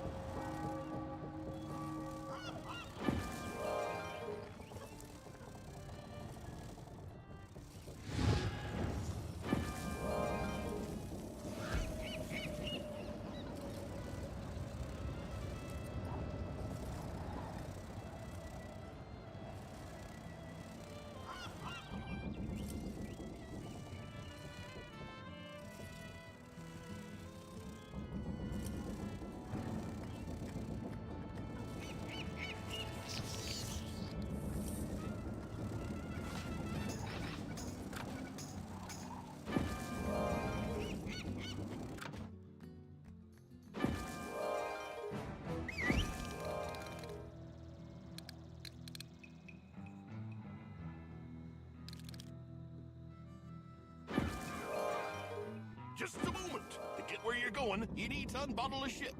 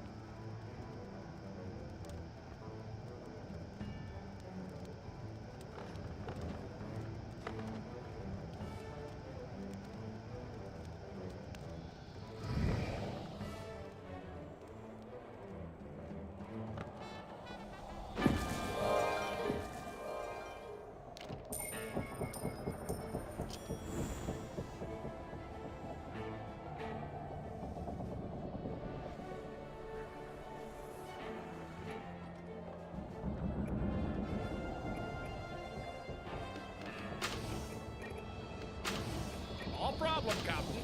Good day.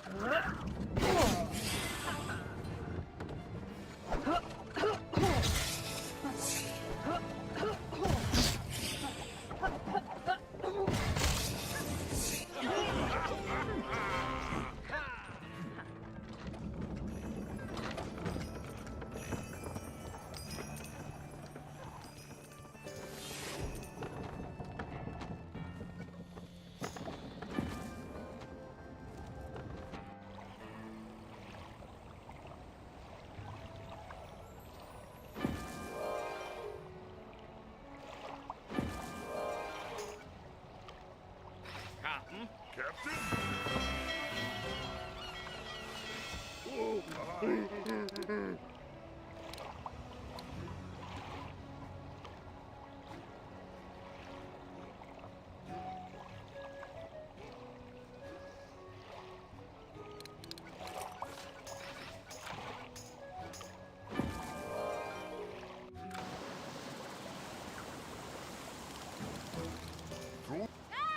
Look at that snake! Perhaps you can succeed where their hunters fail. Seek out Flying Snake. He who was my son. Bring me his broken fangs, and I will be satisfied.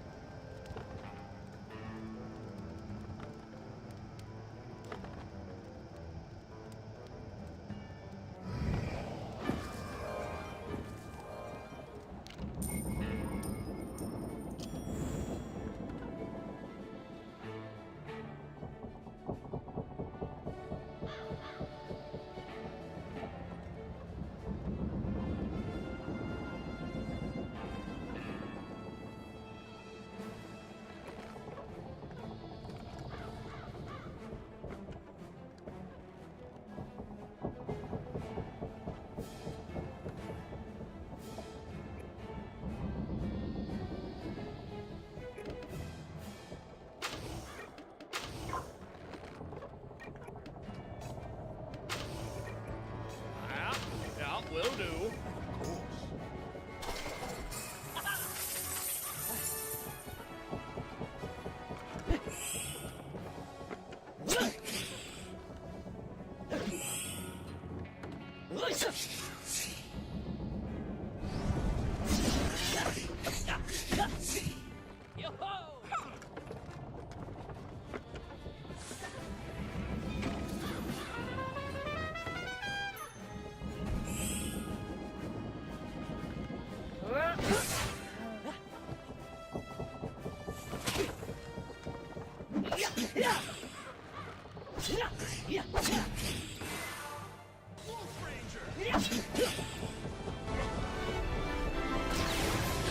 RJ. It was about time I come across this, and yet it still took me by surprise. RJ, the mentor of Jungle Fury, has the heart of his father. Matter of fact, he and his father had a falling out. RJ's father is the Shark Master, who feels disappointment when his son doesn't follow his way of doing things. What's it been? 6, 7 years since we last spoke? All I ever wanted was to teach you the ways of your father, my father's father, and so on. Can we drop it? This creates a divide that's hard for RJ to talk about, and you can see it visually affecting him in a way we'd yet to see at this point in the series. There's a point in which Casey longs for a master other than RJ, as both Theo and Lily have both had one pop up on them unprompted. You trust me, right?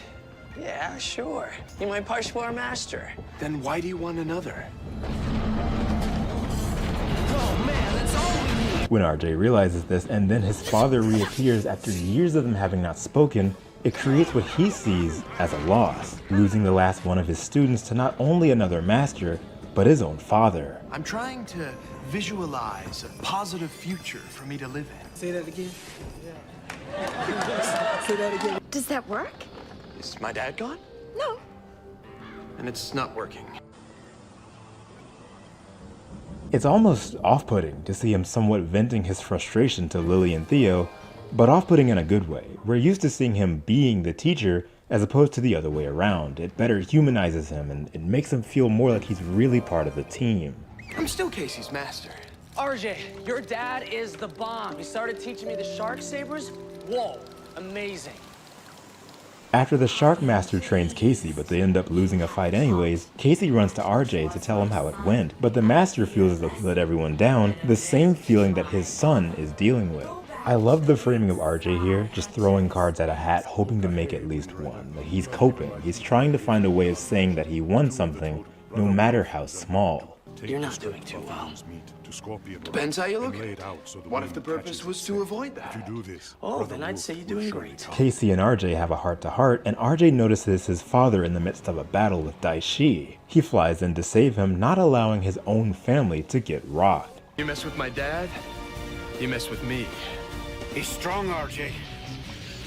So am I. Bro, RJ made him dab so hard, it caused an explosion. This is one of the first real times we get to see his inner wolf spirit come out. This rekindling of the two is the start of something incredible. You know, if it wasn't for you guys, I would never have known what a good son and what a fine master RJ's become.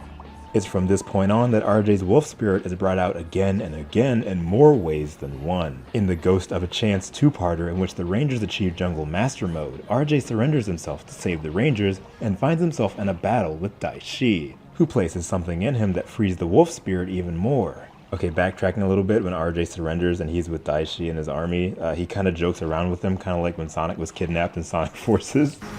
Hello, Wolfie. Hey, listen, the hospitality's been great. I'm gonna recommend it to all my friends, but is there an express checkout? Oh, hey, sounds like the party started. Want to let me go and join in? No? Of course not. You hate fun. We see RJ suffering from the pain from time to time, until eventually it takes full control, essentially turning him into a werewolf.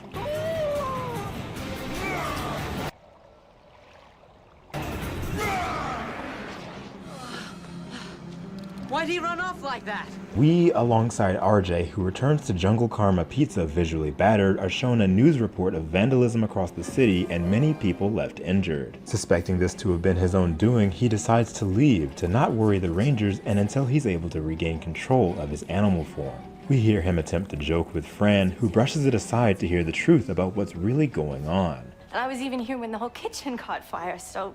But I invented the smoked and crispy combo.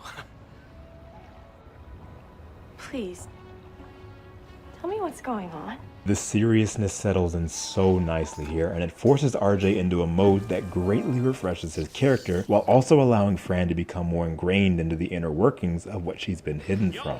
Your animal form. Well, couldn't the Rangers help? No, but they'd try, which means they wouldn't focus on Daishi.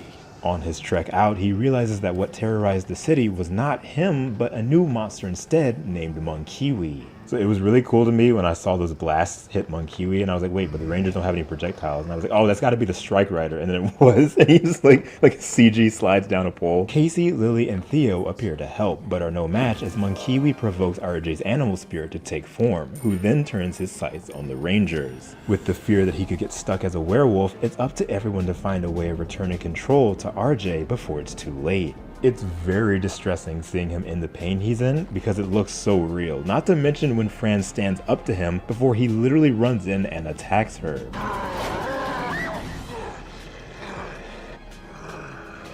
Fran is integral to the purification of his animal spirit. What a weird sentence I just said. You wouldn't hurt a fly, and you won't hurt me.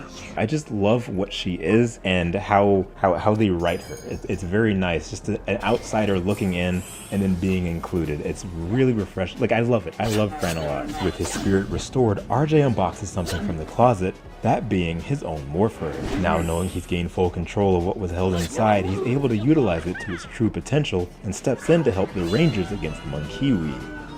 Oh my lord.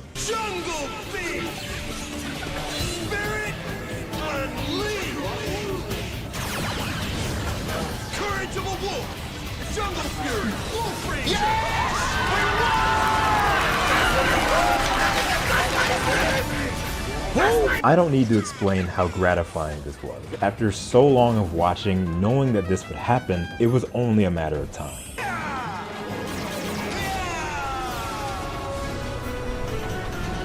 Jungle Fury would not be Jungle Fury without the story of RJ. He's been through a lot, and a lot has been clouded by his surfer dude, things are okay persona. Now with control of the wolf and knowing his history, it was about time he finally let loose, and we get to see it through a flurry of spin kicks and flying leaps.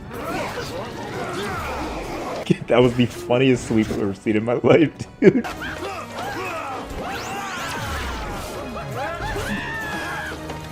Not bad for your first morph. Oh, you like that? Hey! Alright, this right here, this got the biggest smile out of me. Anytime the Rangers let their personalities show while morphed is a good time. You just know the suit actors were having a lot of fun. This, of course, is where we also get to see the Wolf Sword in action as well, and it's interesting that we get to see the Wolf Sword actually doing things as opposed to just forming as part of the Megazord primarily, even though it does that like immediately after anyways. Power Rangers Jungle Fury! This was a big moment. RJ's tenure as the Wolf Ranger has always been uniformly praised, and now I can truly see why. This character is Jungle Fury, from being there for his students to being there with his students. I truly believe this was so much more impactful following the episode in which his father came into the scene. We got to hear so much of what he's dealt with inside, prove himself, and stand out on his own. And with this,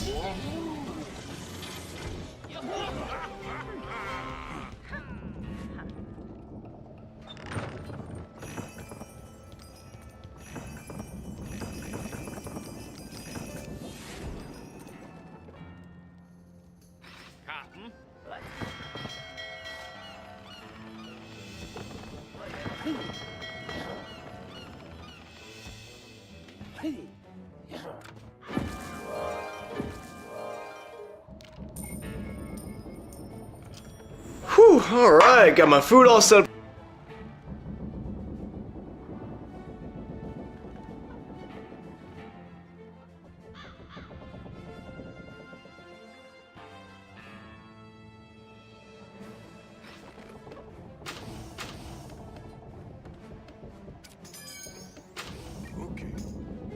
Been made, and what video should I waste my life watching? Ooh, the downfall of Eddie Plays, man. I don't even know who that is, but we're watching it. This is Edward Robinson, also known as Eddie Plays, but is now known as one of the most notorious criminals on the internet. Oh damn, what this guy do? Starting out as any regular YouTuber, Eddie built up his fan base from ordinary gaming content and live streams. So through grind and time, he eventually reached a whopping total of 62 subscribers. This was the peak of his journey before it all came crashing down. What? On May 17th, 2022, on just a typical Minecraft stream, he said this. Make an anvil. I'm gonna be honest, chat. Was it really bad? While the clip was taken initially, it didn't go viral until about a week later, once it was brought to light by none other than Moist Critical. Now, you guys know I don't care much about the goobers and goblins of wannabe YouTube stars being degenerates of society, but that's not really talking about anymore. This motherfucker right here! And only one day since it was posted, Eddie had lost all of his subscribers. He only had 62, but what the fuck is this? 3 days go by with no response, until we finally hear back from him on Twitter. He tweets out, "Yo, I was just asking a question, I didn't mean it like that," as a failed attempt to cover up his true evil nature. So then ultimately, yet again, get absolutely grilled by Moist Critical again! Now, seriously, guys, I really don't care about the Super Weenie Hut Jr. level of drama that goes on about the internet, so of course I'm gonna make a part 2. Fuck this guy! And it was at this moment, the name and memories of Eddie Plays had been entirely wiped off the internet. Yeah, well, guess you gotta be careful these days. And yet, only one singular question remains. Where is he now? Well, he's still making videos, he just fell off. What?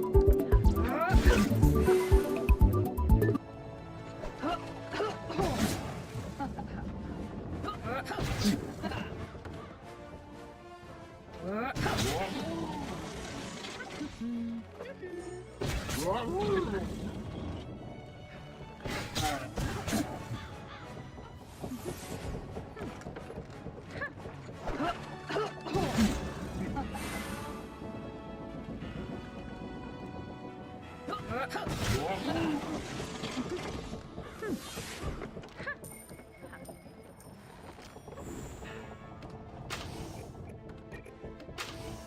problem, Captain.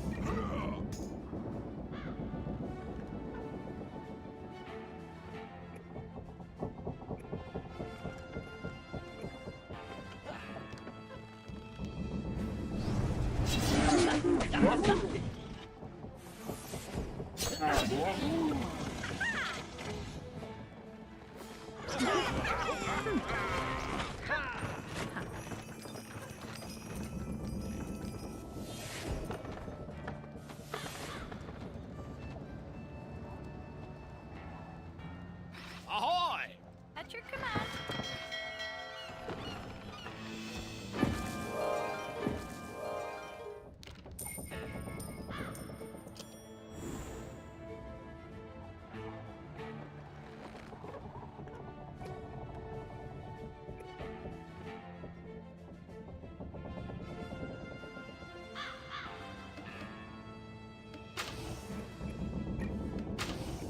On it. With honor.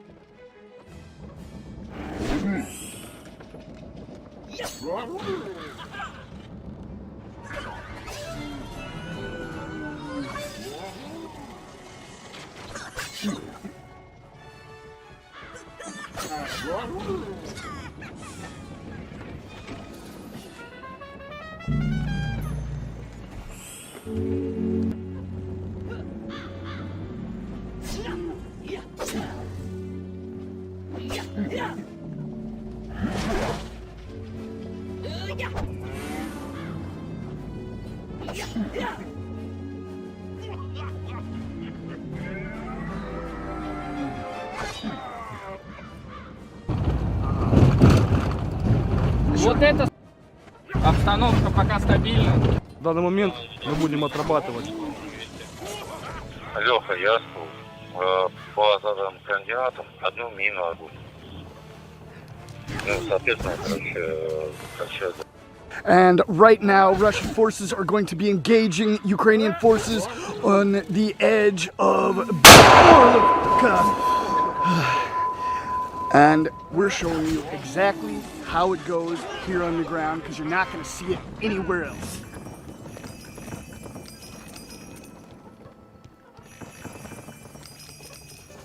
Раскол Алёха-Да, жду корректуры. Белогоровка находится от нас недалеко.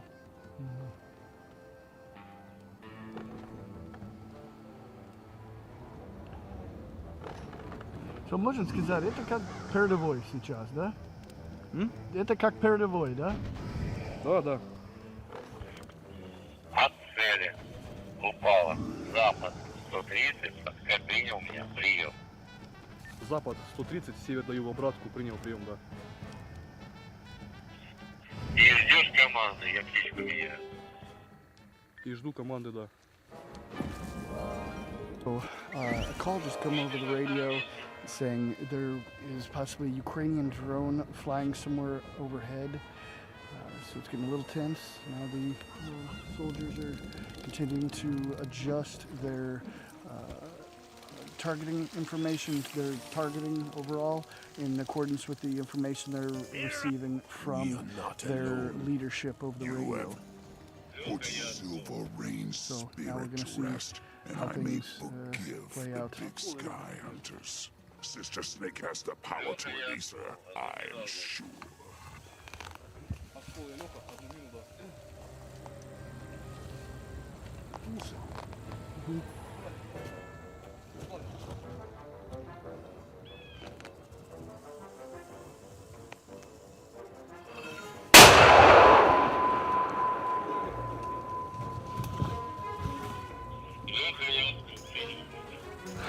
Well, this is the situation here.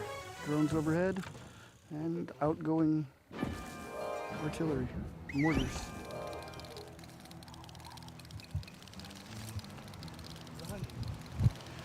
For his for the situation this is, it's almost surreal. And it's almost calm. There's no wind. Almost peaceful in a way, you can even say.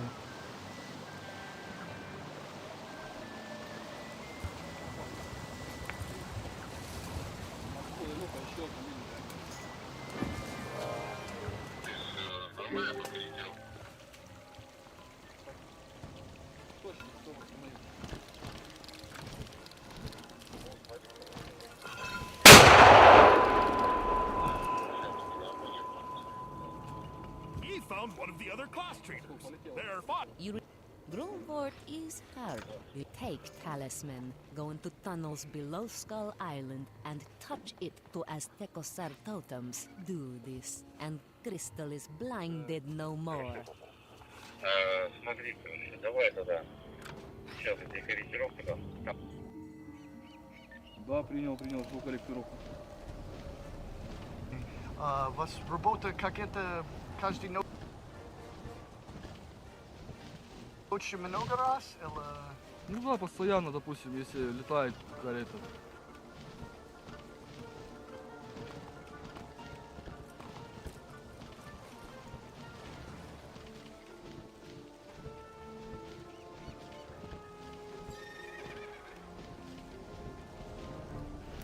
Разведка летает, допустим, да? Разведка летает. Наблюдает врага, передают нам, и мы отрабатываем по врагу. Думал, сегодня будет еще, или? Ну, возможно, все может быть. Ага. Передвижение тоже там у них есть, конечно. И я слышал, что они будут... твое радио они сказал, дрон летает. Это украинский дрон летает сейчас. Сейчас? Да. Пока тихо у нас. Нет, украинский дрон нет, да? Ну, пока тихо. Ага. Я скажу, когда будет летать. Хорошо, спасибо. Да. Пошли. Что это? Укрытие. Это дрон, слышишь, да?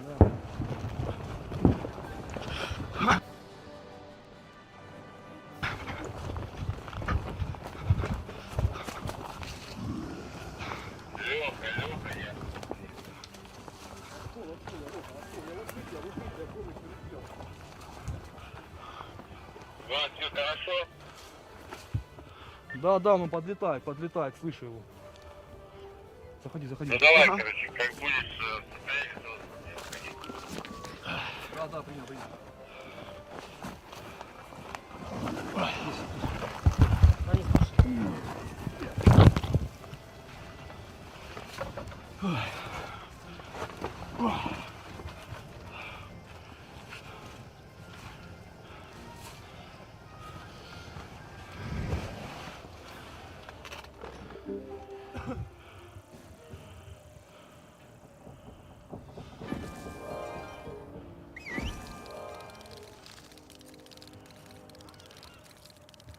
Just after that last shot, we could hear a drone overhead and immediately ran to the bunker. So now we're underground, as much as we can be, waiting on an attack. Как обстановка? Обстановка? Да. Стабильно напряженная. Но это дрон, да? Да, камикадзе. Камикадзе. Да. Что не хочу. Он сейчас улетел, походу, чуть-чуть туда ушел. А так летел к нам, ищет. Да, я был слышал это. Но это уже все, или? Пока подождем. Ага. Пока подождем. Минутку-две. Будем дальше продолжать работать. Ага. Так и живем. Понял.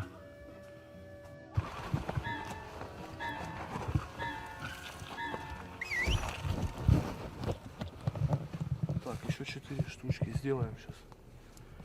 Ну вот наше хозяйство. Ага.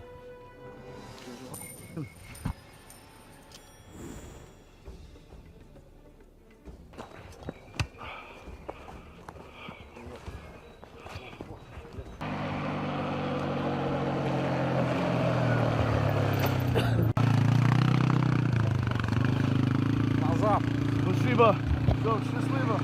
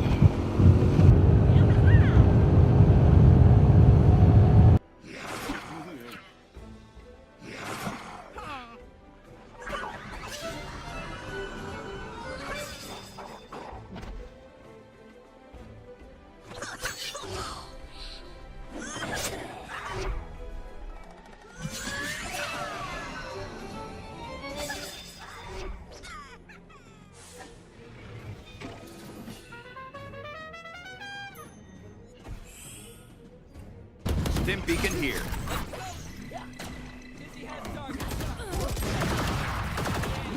Zostać.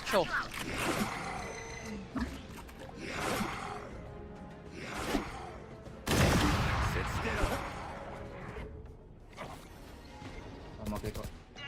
Careful, not Jeff. Drop in a scoop. Last player standing. Spike planted.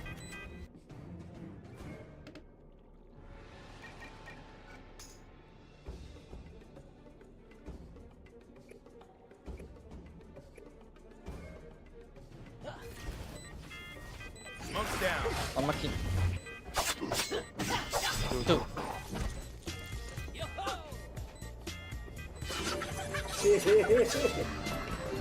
One enemy remaining.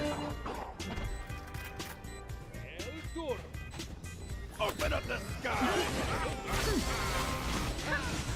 Molly.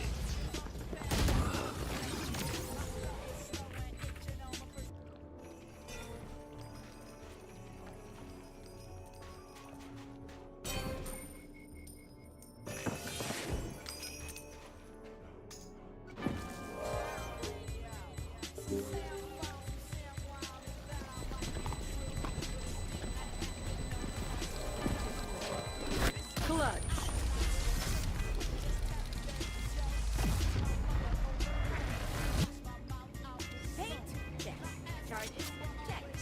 Go speak to Frost, and Harp tells me he will help you find Grunwald. I see a mighty burden on you, pirate. Walk your path carefully. See ya. Out of here. One enemy remaining. Spike down A.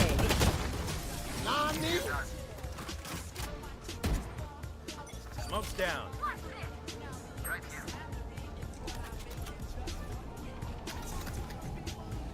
Oopsie! Open up the sky. Face your fear! Deep fried. Oopsie. Flash. Stim beacon here. Stop blasting me, bro.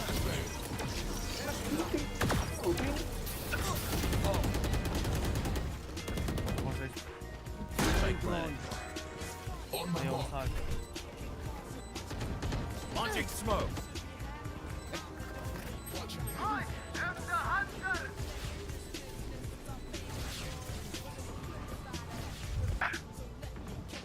Oh, you ain't coming back. Molly. Last player standing. My turn. Layup, good layup. Let's go. Good, very good. Clutch. Brilliant. Yes, sir. Yes, sir. Out of charges.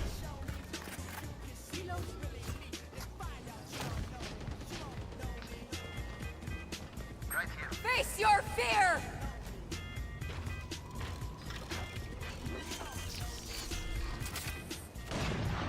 Spike planted.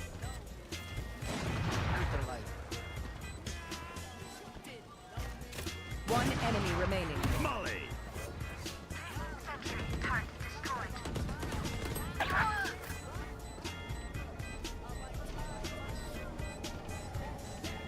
Last player standing.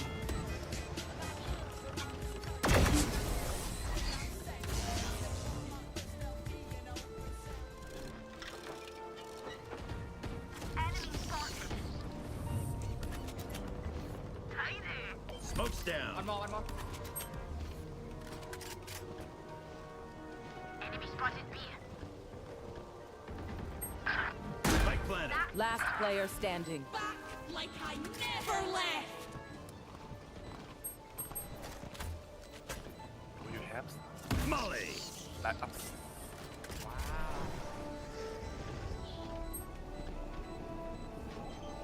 Shit.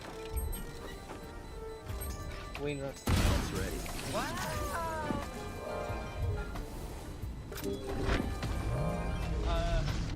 Yeah. I'll make that. Reloading. Well, wait, come on. It's a more. Enemy spotted B. Spike planted. Smoke's down.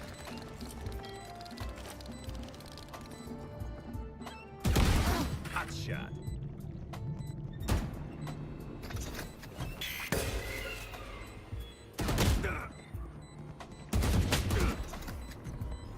Open up the sky. One enemy remaining.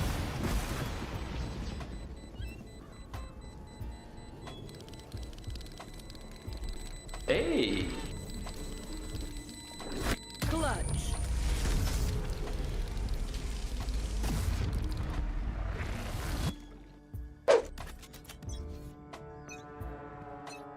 Convince him of the error of his Smoke's ways, down. and I will gladly give some of my grumwork to you.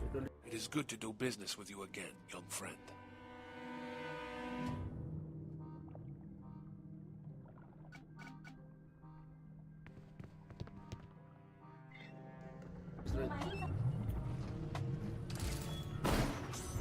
Open up the sky.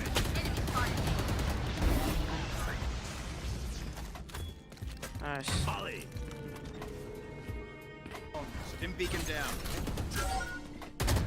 One enemy Gotcha. remaining. Opposite.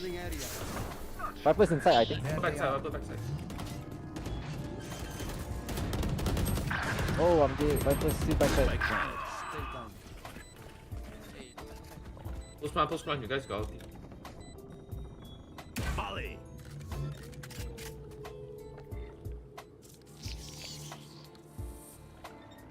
Right here. Right here. Open up the sky.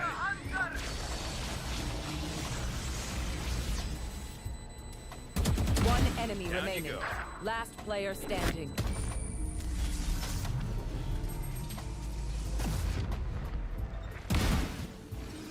If we go easy on them.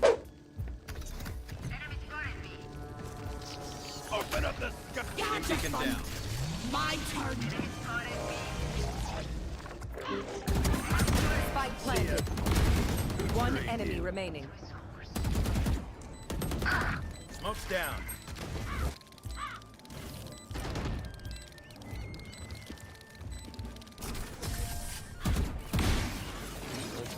Op, no man. My turn begins. Stim beacon here.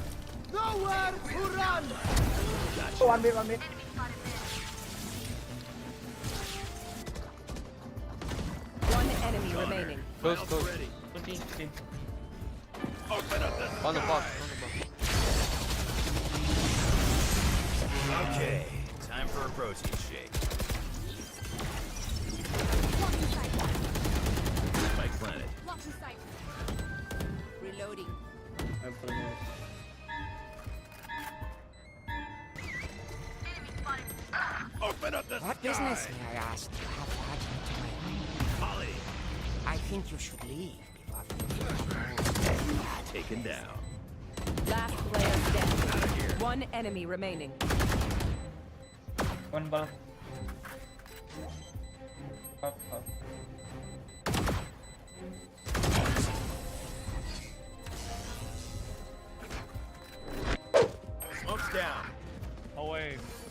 Terobos aja lah anjing ah.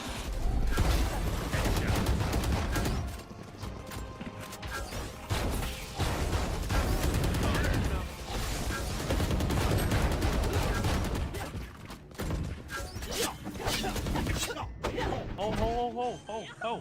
Stay there. One enemy remaining. Spike down A. Okay.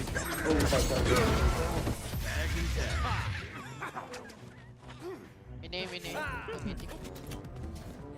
Smoke's down. Molly. Here one, jet me.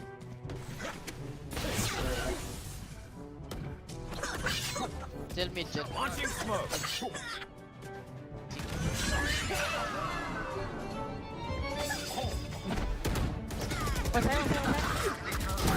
Enemy down.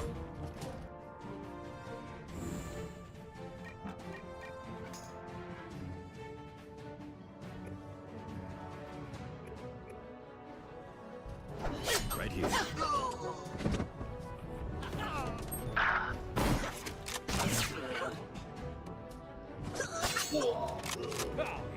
Spike planted. Wait a minute. Who are you? Spike planted.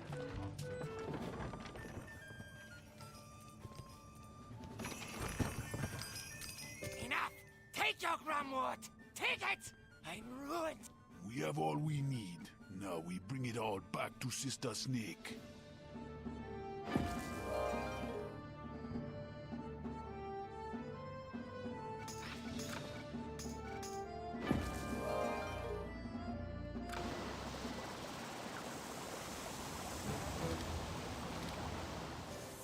You have done well. I will brew the balm you seek. Pour this on Silver Rain's grave in the Gorge of Bones nearby. Silver Rain will have peace. The venom is on the... My sight is restored. Just a moment. To get where you're going, you need to unbottle a ship.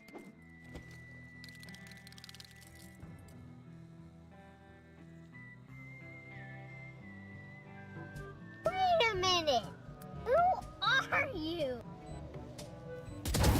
Now we're cooking. One enemy remaining.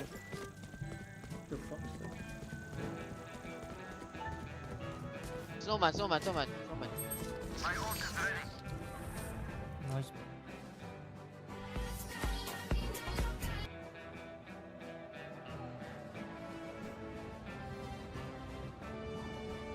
Bos aja lah anjing ah.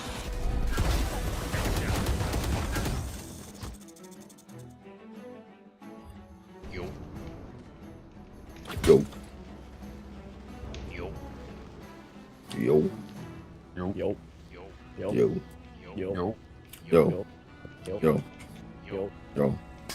Bunch of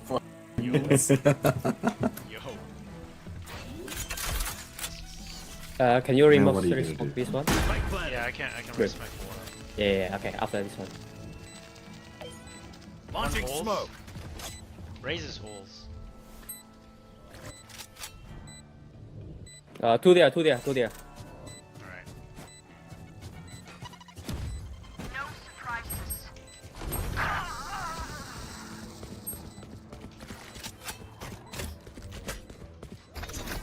Last player standing. Sky.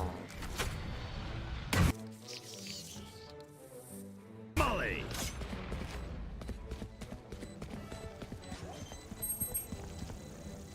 Wait, were you have a lineup for the new One squad? enemy remaining. Yep. Already. The fuck? Yep. Clutch. Three here. Out of here. Another one. Awesome. Now we're cooking. Another one. Yeah, just right One, here. I think. Awesome. No. Players. Headshot. Not this time, Sova! Spike planted. Alright, I gotta play smart here. Reloading. Launching smoke.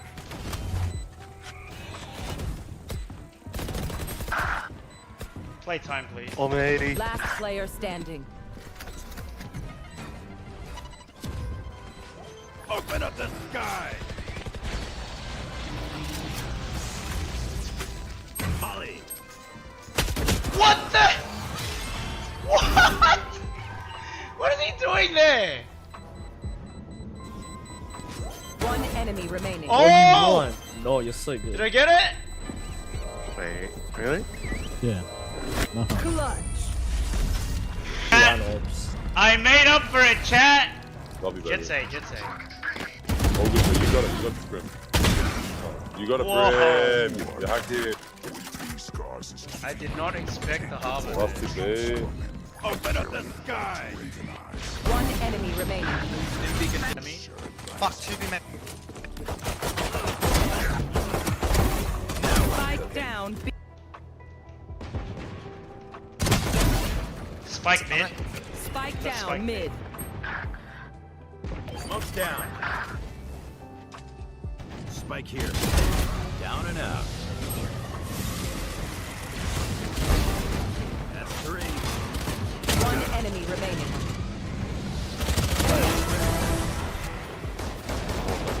Spike planted. Rogers ward off. I'm holding flank with you.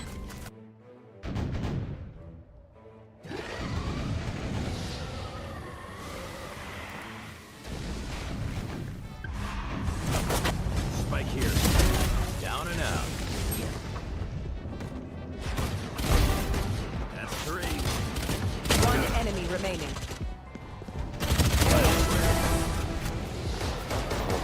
Spike planted. Rogers ward off. I'm holding flank with you. What was that? He's not through the smoke. I'm gonna re-smoke CT. Smoke's down. Oh, sorry, it was a bit late. Playtime. 142. I have all. Don't peek, I got all. Open up the sky! Last player standing. So close.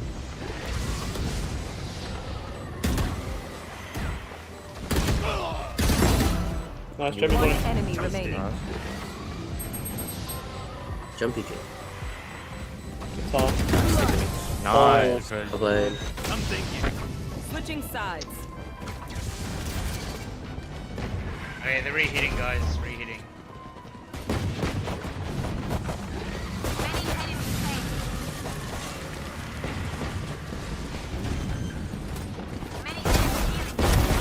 Spike down A. Watching here.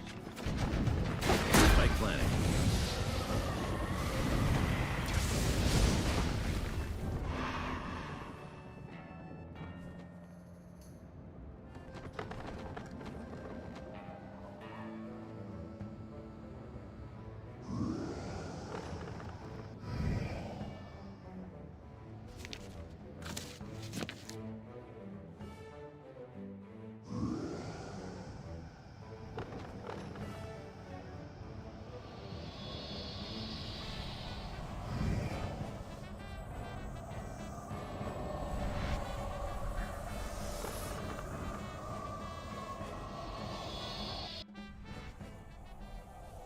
Who are you to make war against the Black Storm Raiders?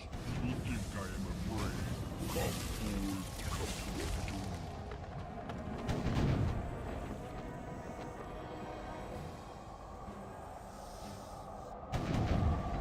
You're in deckside combat now, pirate! Your ship's guns softened him up a bit. The more your ship's cannons damage a ship in broadside combat, the more injured its crew will be.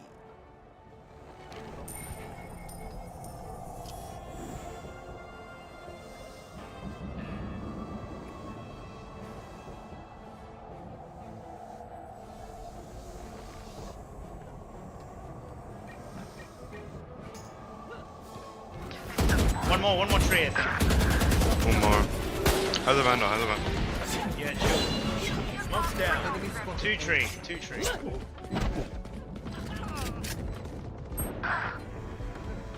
guys gotta play time now. It's 2 tree. Oh, well, there was one. Last player standing.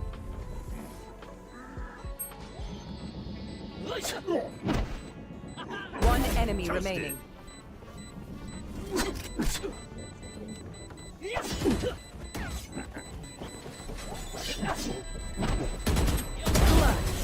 I'm walking up here. Nice. And just walk off. Down and Nice. out. Okay. One enemy remaining.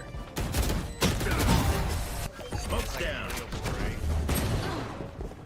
Enemy down. Flank. Yeah, flank. Spike planet. Stim beacon down. We can play time. Hide. I have Molly for tap. Last player standing.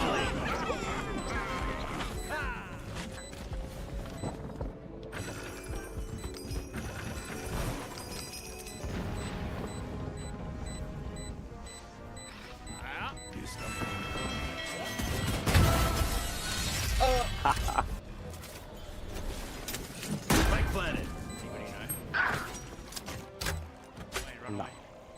Our grandchildren, you have great shame. You have Thunderbird is pleased. Return to her totem and call can't to her win. again. Last player All standing. your questions will be answered.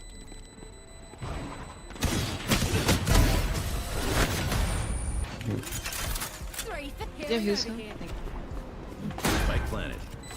I'm going back showers. I have one more smoke. I'm gonna play bench.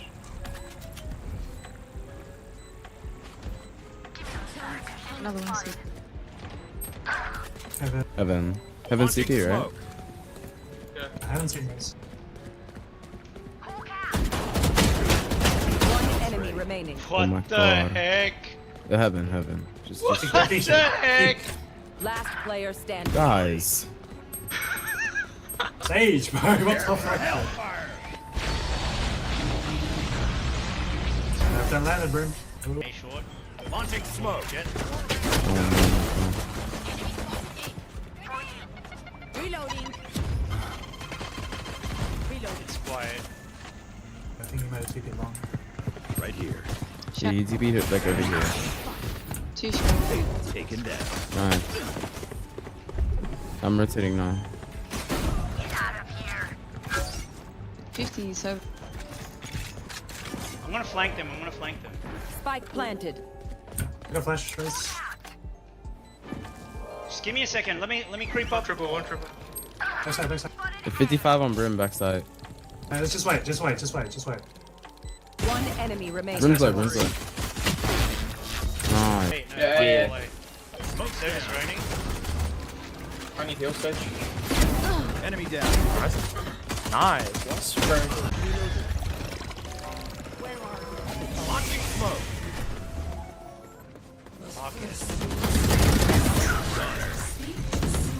Open up the sky. Beacon down.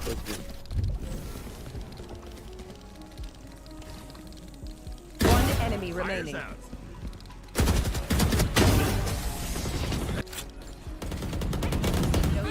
Spike planet. Let's go. Enemy spotted B. Ping the spike. Ping, please. Ping. Last player standing. Molly. Toasted. One enemy remaining.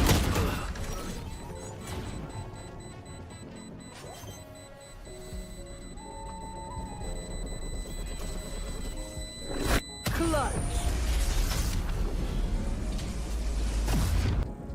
They're usually distracted once Enemy down. Why do people say that? Right here.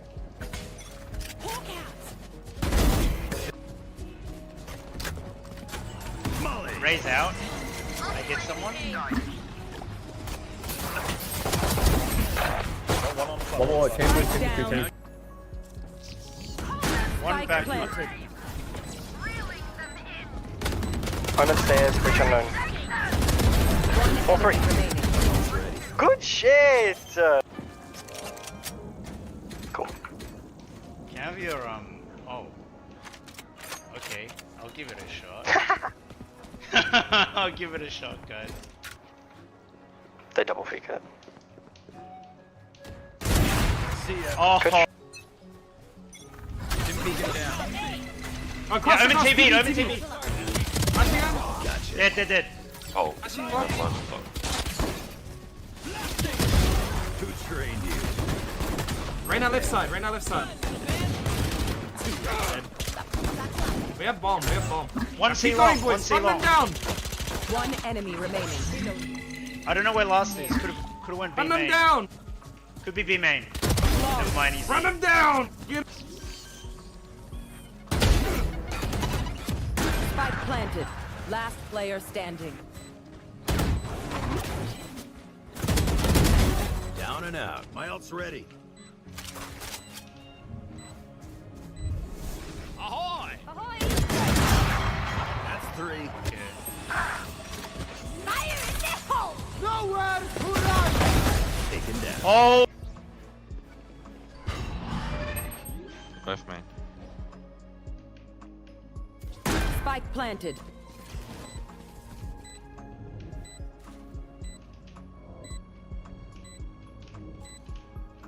One enemy On the remaining. Smoke's down. Molly. Stim beacon down. Nice.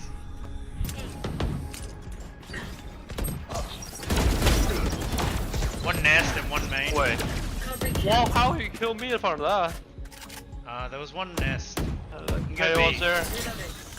Out of Very charge. done now. Last player standing. One enemy remaining. down. Nice. Go B.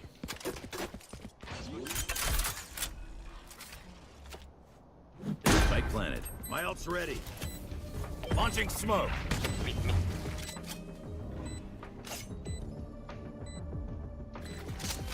Yes.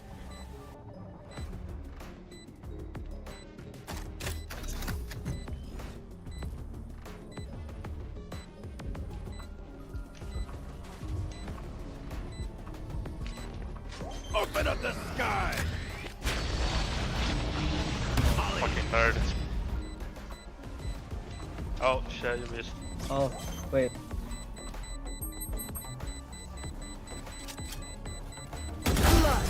Nice.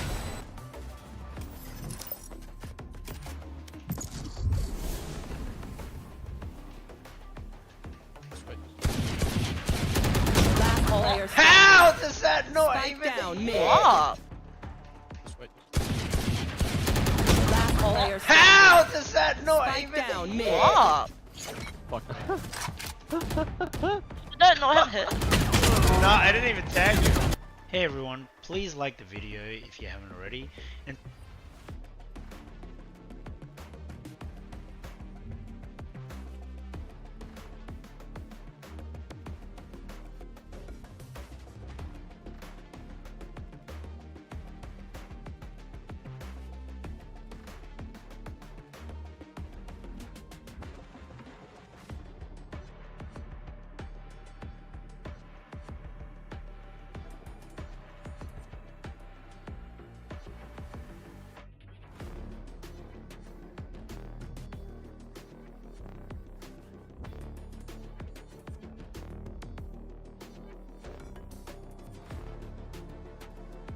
Match found.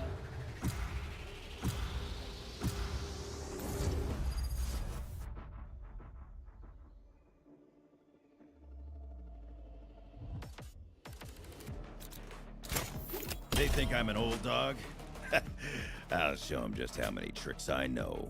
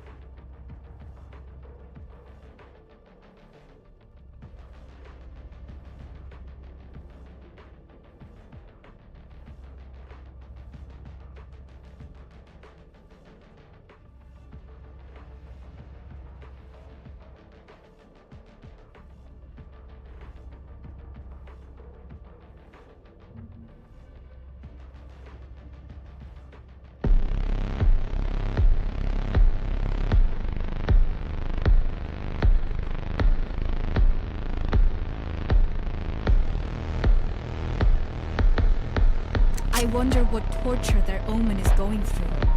Is it like ours? Poor soul.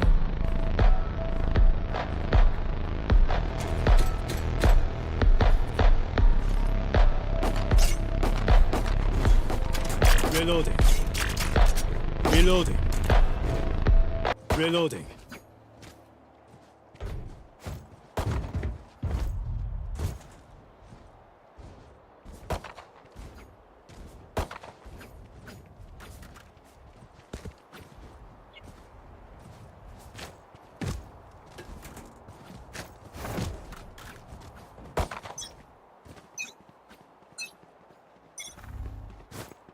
No peeking!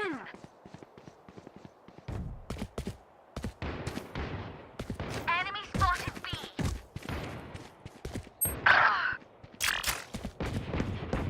Enemy spotted mid. Enemy spotted A. Reloading.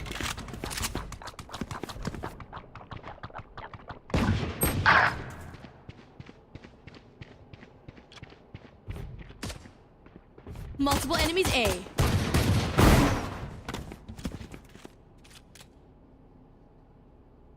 Last player standing. Spike down A.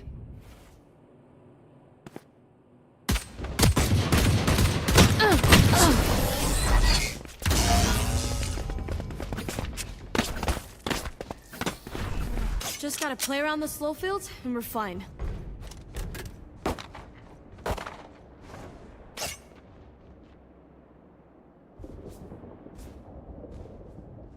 Could have a drop.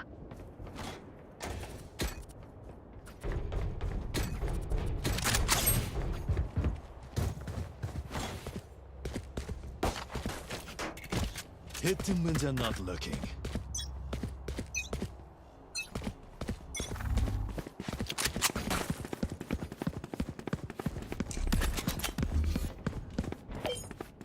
Launching smoke.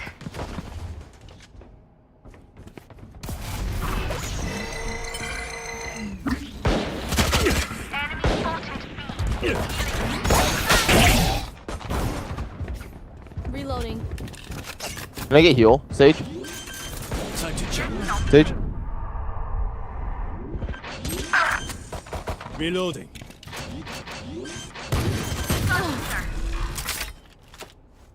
Spike planted. This is Spectre on me. Launching smoke. Last player standing.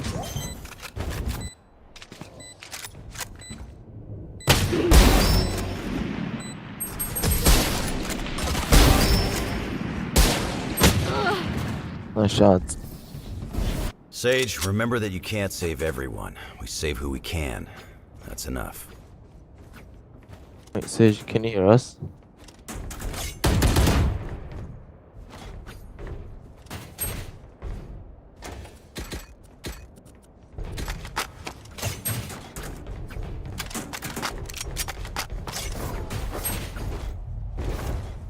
Jump them. Alright, let's go mid. Let's go mid. Let's go mid. Smoke's down. I got the spike. Cutting through. Spike drop. I got the spike.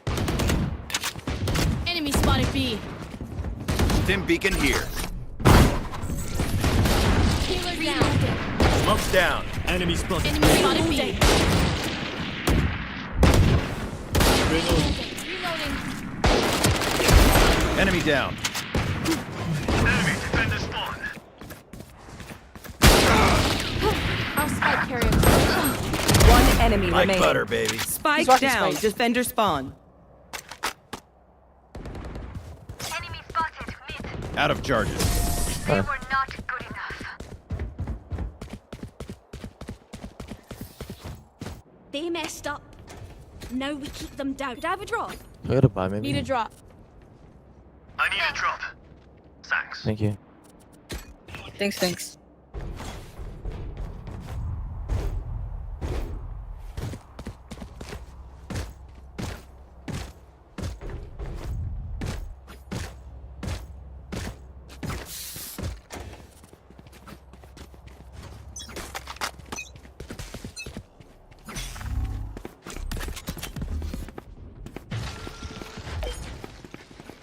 Launching smoke.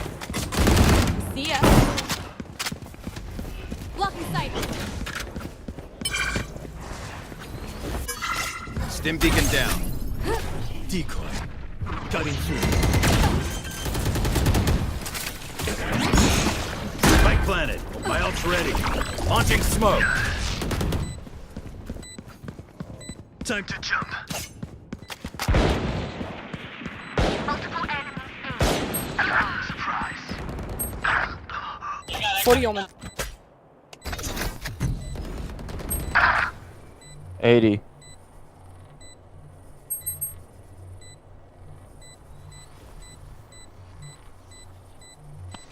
Open up the sky. One enemy remaining. Fried. Nice. That's the lot of them. I'll teach them to respect their elders.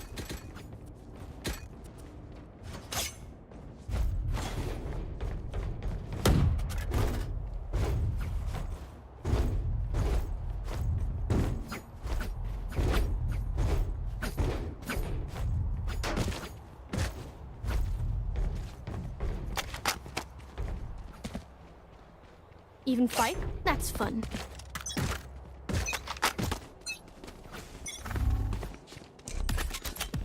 Watch this! Smoke's down. Enemy spotted A. Barrier placed. Enemy spotted. For you. Give me this.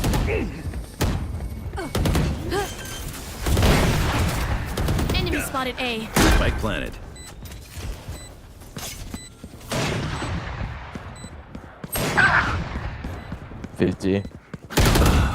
Jet up, Raptors. One flank. I got flank.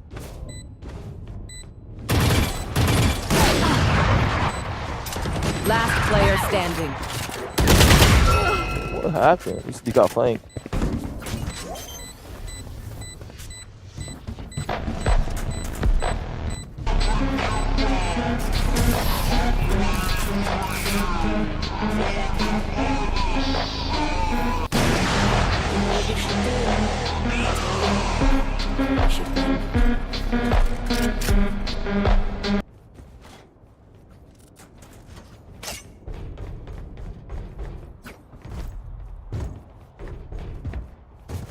It's all good, man. Let's just switch it up. Let's go B.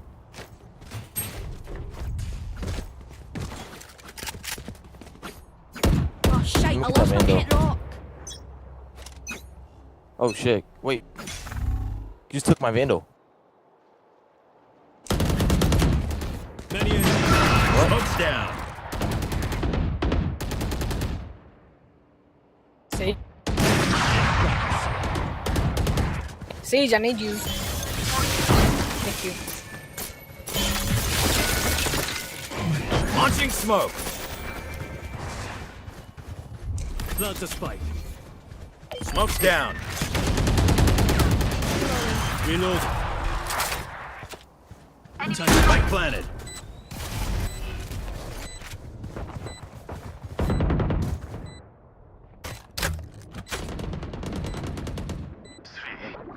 Decoy.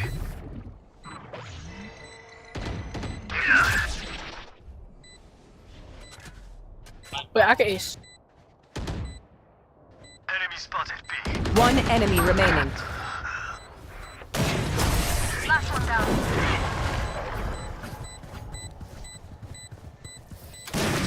I reckon I'll take a kip after this. I burned I need it. a drop. Thanks. Clove, are you feeling like open? Nah, I'm good. Talking about Clove. He said yeah.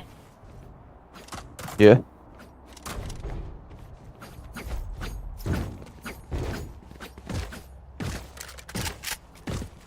Let's go!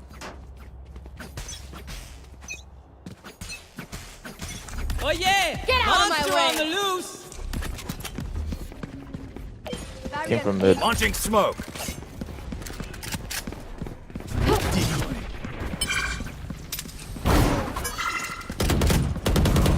Nice. Reloading. planted. Enemy in attacker spawn.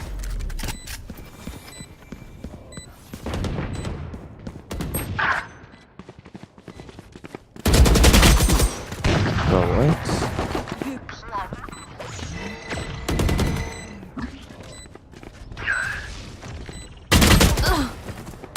40. My ult's ready. 120. Jet. On it. He's on it. He's on it. Player standing. No time, dude. One enemy remaining.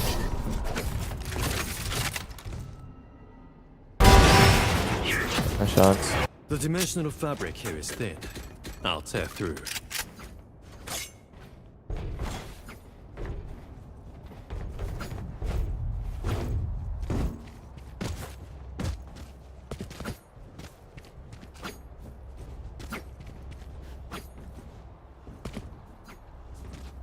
Let's just go B work that time. They might have a op. Hold on, let me ult first. Try to clear some stuff. Joke's over! You're dead!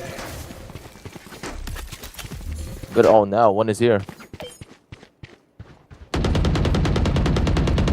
Reloader. I'll handle this.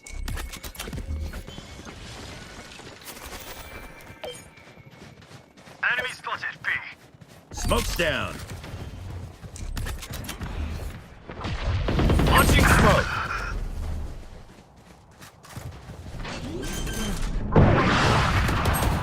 Spike down B.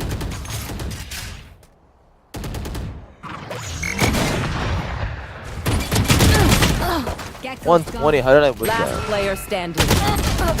That's my bad.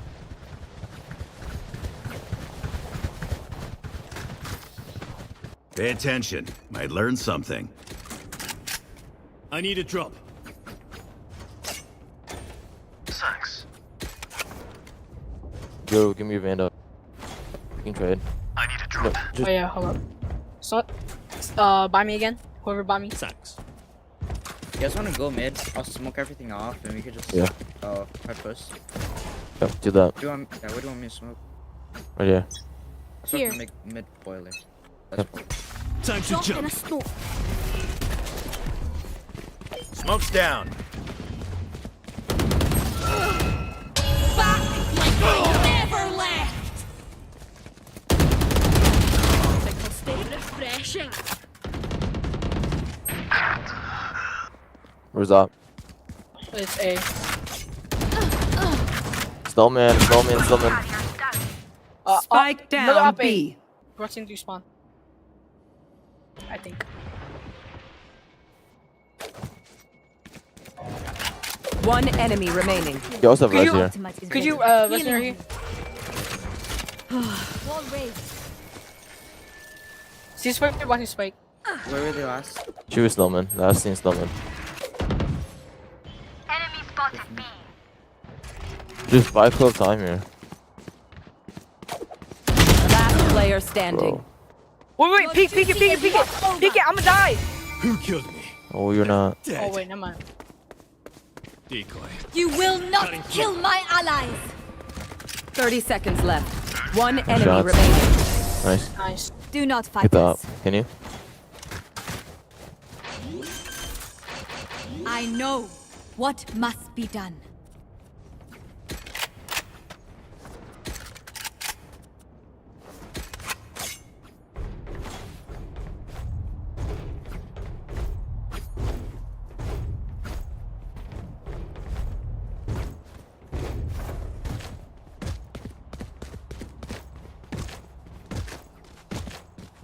I gotta. Need a drop.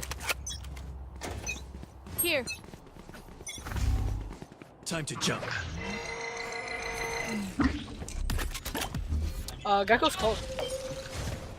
Launching smoke! Spike down A.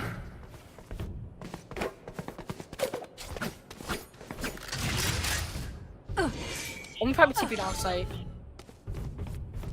Reloading.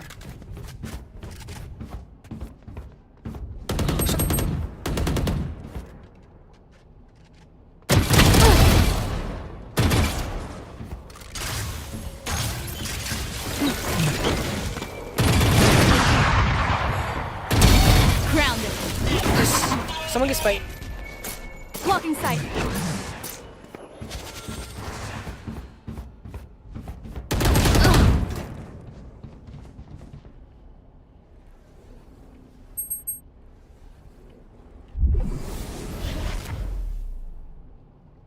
I got the spike.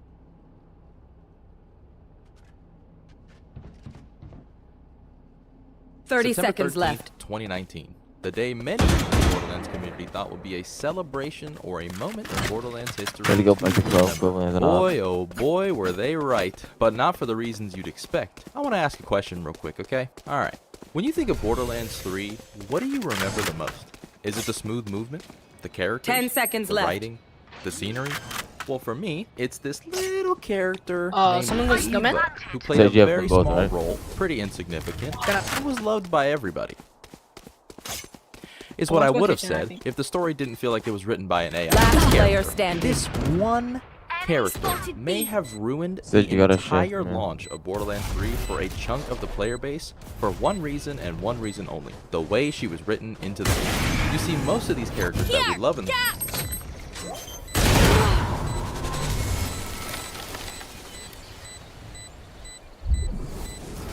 franchise felt like they deserved the love that we gave them. But Ava almost feels like she demands the love One without insight ever to really be an earning it. immortal. But let me not get ahead of myself. play Let's start dead. things off with how we met Ava. Could I have a drop? Sis, can you buy me? Thanks. Thank you.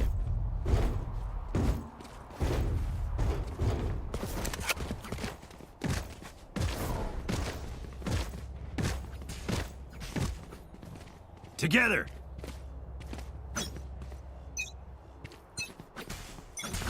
Watch this.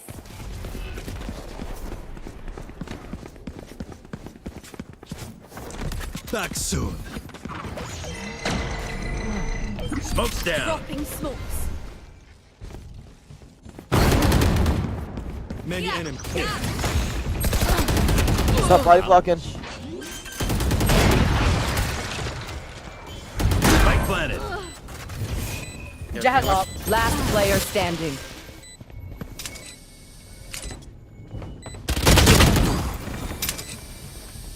Blink every round. Someone has to watch it.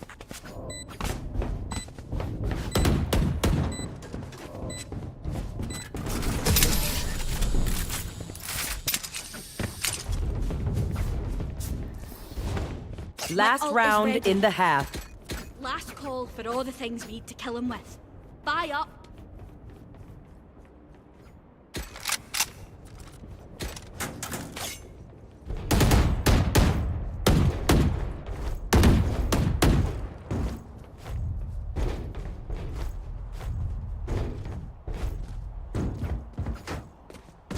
Chin up, cuties. It's not over yet. Joke's over! You're dead! Spike drop. B. I'll handle this. Cutting through. Launching smoke. Enemy spotted B.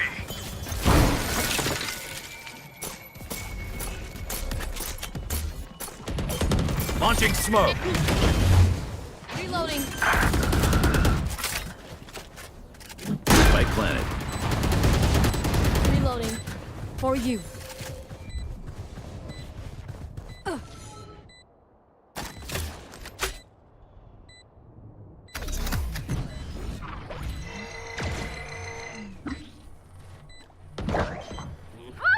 Open up the sky. One enemy remaining.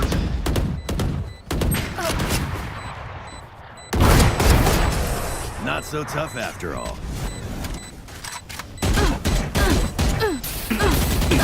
Switching sides. I hate to say it, but Probably best to play as a team. So, what's the plan?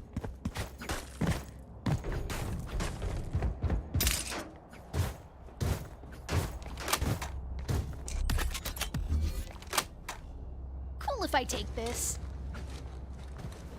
Thanks. Later.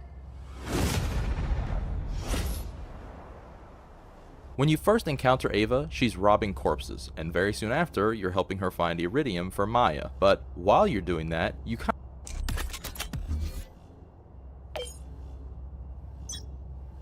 Cutting through. Right here.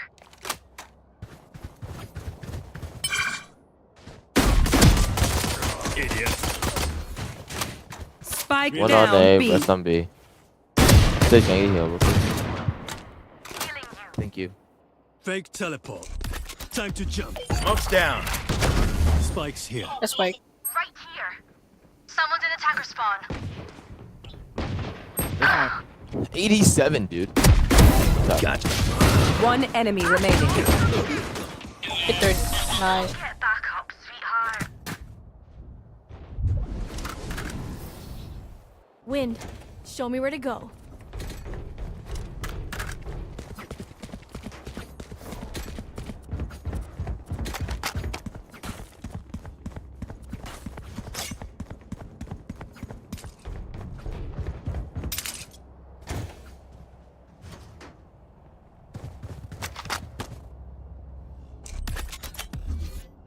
Alright, muckers.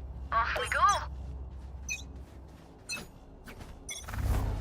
Time to jump. Smoke's down. Yeah.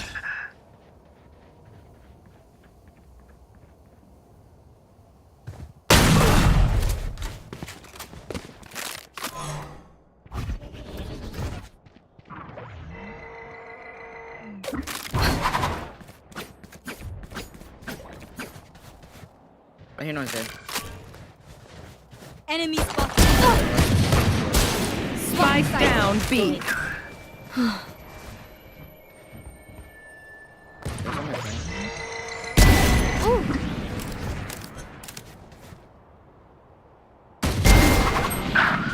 What the hell?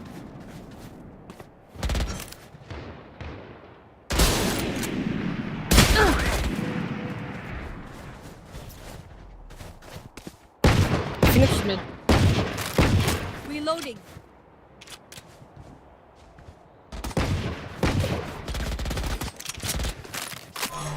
Thirty seconds left. How long have you? One enemy remaining. 2 seconds. Last player standing. He has a shift. We could have just stalled time there.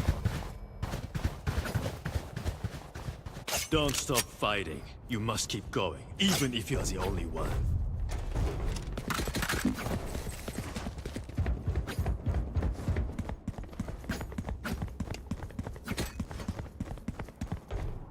Yeah, but you didn't have to peek either. You could have.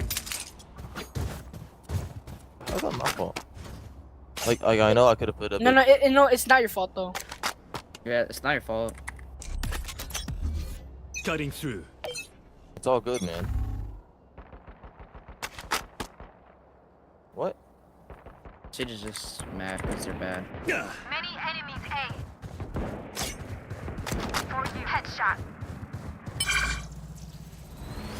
I think I jizzed on 2 times. What the heck? Eh.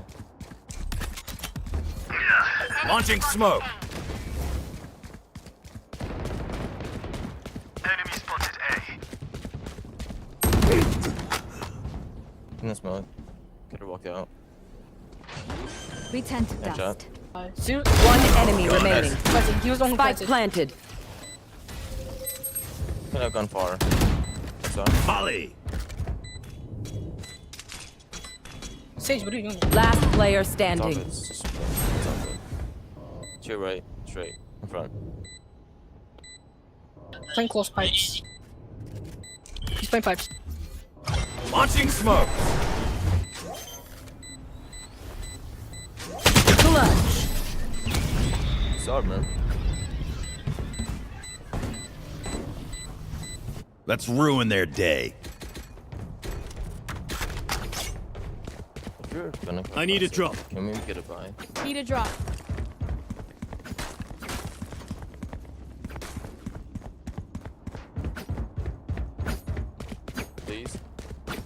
drop. I need a drop. Thanks. Sage, could you buy me? We can come back from this. I need a drop. Smoke's down. Joke's over! You're dead!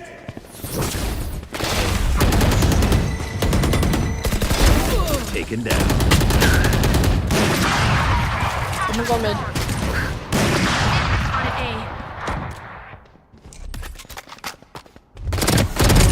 Down you go.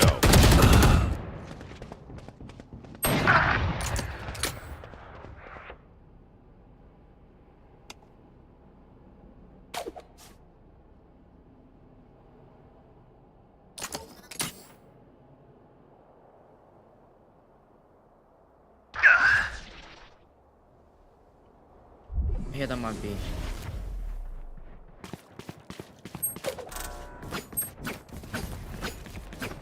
Decoy.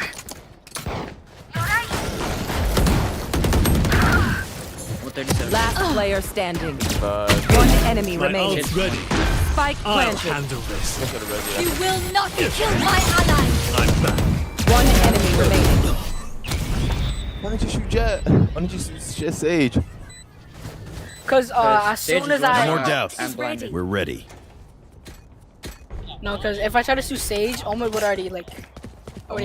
have to wait like 2 seconds though. I would have at least 2 seconds on Omen at least. Yo, I don't want to hear Sage not doing nothing. Exactly, dude. I couldn't imagine losing one round and throwing the whole game.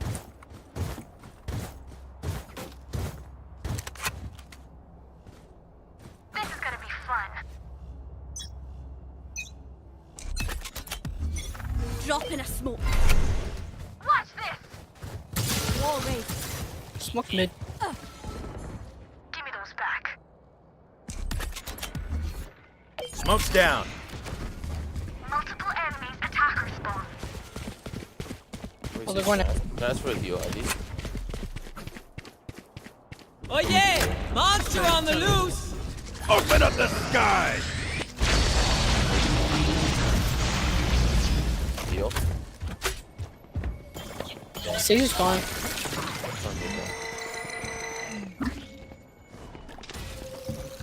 Molly. Spike planted. Enemy spot. Multiple enemies A. Anyone else? One enemy remaining.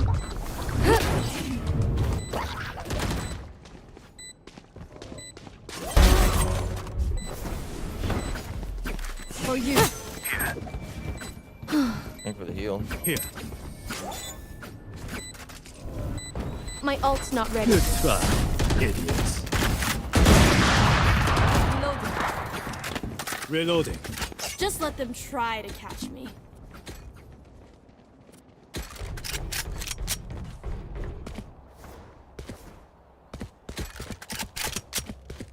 Need equipment.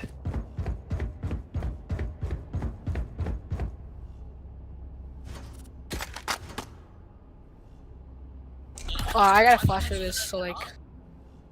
Yeah, but let's not all peek it. It wouldn't make much sense. Yeah. I'll say when I flash it. Can you juggle first? Yep, one's here. Enemy spotted. Can you juggle it? Get out of my way! Skedaddle off. I'm backing out. That's two. Okay, Omen and Gecko. Sage. I got Stinger on. One enemy remaining. Nice. Nice. Good guys. Nice shot, Sage. Good job, Sage. Snack time! Sorry. Only brought enough for me. When they rush A, do they go Bell or do they go here? I think Jet likes to peek Bell. If he has a. But like they usually push.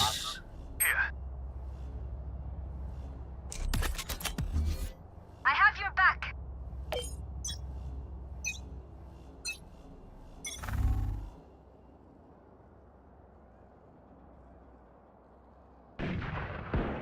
Enemy spotted A.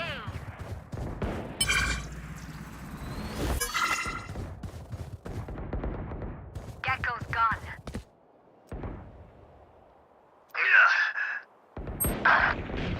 Stim beacon here.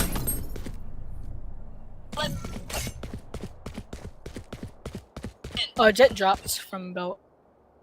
Throw Jet in. Hey, Brim, smoke here. Launching smoke.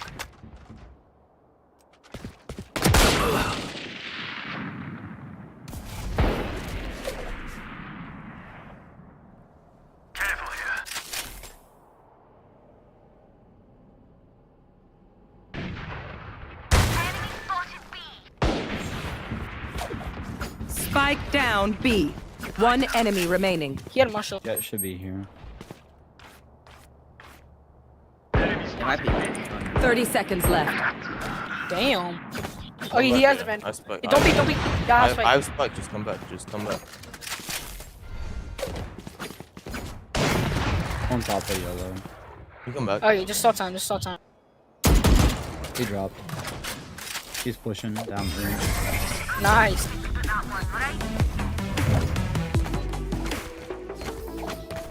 Zuko better watch their backs.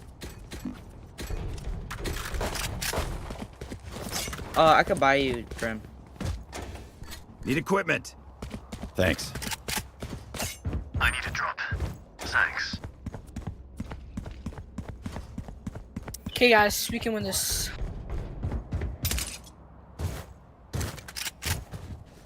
You know what to do. Cutting through. Smoke's down.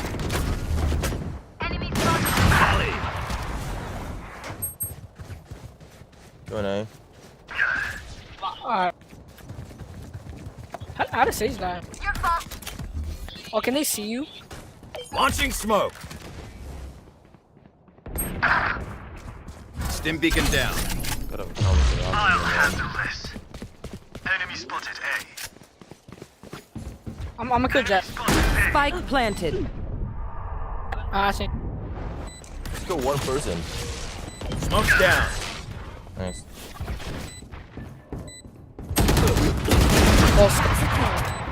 Alright, Jet likes to play belt without. Someone jiggle swing this. And I saw Omen had a Vandal. Last player standing. Last player standing. You can get that angle. If you smoke yourself, you can get the angle. Out of charges. No, he has no smokes. Yeah, nice shot.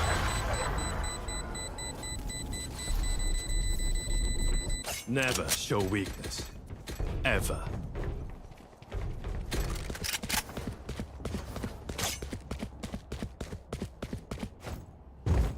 Yeah, are you killed with anyone? No. Brim? No. I'm solo queue. Safety's off.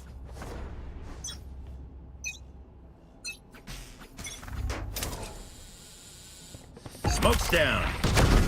Joke's over. You're dead.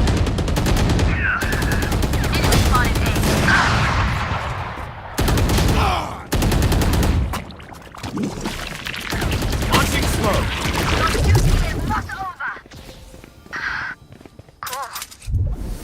Right here. Healing.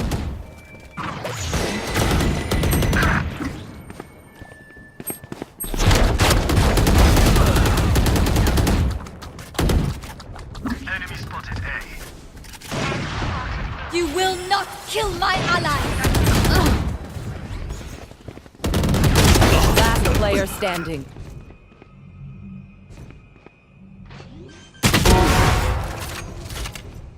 I think right there. Spike planted.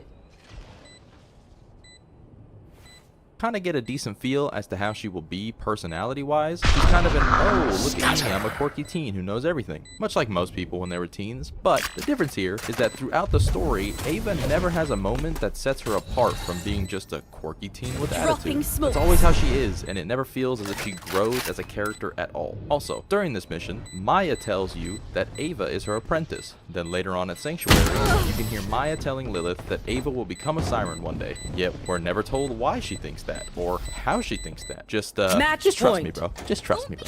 The next time we encounter Ava is after we defeat the first vault monster. She shows up, and Maya now has to talk with her apprentice, while we, as the player, loot the vault, meaning we have no idea what was said or even alluded to during their conversation. I feel like Gearbox could have started Ava's redemption arc here if we could have at least stayed and heard what was said. Let's fly.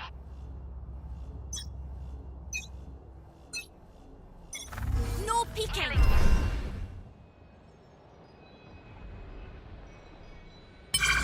My ult's ready. Enemy spotted A.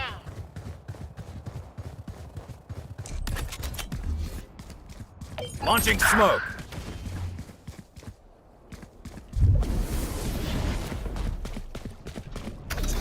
Oh yeah! Monster on the loose! Enemy spotted A.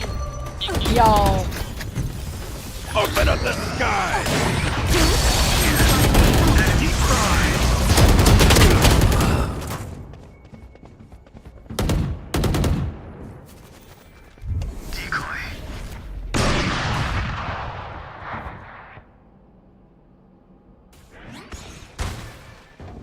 Siege ran away.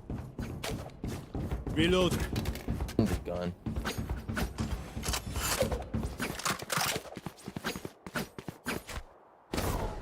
During this conversation, because to me it just felt like a huge missed opportunity. But alas, we exit the vault, then Tyreen and Troy show up and leash the One vault enemy monster. remaining. And Ava starts running her mouth Spike and essentially down, provoking the team to do something. We're leaving. Now. Kicking their asses. Alright. You I guess. What? Reload. She's no one. I don't care if there are 5 of them or 50 of them. Let's go.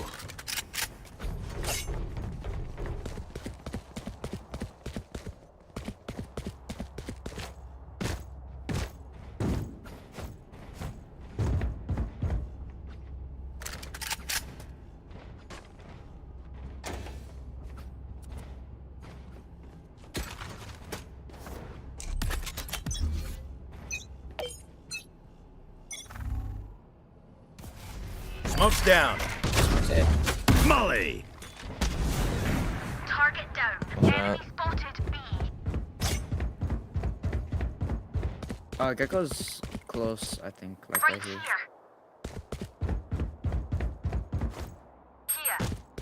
Here. They're rotating. Go back in. Rotating? Yep.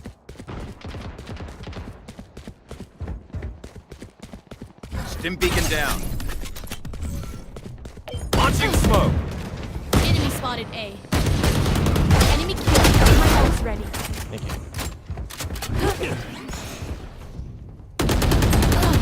120, man. They're both there. 120, 120.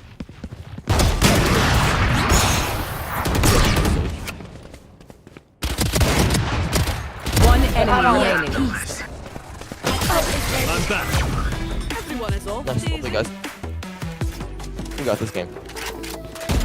Stay in range of my stim beacon, and we'll mow them down. How about 3 say A, 2 B? I'll put my TP B. Can you send it actually in mid, please? Not there. My TP mid? Wait, me? Yeah. They don't really Be go like- mid, do they? No, like No, some but, like like, mid makes it easier if you want to go back to A or B. Just they rotate very fast as well. I'm not sure. I think I'll just stay here. I'll go I mid. was talking about Yoru, not you. Oh, alright. Joke's over! Smoke. You're dead! Yeah, the A. It's just one. It's just one. I'm gonna try to wait it out. Nice. I think he's just one now. He's dinked. He's dinked. Oh, they've up and. Smoke's down. Sage, where are you? Oh, never mind. Wait, does Jack have Marshall? Yeah, yeah.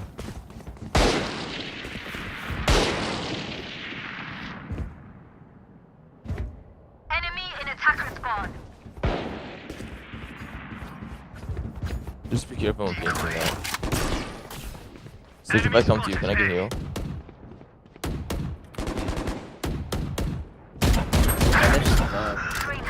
Yeah. There's still A, there's still A, there's still A. Enemy spotted A. What? Last player standing. Attackers win. Get out of my way! I'm gonna be a silent. Yeah, then I'm gonna mop the floor with assholes like you. You're gonna. Is that how you think this works? This part of the game and the next part coming up is what I feel made the player base turn on the game completely. Maya dies, Troy gets her powers, then they dip. We return to Sanctuary to hear what's to come next as Maya was just killed, and we get what is probably the worst handled main character death in video game history. Tannis says a few lines about people dying, being a part of war, blah blah blah blah blah, says a few jokes, then we get this. Open the vaults? That's all you have to say. Maya's dead because you wanted to open.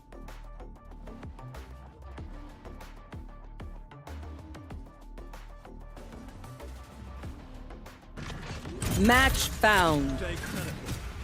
Time to jump. Spike planted. Smoke's down. Yeah, I did. Broke. To heaven. Playing safe. They think I'm an old dog. I'll show them just how many tricks I know.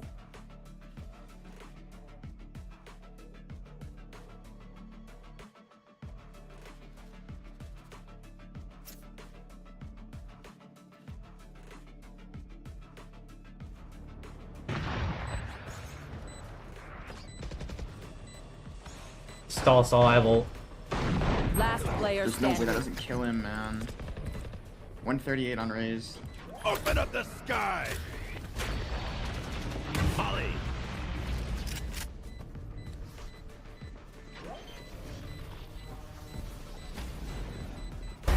Toasted! Raze is lit. There's no. One enemy remaining. Oh my god! Oh Yeah. my god, you're the best brimstone NA! Molly! The flash out chamber. Molly.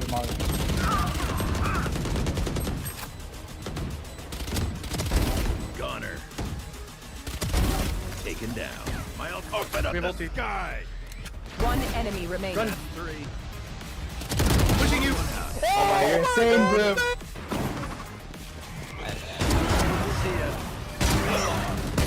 One enemy remaining. Gotcha. Stim beacon here. One enemy remaining. I suggest you move! One enemy remaining. That's the line. Oh Nice shot, bro. This game is dog shit, bro. Molly!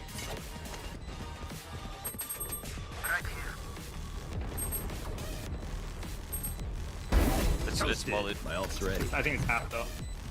Open up the sky! Last player standing. One enemy remaining. Nice. Good shit, bro. Down and out. Nice, good job. One upper. Down you go. One more D. 2A. Was that 2 or 1? Just wait for our brim to come back. My ult's ready. Make sure we win this round. One enemy remaining. 3. Spike planted. Right under you. Last player standing. Fully smoked.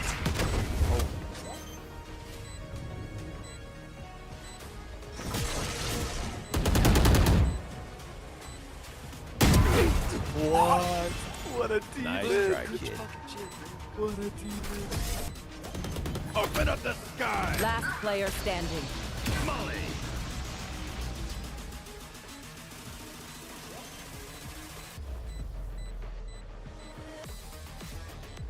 One enemy remaining. Tapped.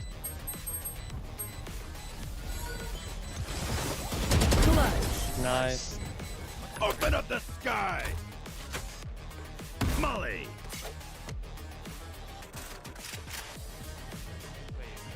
Let's ready up. We're here for Radianite, and we're not leaving till it's ours. Reloading.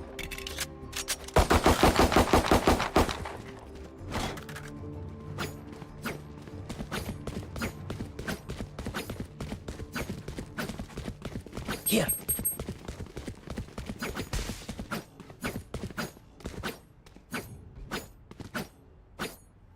Get out of here, bro. What? Devious, bro.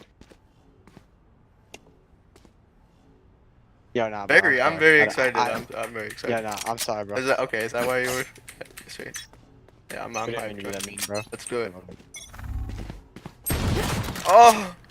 Oh. Yep. So I'm no longer hyped. Hulk out. Shadows traveling. Spike down B. Bro. No. Still got it. Smoke's down.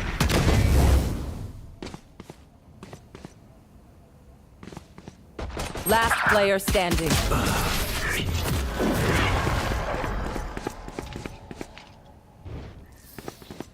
Oh, there is a terrible beast inside you, Sky. Unleash it.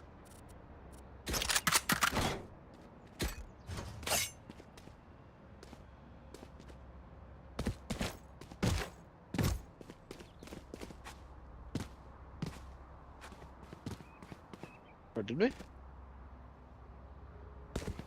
Oh, we got this. It's round 2. We got this, bro. Don't get discouraged. Oh, don't get. It's literally round 2. We can do this. We just need to take a save and then we come back. Grenade! Enemy spotted A. Satchel out. Launching smoke. Satchel out. Cover going out. Carrier's down. Spike down A. Nice, guys. I have the spike. Our carrier's down. Last player standing. Or it's a phantom. I must wait a moment. Kate.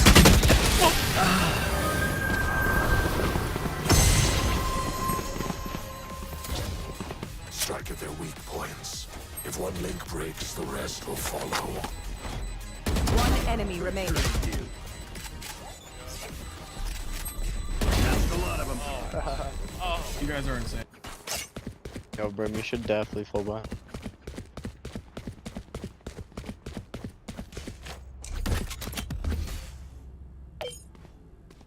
Yalla, Mshina.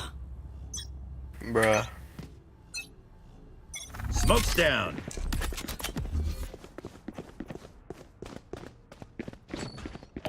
Launching smoke.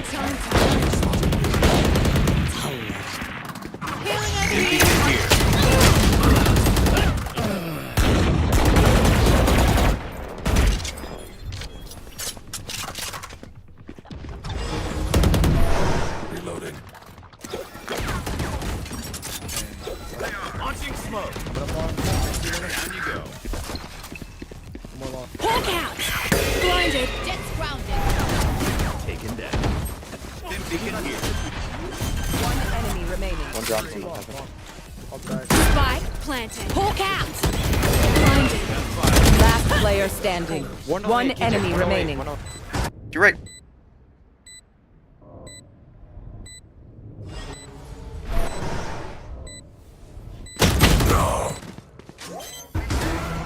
One enemy remaining. 30 seconds left. Up in short.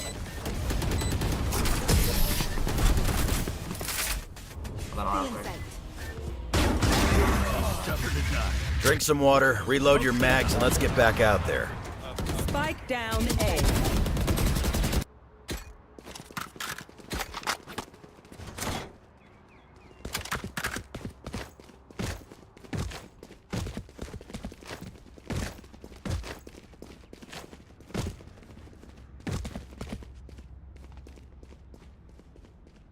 Time to take this hill. Get out of my my Launching way. smoke. Reloading.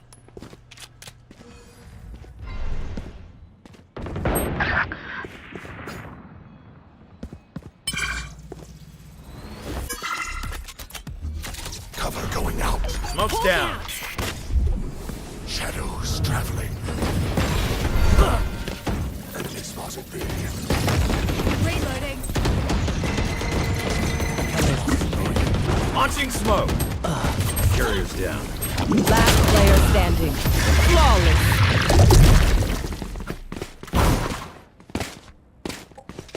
I will take back what is mine.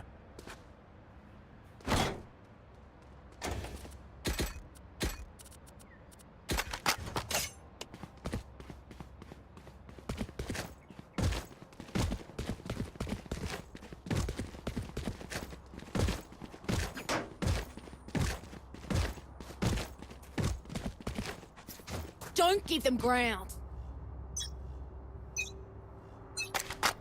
Oh, you're 3 and 4. Smoke's down. Spotted A. Grenade! Satchel out. Shadows. I can hear. Cover going out. Reloading. Hawk out.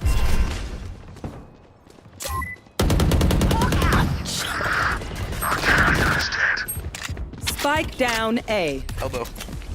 Smoke's down. You should run. No more. My ultimate is ready. I have retrieved the spike. Planted the spike. Camera taken out. Cover going out. Caught one. Cage triggered. Last player standing.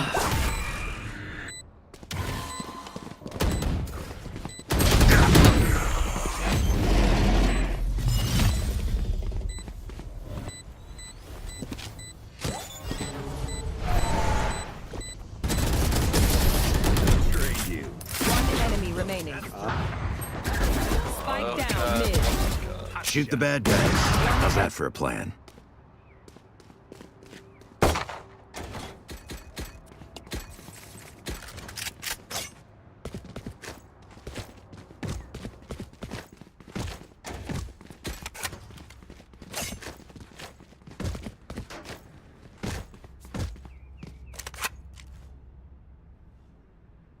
Cower. Run.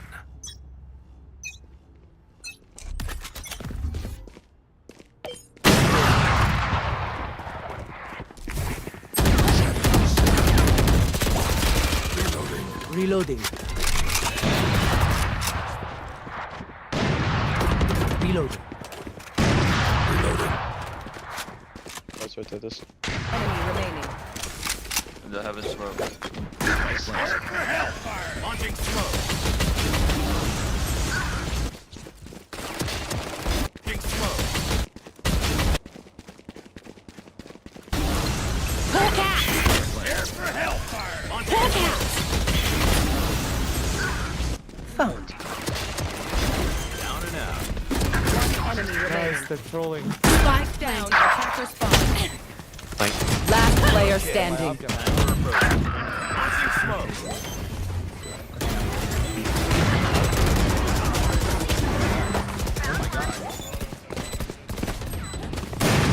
Launching smoke. Flawless. Down you go. Yes, Perry. These parasites aren't going to take one step past this place.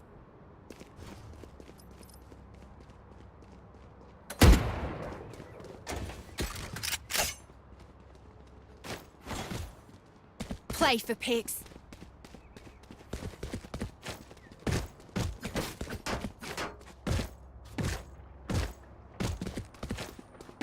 Time to mobilize my pack.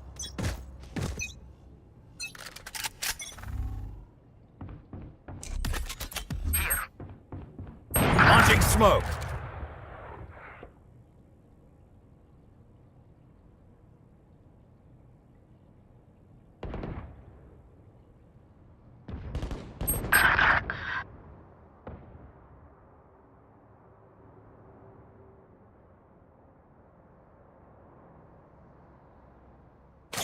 Stim beacon down. Traveling. Cover going out. Spike planted.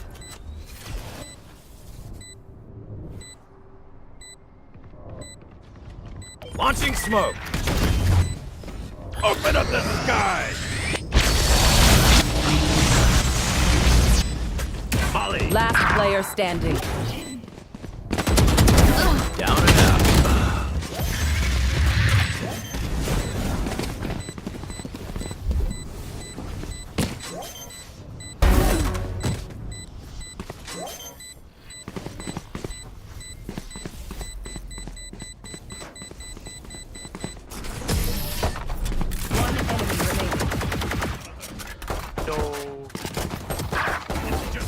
Yes.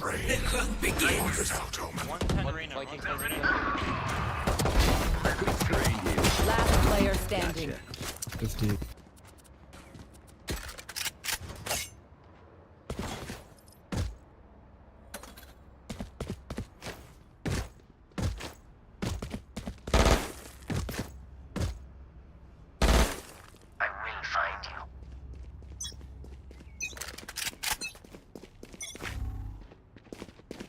Bro, holy shit. I don't think I've ever seen anybody.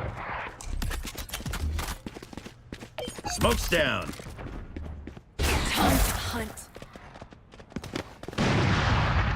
Plant the spot. Launching smoke. Tailing over here. Seek them out. Stim beacon here. Found one.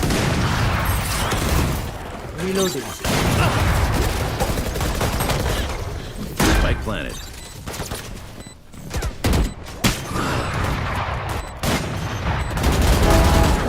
Give me a call. Give me a Last call. player standing. My ultimate is ready.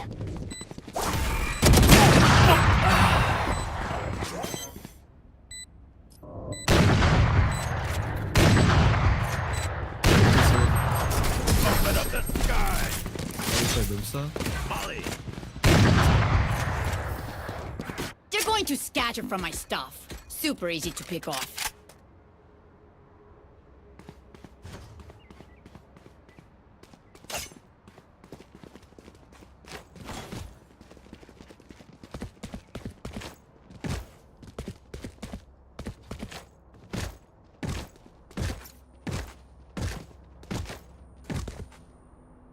Snuff them out.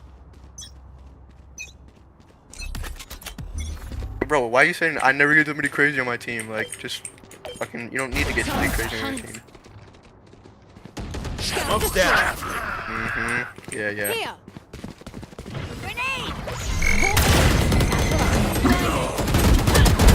See ya.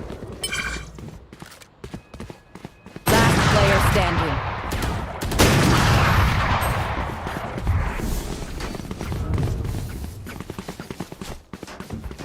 They think they know pain.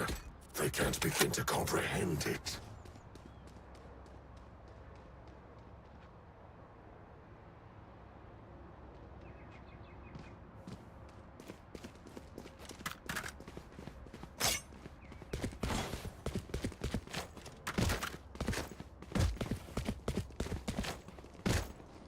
I will be their nightmare.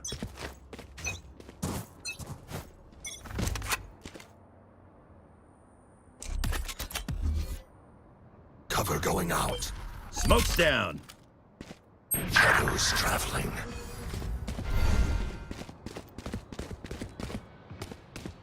Here. Time to hunt. Headshot. Get out of my way. Reloading.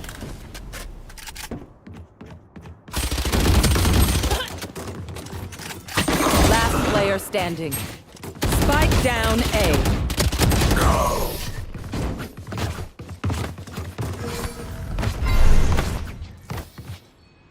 Who am I kidding? My knees are gonna kill after this.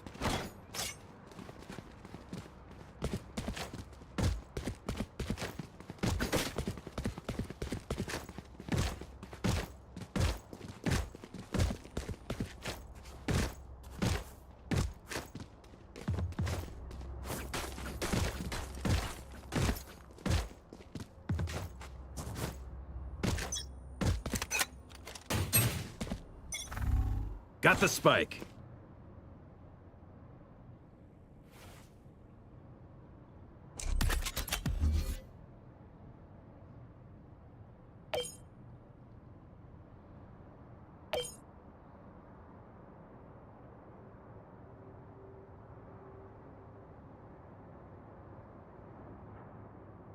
Launching smoke.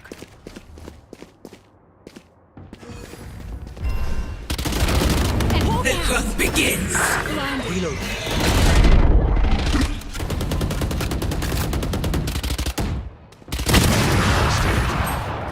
Spike down A. Last player standing.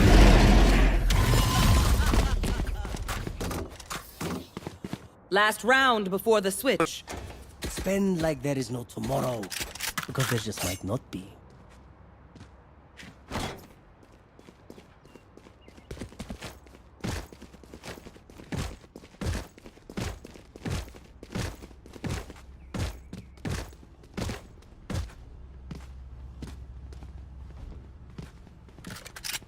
It begins.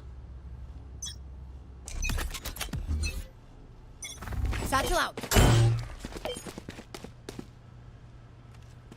Smoke's down. Bomb buddy out. Shadows traveling. Stim beacon here. Enemy spotted B. Launching You smoke. should run. Mercurius down. Open up the sky. Spike down B.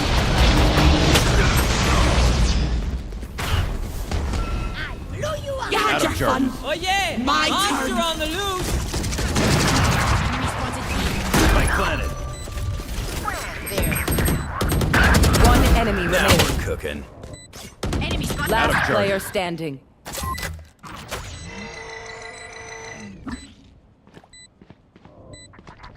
Molly.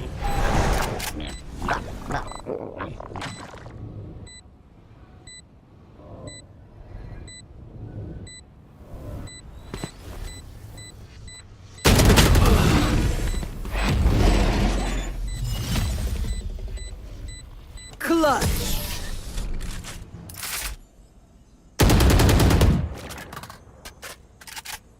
Switching sides. Match point. You say something? Sorry, ear's still ringing.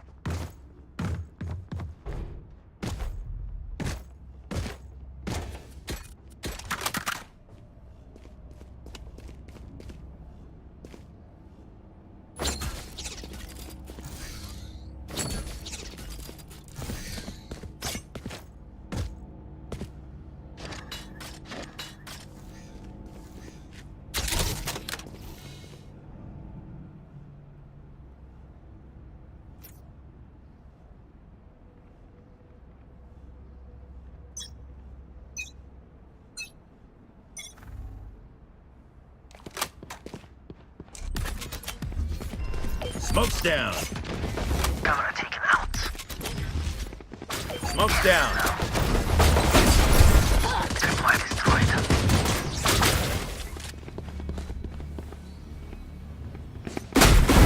Out of here.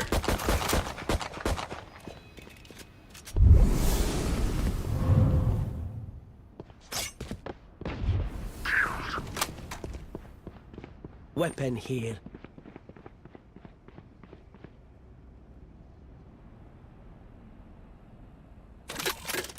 Reloading.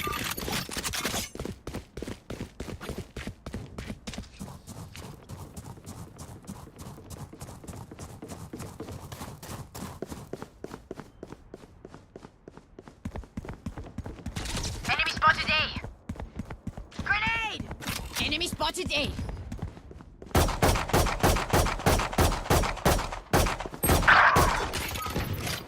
Hold out! Blinded. 30 seconds left.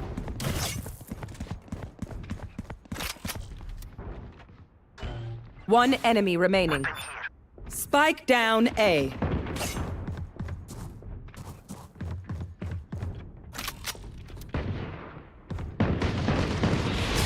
That's the last of them. Reloading. Reloading. Their confidence begins to crack. And a shift. I can see it.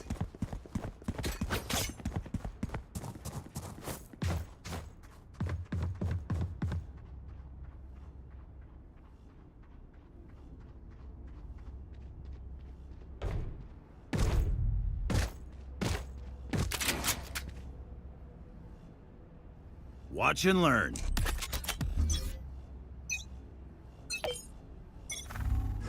Launching smoke. Hawk out. Volley. One less. Reloading.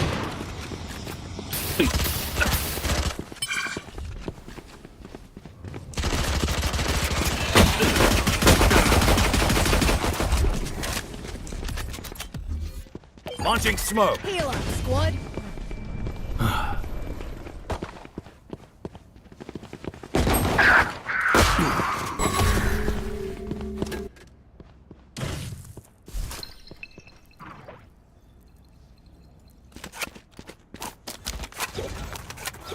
Spotted mid.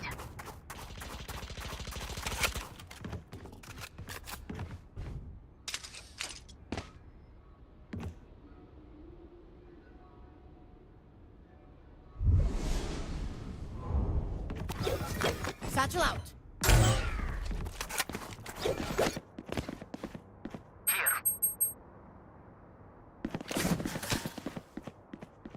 30 seconds left.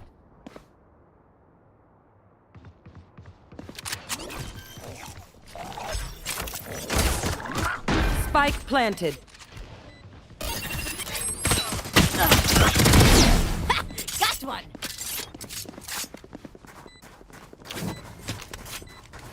Last player standing. Goodbye. One enemy remaining.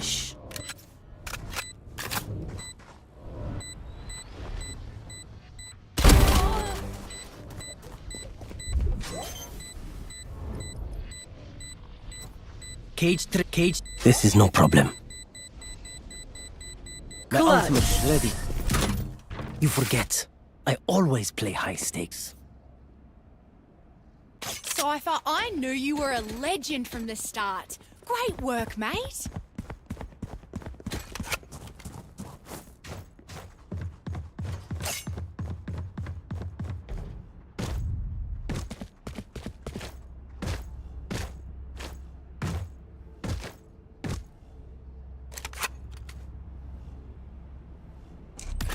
Find the weak point and break it.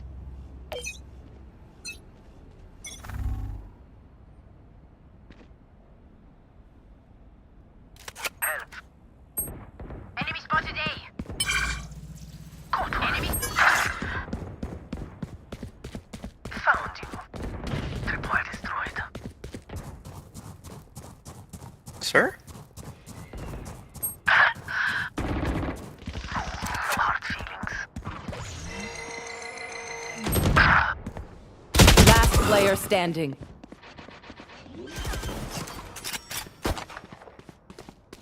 Spike planted. GG, you can shoot through that wall, by the way. Attackers win.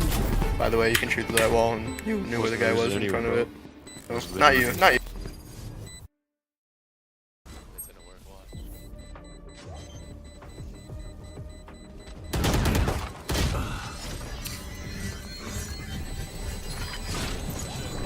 Clutch. Let's go, guys. You got our first round. Let's fucking. One enemy remaining.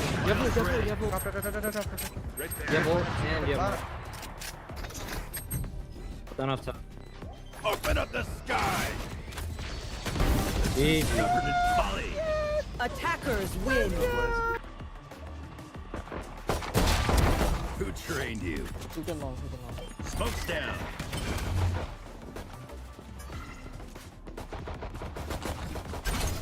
One enemy remaining. Spike down B.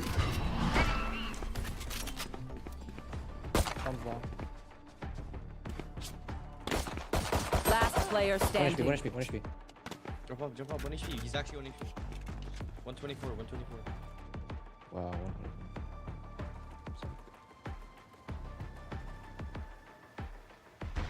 Match found. Stim beacon here.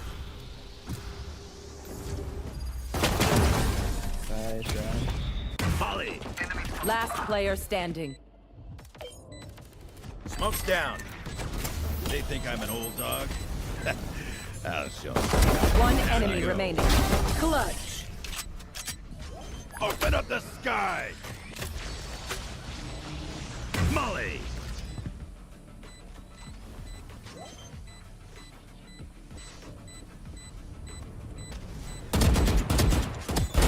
Who trained you?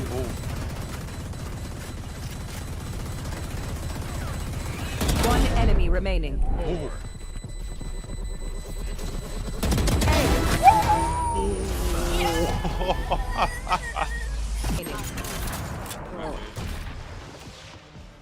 Spike planted. Smoke down.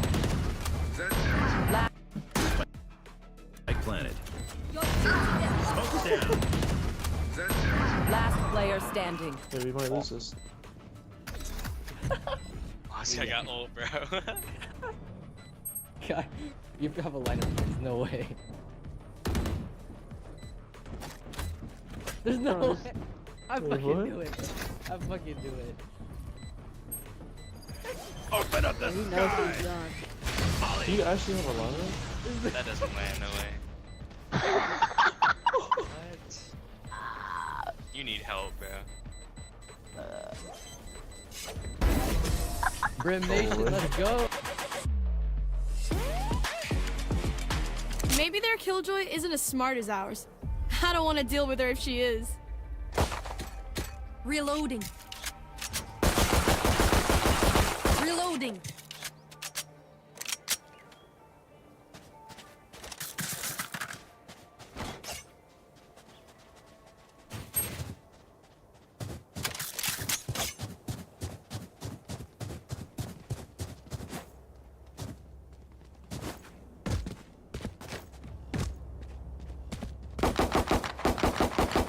Reloading.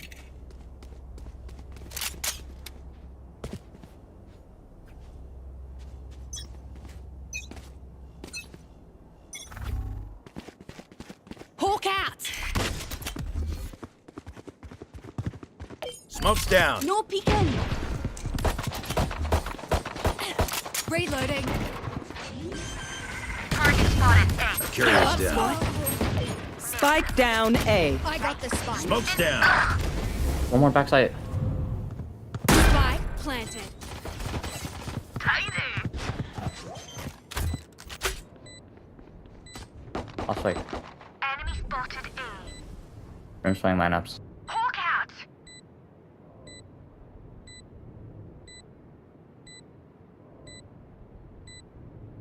One went shower for my sheriff.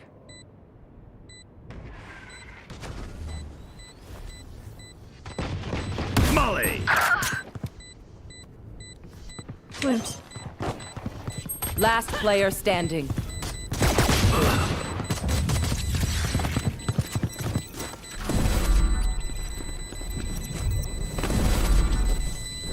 Clutch.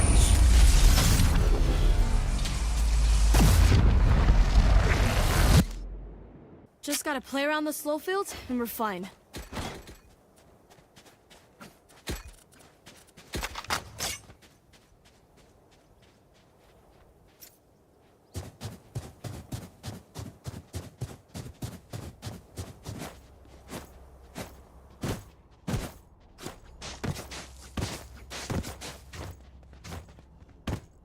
You know what to do.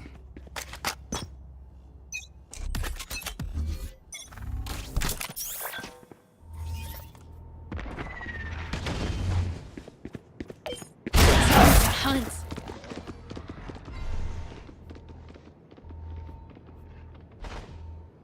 Launching smoke. Hawk out. Reloading. Reloading. Launching smoke. On my way. Smoke's down. Over there. No escape.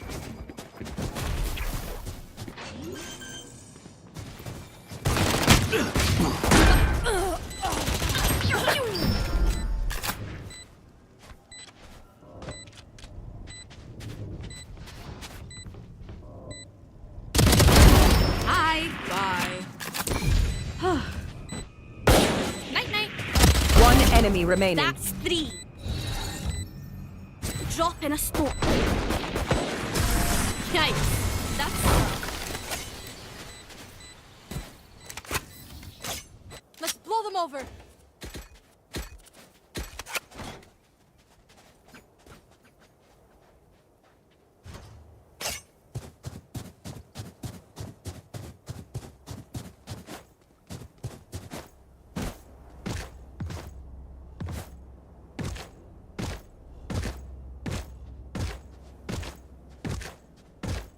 With me.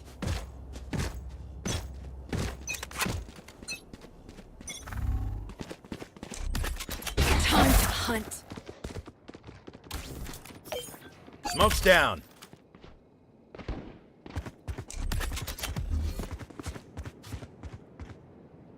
No peeking. Launching smoke. Target spotted A. Spike down Got the A. spike. One of them.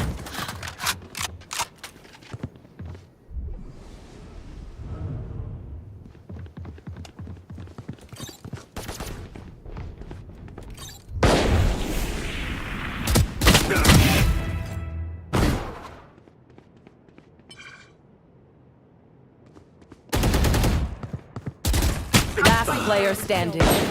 Spike down A.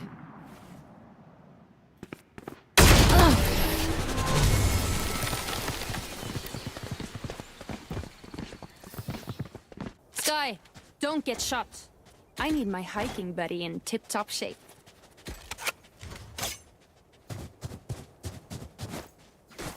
I could use a drop. Thank you.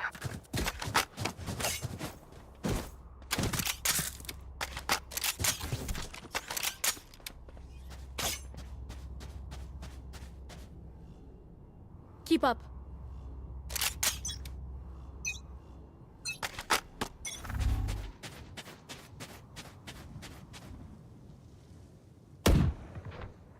Enemy spotted B.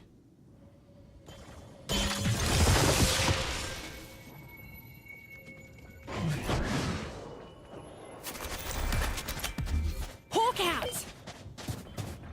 Blinded. Launching smoke. Spike carrier down. Spike Got the down spike. B. Who trained you?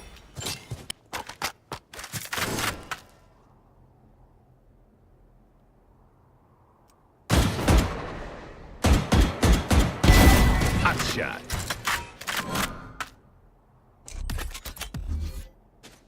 Have one of these.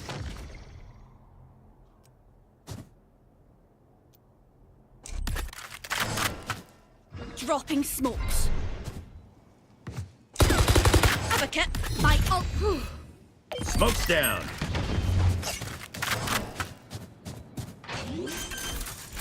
Thirty seconds left. Spike planted.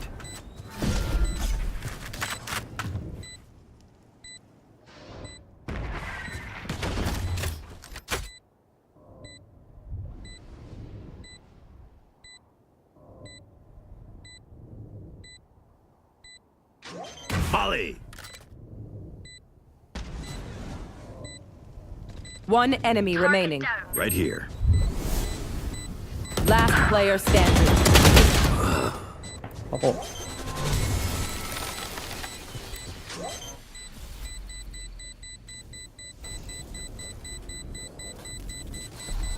Clutch.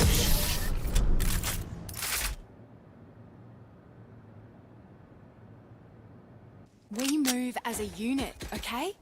Last thing I need is some hero messing things up.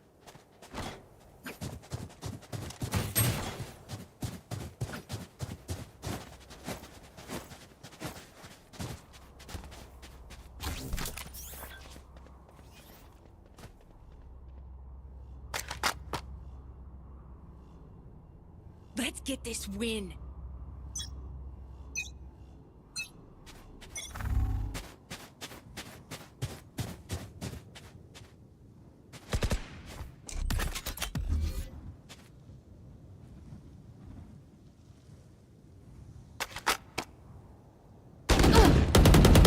Enemy spotted B.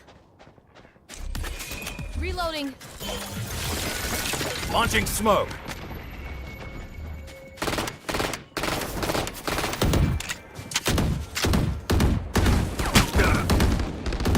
Healer down. Reloading. Launching smoke. Need danger. Stim beacon down. Spike planted. Barrier deployed. Be faster. Hawk out.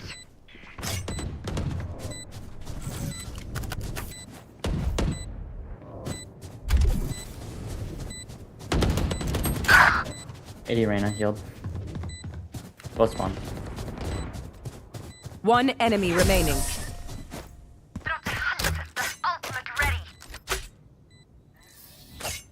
I'm no doctor, but I can patch a bullet hole or two. Let me know if you need healing.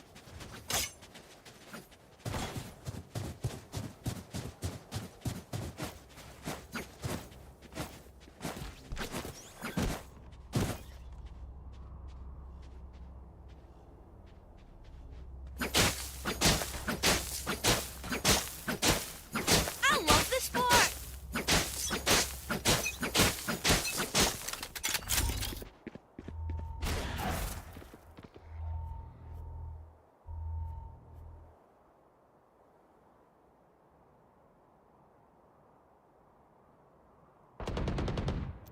Enemy spotted B. Plant the spike.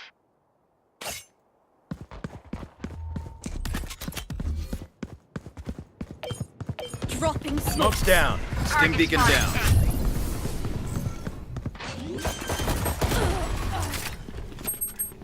Spike planted. Smoke's down. Healer down. I shot somebody. Idea, heal. I'm coming towards. Healing over here.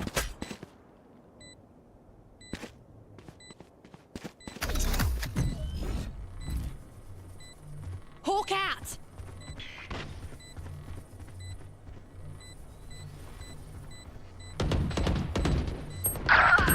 Enemy spotted A.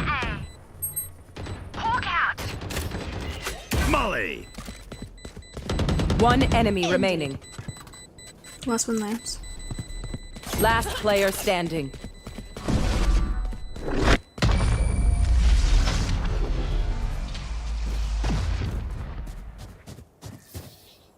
We know what we're doing. Trust each other and we'll be fine.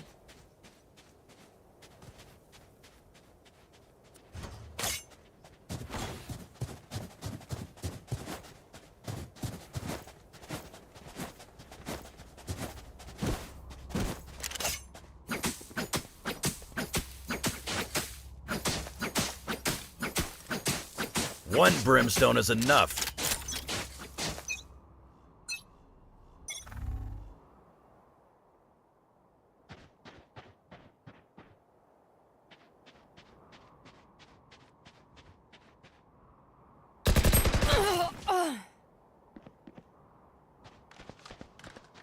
Seek them out.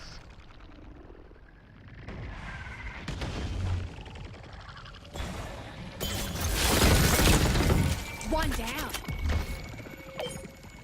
Launching smoke. Hawk out. 3 for 3. Plant the spike. Time to hunt. Spike stim beacon here. Can you smoke? The hunt begins. Never mind. Enemy spotted out. Two coming out, elbow. Pew pew. Back like I never left. Open up the sky. Molly. Last player standing.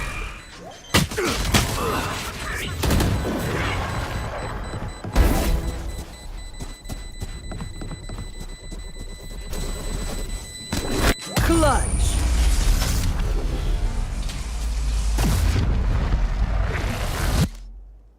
We're going off like a cut snake.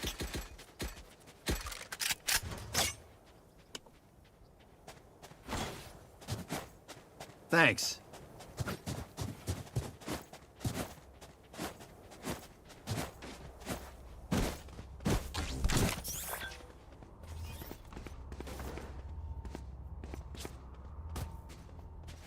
No stopping now.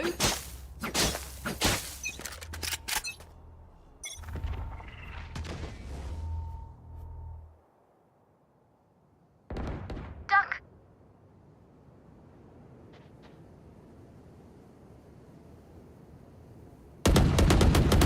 Scratch one. Fully smoked.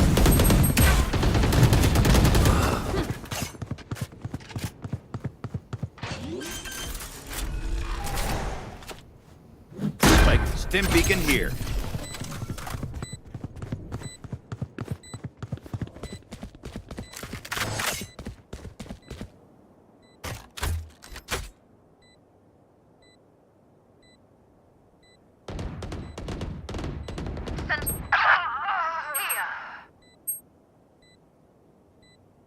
One enemy remaining.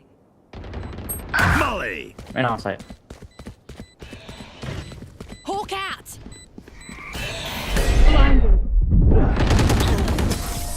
That's done. Quick break. Drop in a store. I'm amped. Let's go. I got things to do. I've got cash. Anyone need something?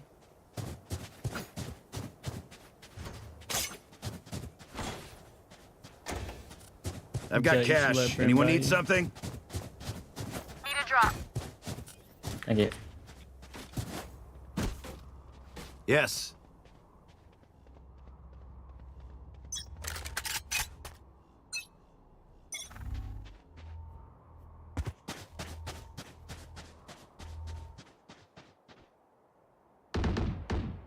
Target spotted A. Target spotted down.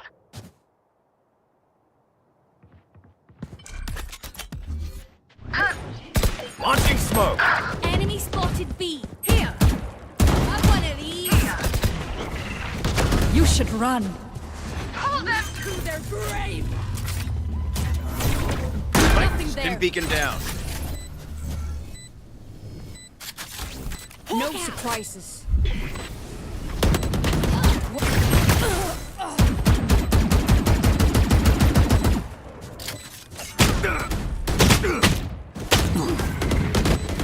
Reloading. Last player standing. Scout destroyed.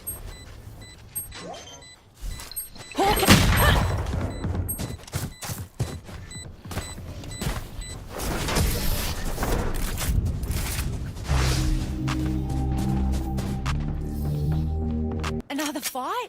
Clean slate. Let's leave whatever happened in the past.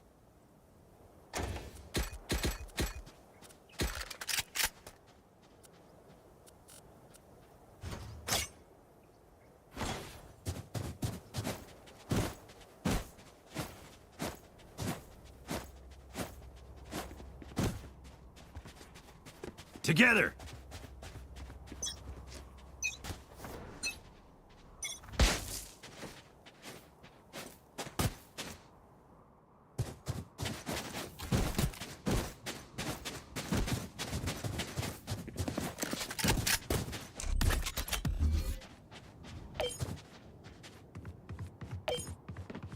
Dropping Smoke's smoke. down.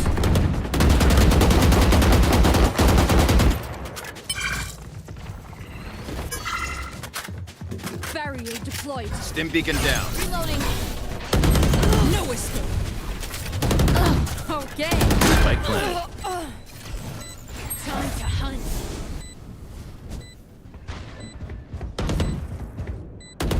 Your fault.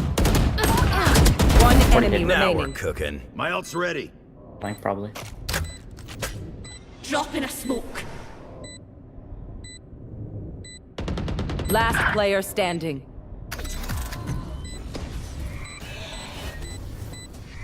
Open up. Pushing you.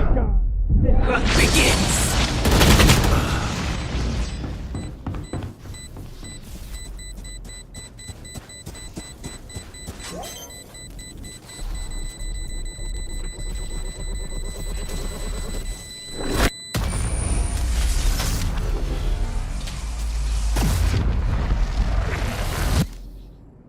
some good old hard yakka, standing in between us and victory.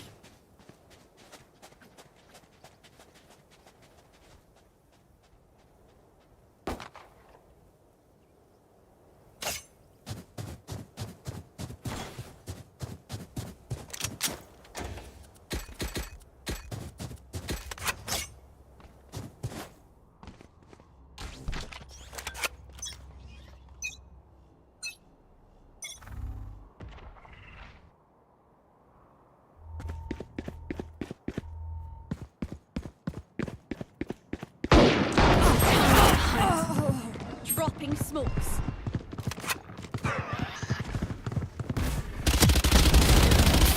Hawk out! Blinded. Healing over here. Enemy spotted A.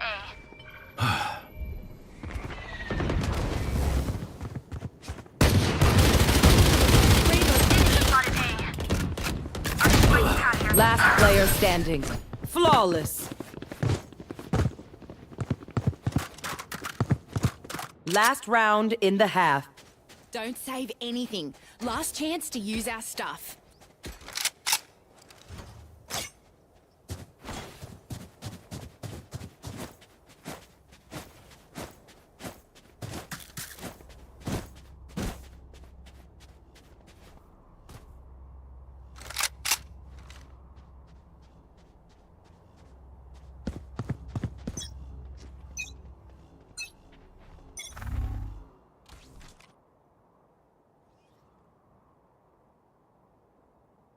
Watch this!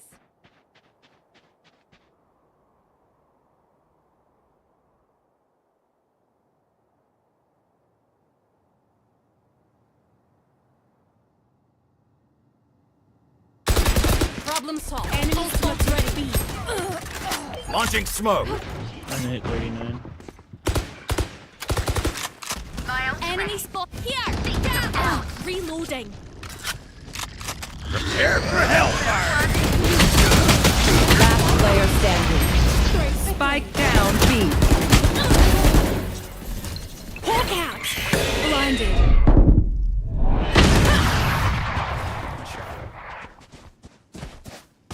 Get out of my way! Switching sides. Find the weakest link. And kick him in the shin.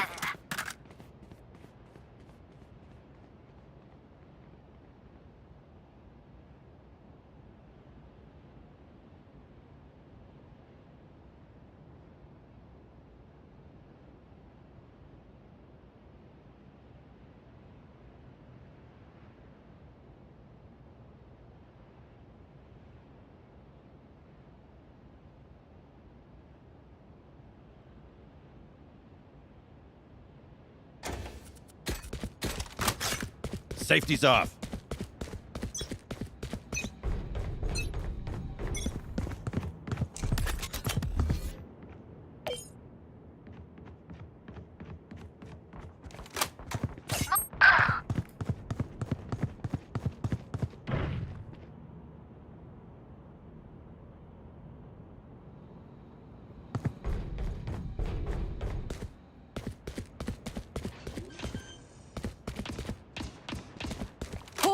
Spike planted. Hawk out! Smoke's down. Blinded. Very spotted B. Last player standing.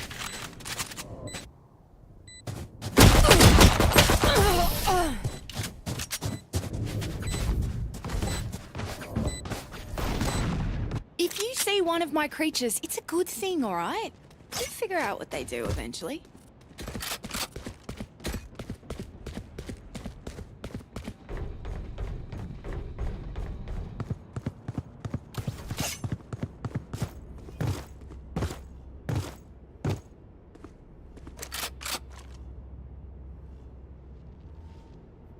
Come on then!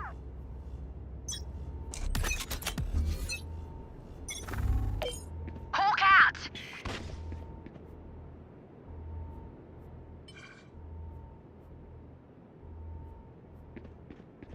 Launching smoke. I hear you, I catch you. Throwing net.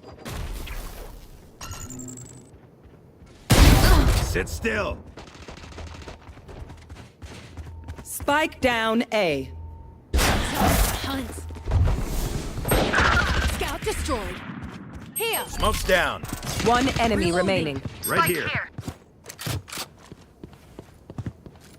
Spike spotted. Right here.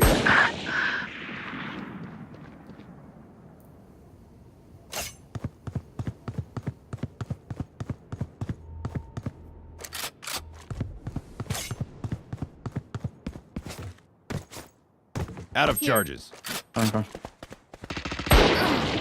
87, 78.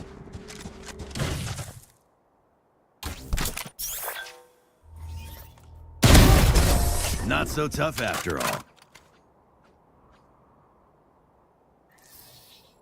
This place is nice, but not nice enough to die in. Let's win and get out of here. Gun here. Gun here.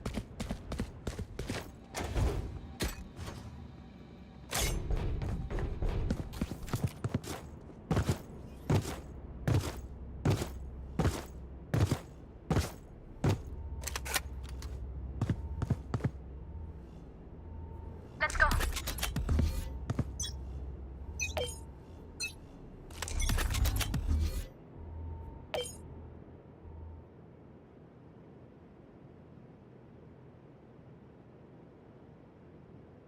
Launching smoke.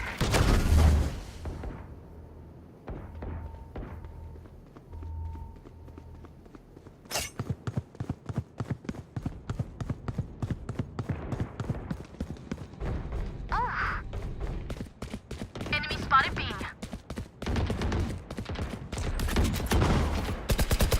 Launching smoke. Reloading. Reloading. Wait, they got TP. 83 KJ.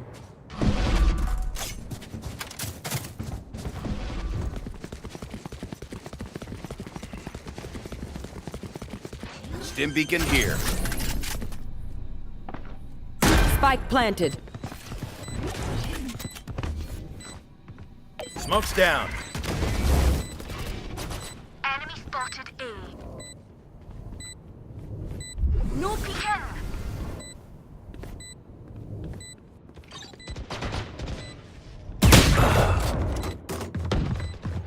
I can't use the refreshing. One enemy remaining. Have one of these.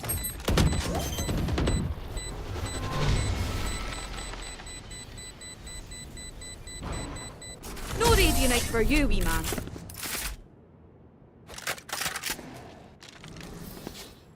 Make sure to follow my pack in. They'll lead us right to the enemy.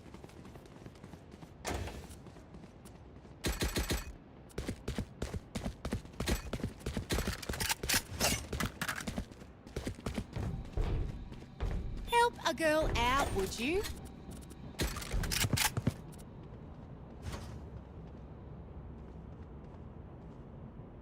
Good work. Don't screw it up.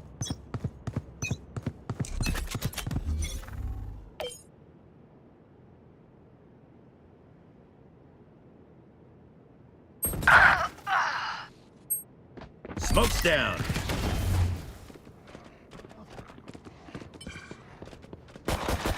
They're concussed.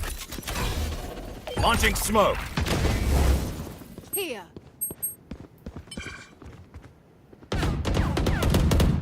Enemy spotted A. Enemy spotted A. Yikes. Got him. My ult's ready. One enemy remaining. Turn off. Hawk out. Going TP. Reloading. You did your best. This wasn't enough. Okay, we know the drill. Stick to your roles and we'll crush it. I could use a drop. Thank you.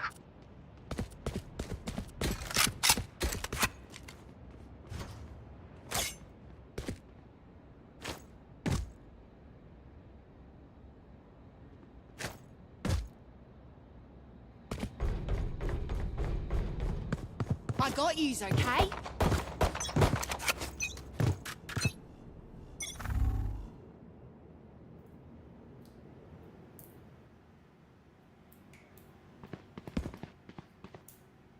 Right here. Hologram. Gun here. Time to hunt. Target Spotted scout A. destroyed. Hawk out. Reloading. Gun here. One enemy remaining. Spike down A.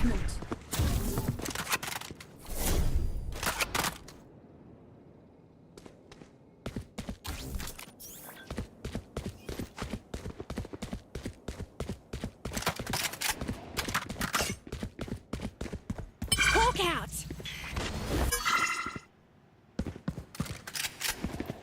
Over there.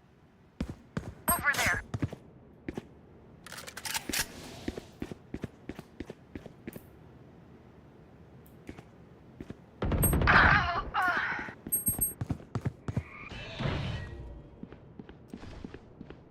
Thirty seconds left.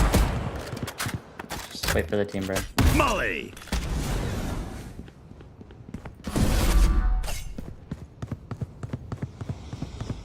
Stim beacon here. Okay, just don't peek her. He has to run straight to site. 10 seconds left. Spike planted.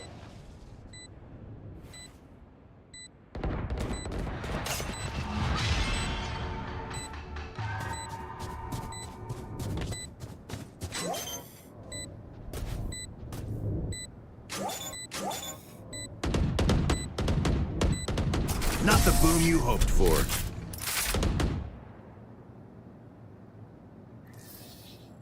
Aye, where to? Need a drop. Thanks.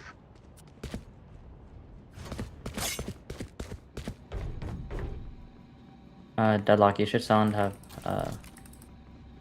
glove by you. I could use a drop. Thank you. Glove you should Keep have. up. Yeah. No problem.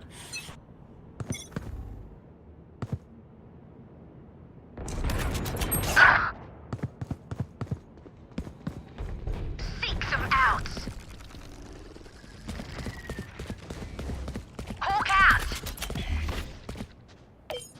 Found Launching smoke. one. Here. Reloading.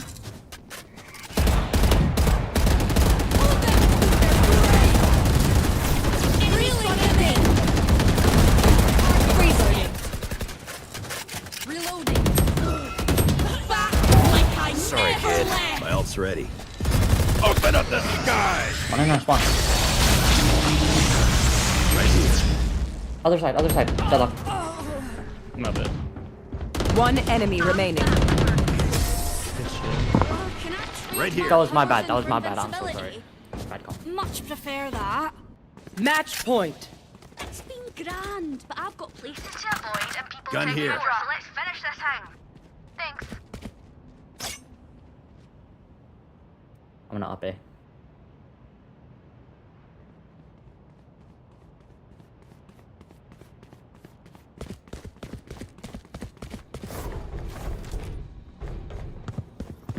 Time to mobilize my pack.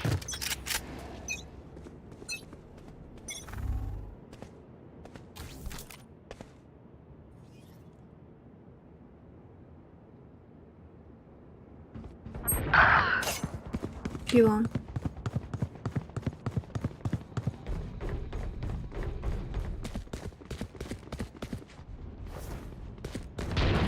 You should run.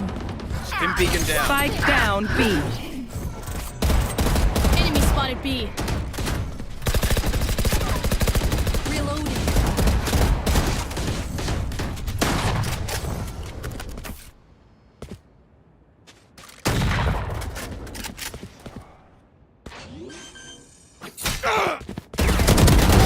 On the money. Spike planted.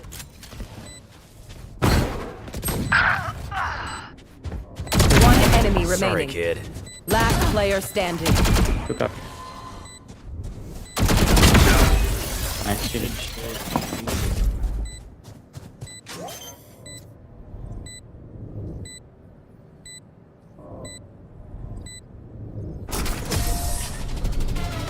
Defenders win. I'll never retire.